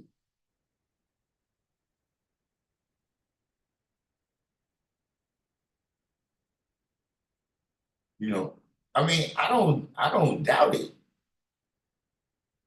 You know what I'm saying? I don't doubt what you're saying, but at the same time, I mean, you see what happened to Mr. Greenwood, lost 10 grand.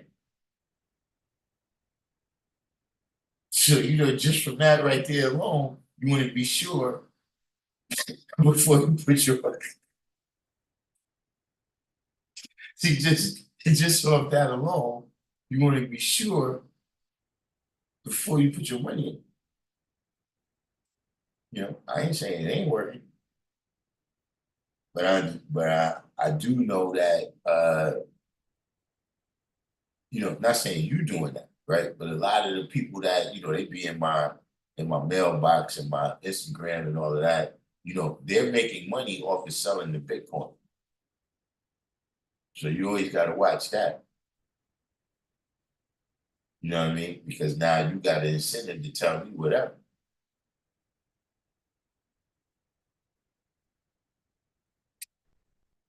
Said centralization is the only way they would allow it to be acceptable commercially for exchange, hence the acceptance of Bitcoin on the condition of this form of control. I mean, of course, You just said somebody took your $10,000, right? From some shit that's secured, from some shit that's private. You bought it from private people ain't supposed to know you got it. And they stole it, and then you ain't got no recourse. Like it ain't even like like if you go in the supermarket over there and you get them a counterfeit bill, at least they got your picture on camera.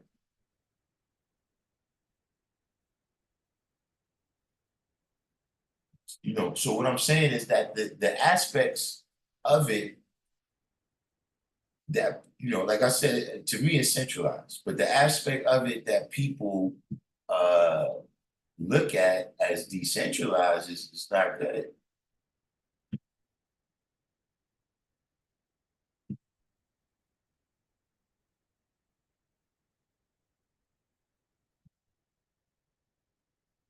You said the exchanges is not secure, Bitcoin is secure. I mean, meaning what?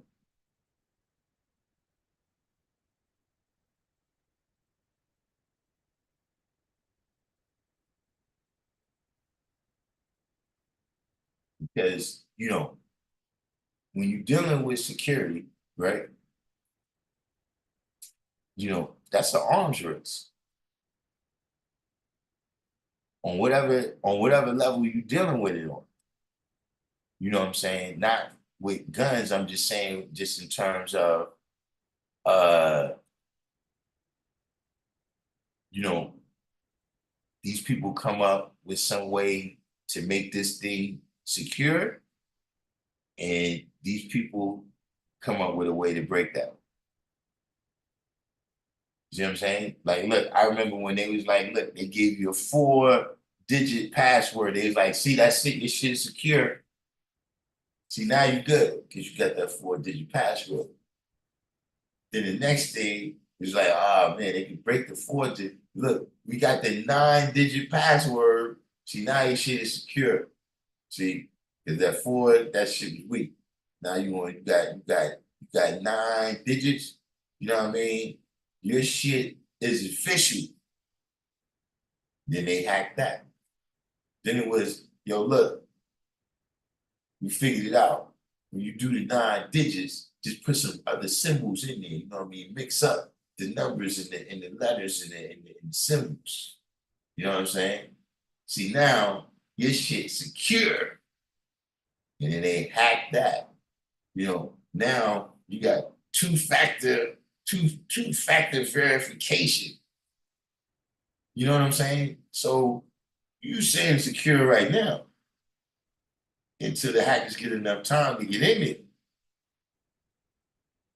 You know what I'm saying? Because that's also the nature of technology.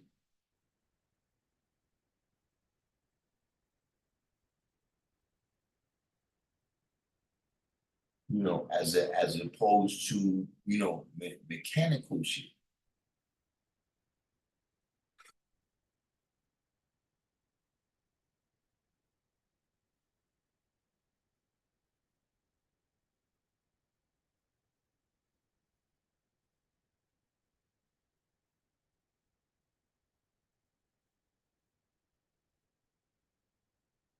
So you go to an exchange, you exchange dollars for Bitcoin, you remove it from the exchange, put it on a cold storage, air gap wallet. It's never connected. It's never connected to the internet. Okay, that solves Mr. Greenwood's problem, right? But uh, you know, when you say it's never connected to the internet, right? That also means that you can't spend it, right?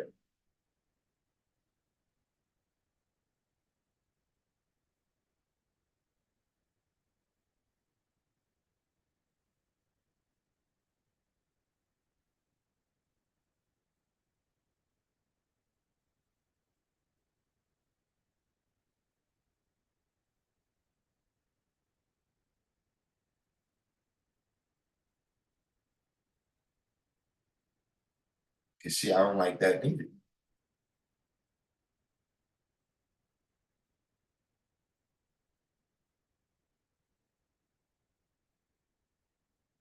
Yeah, so you put the money in the wallet and then you disconnect it.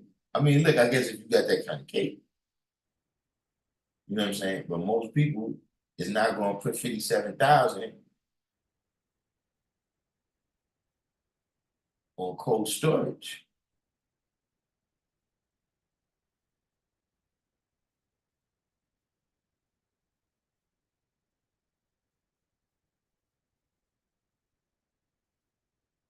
But that, that, like I said, that's something different. I never understood that either. I'm just saying, and I was talking more in terms of paradigm shift and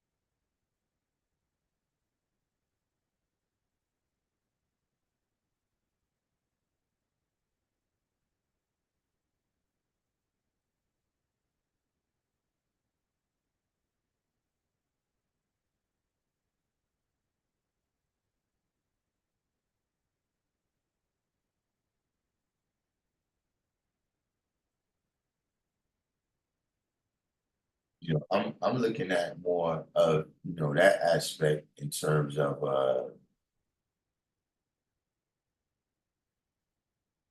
you know y'all talking a little bit. This is a little bit tech stuff right here. Like this is just stuff that y'all are into. So see, like buying wallets or having get the wallets and having stuff on cold storage. Like that's just stuff that you into.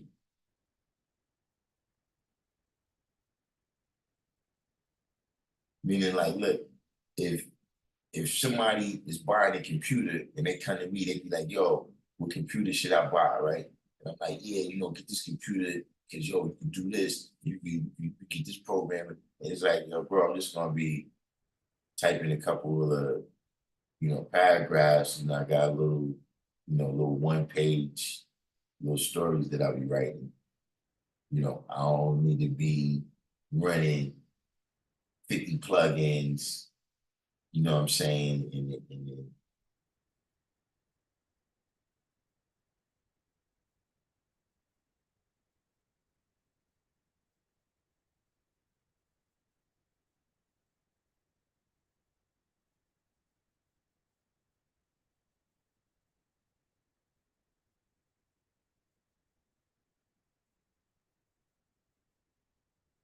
eventually you will only deal in Bitcoin. Okay, now look,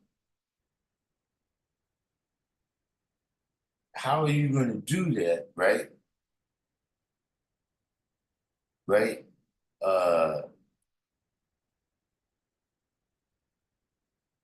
you know, other people have to be, I got it. Like, how you going to send me the Bitcoin?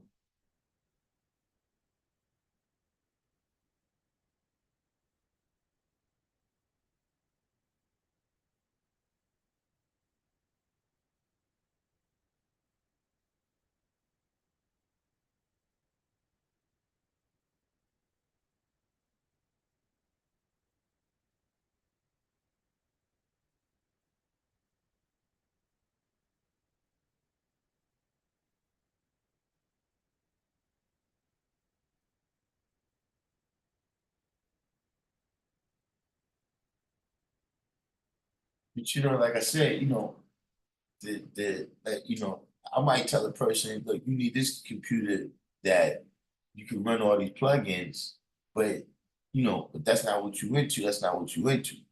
So some people they don't really like having their money coastal. Like, see me, look, I don't even like the bank.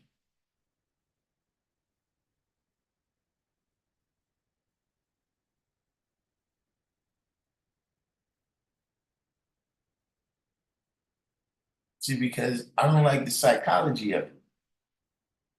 See, when you got money, right? You got money in your pocket. See, every time you spend money off of here, right? It's a little bit like this. See, if you came out like this, right? And then you get like this, you notice that. You're like, whoa, going down here. But see, the card, see, this stay the same size. No matter what, it's the same size. You can swipe it, you got 10 million on there. It do the same thing if you swipe it and you got 10 cents.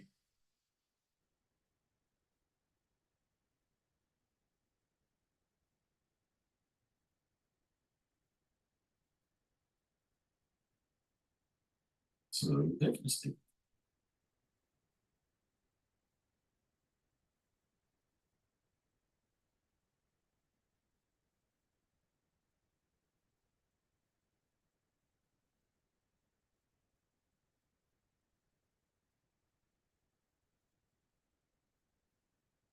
Uh, I mean, but see, look, when you inform it, you gotta inform all the way.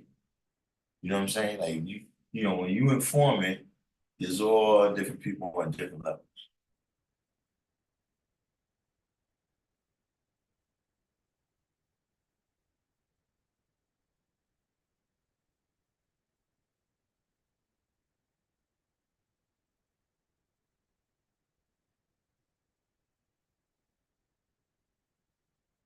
And by the way, you do know they broke into those Swiss accounts some years ago, though, too, right?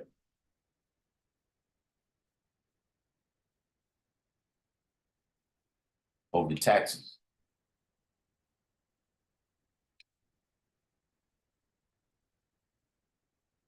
Like there's actually a big problem with that where it's a little bit difficult to open an account in certain countries with an American ID because nobody wants American in their business.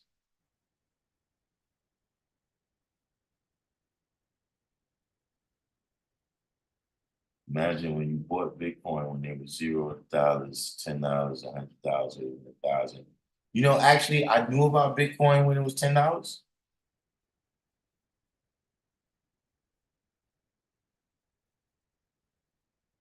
But I didn't even understand it. I didn't even, attempt to comprehend it. But I remember when it first came out.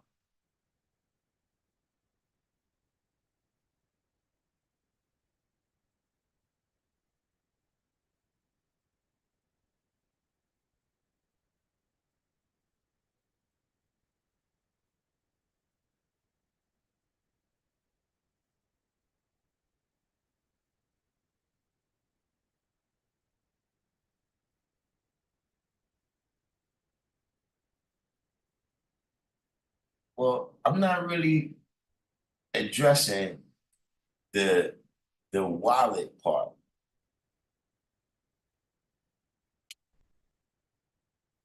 You know what I'm saying? In terms of somebody getting the stuff out of your wallet. You know, um, I'm more interested in if there's gonna be a paradigm shift, right? To be at the head of the curve.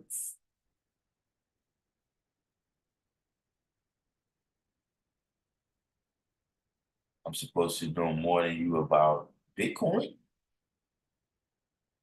I mean, I don't do a Bitcoin show.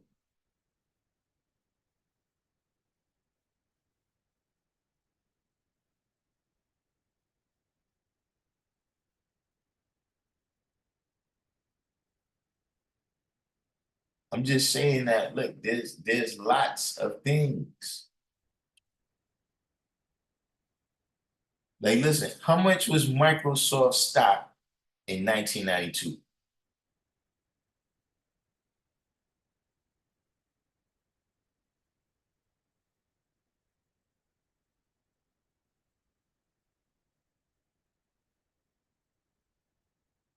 When Amazon started? 90 what? 5, 96? When Amazon started?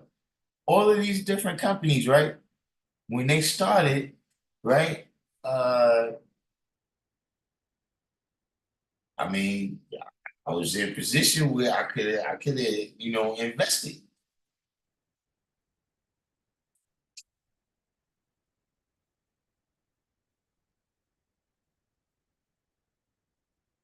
But not knowing that this is, I remember hearing like, yeah, somebody selling books or something, you know, on the internet, whatever that is.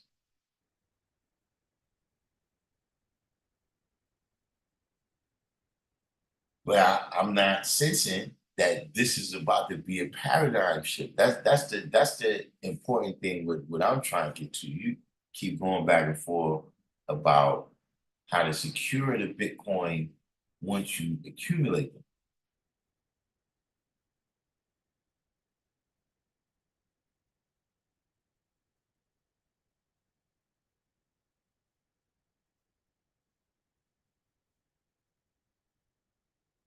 $2? Yeah, I could have been one of the top. I could have been one of the top Microsoft investors. But like I said, I don't. I'm not thinking that we're gonna have cell phones and all of that.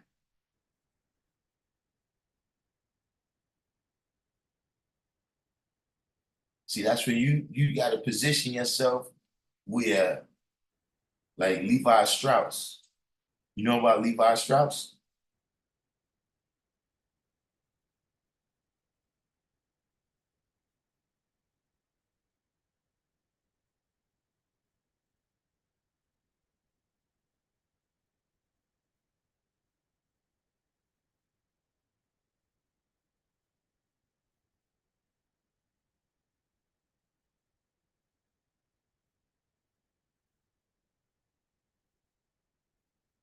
Christ and Bitcoin. I ain't even.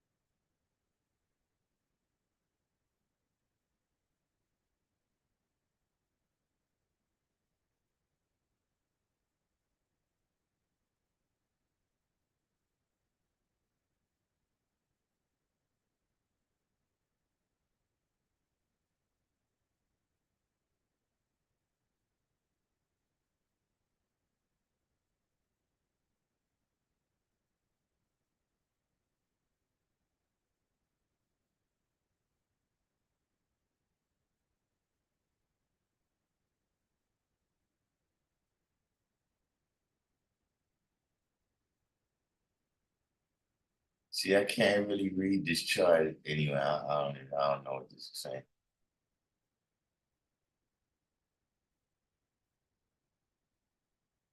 Because I don't even know what these units are.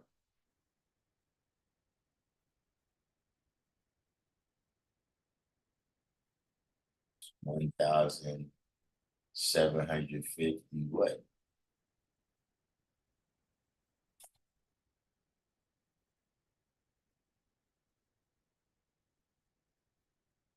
So yeah, Amazon's 1994. You know what I'm saying? All of these things, if you would have known, but that's what I'm saying. You gotta fill me in more on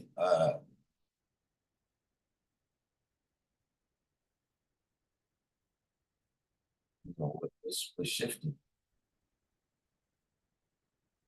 So Bitcoin has the potential to upend financial markets internationally.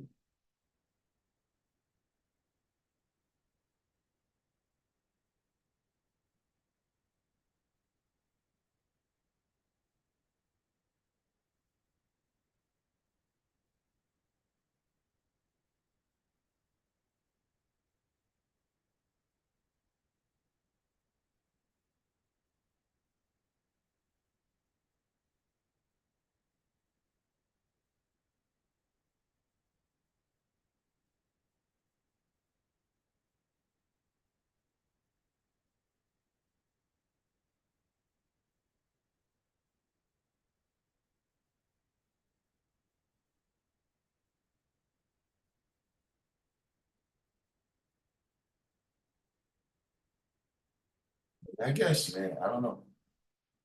But at any rate, you know, we've been on here a little extra time anyway.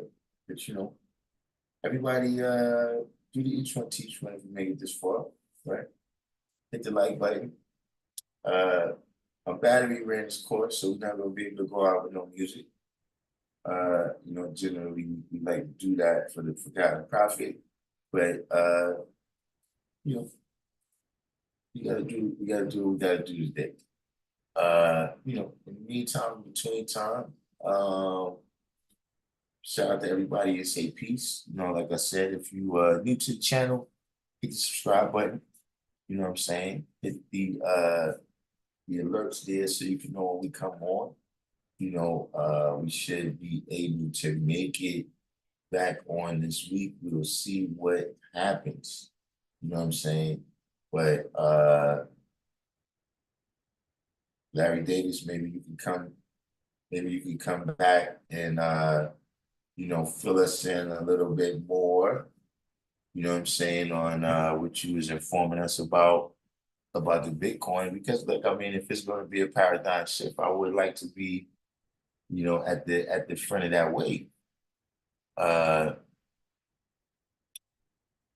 you know, other than that, like I said, later in the week. Peace.